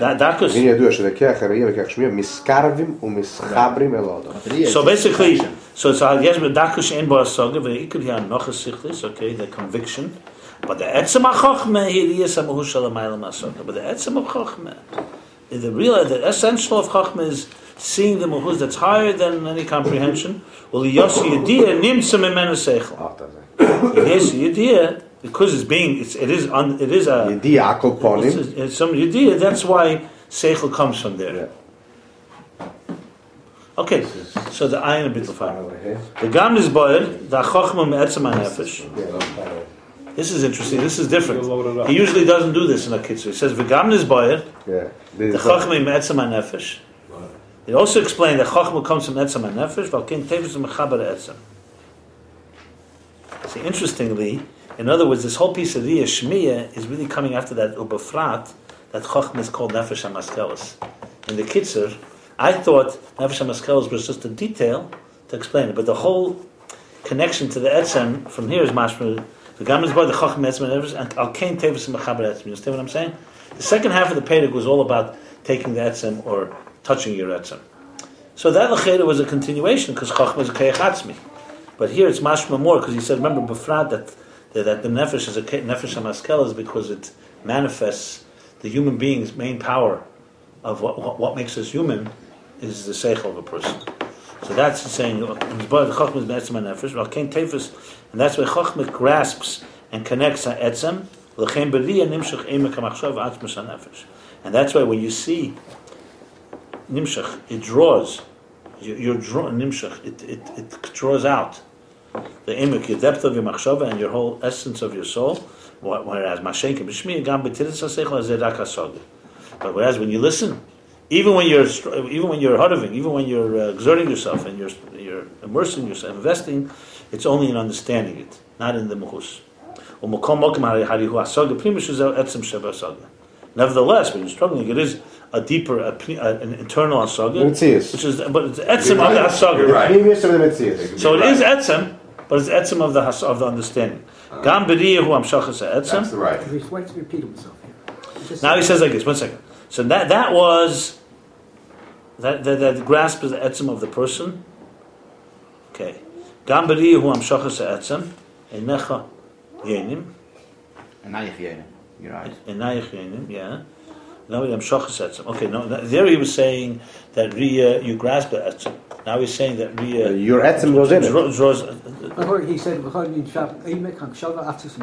here he said Gam b'riyah hu amshachas etzem. Both is a question of atzmus. No. One is you're grasping the etzem of something, and the other one you're creating an etzem. You're not creating. You're read it. I think the real nimshach. You say the word attraction. Shmei, you don't say the word attraction. Because attraction is even against your will. It's so powerful. So that's the word between the shmei and the. You don't say he is attracted to the music. Like also seeing is He believing. did repeat himself that way in This word attraction is only used by seeing. He's attracted to this thing, right? Because even it doesn't make sense. You're attracted. That means you're being pulled to it. Right. Even against your will, it's even more powerful. Yes.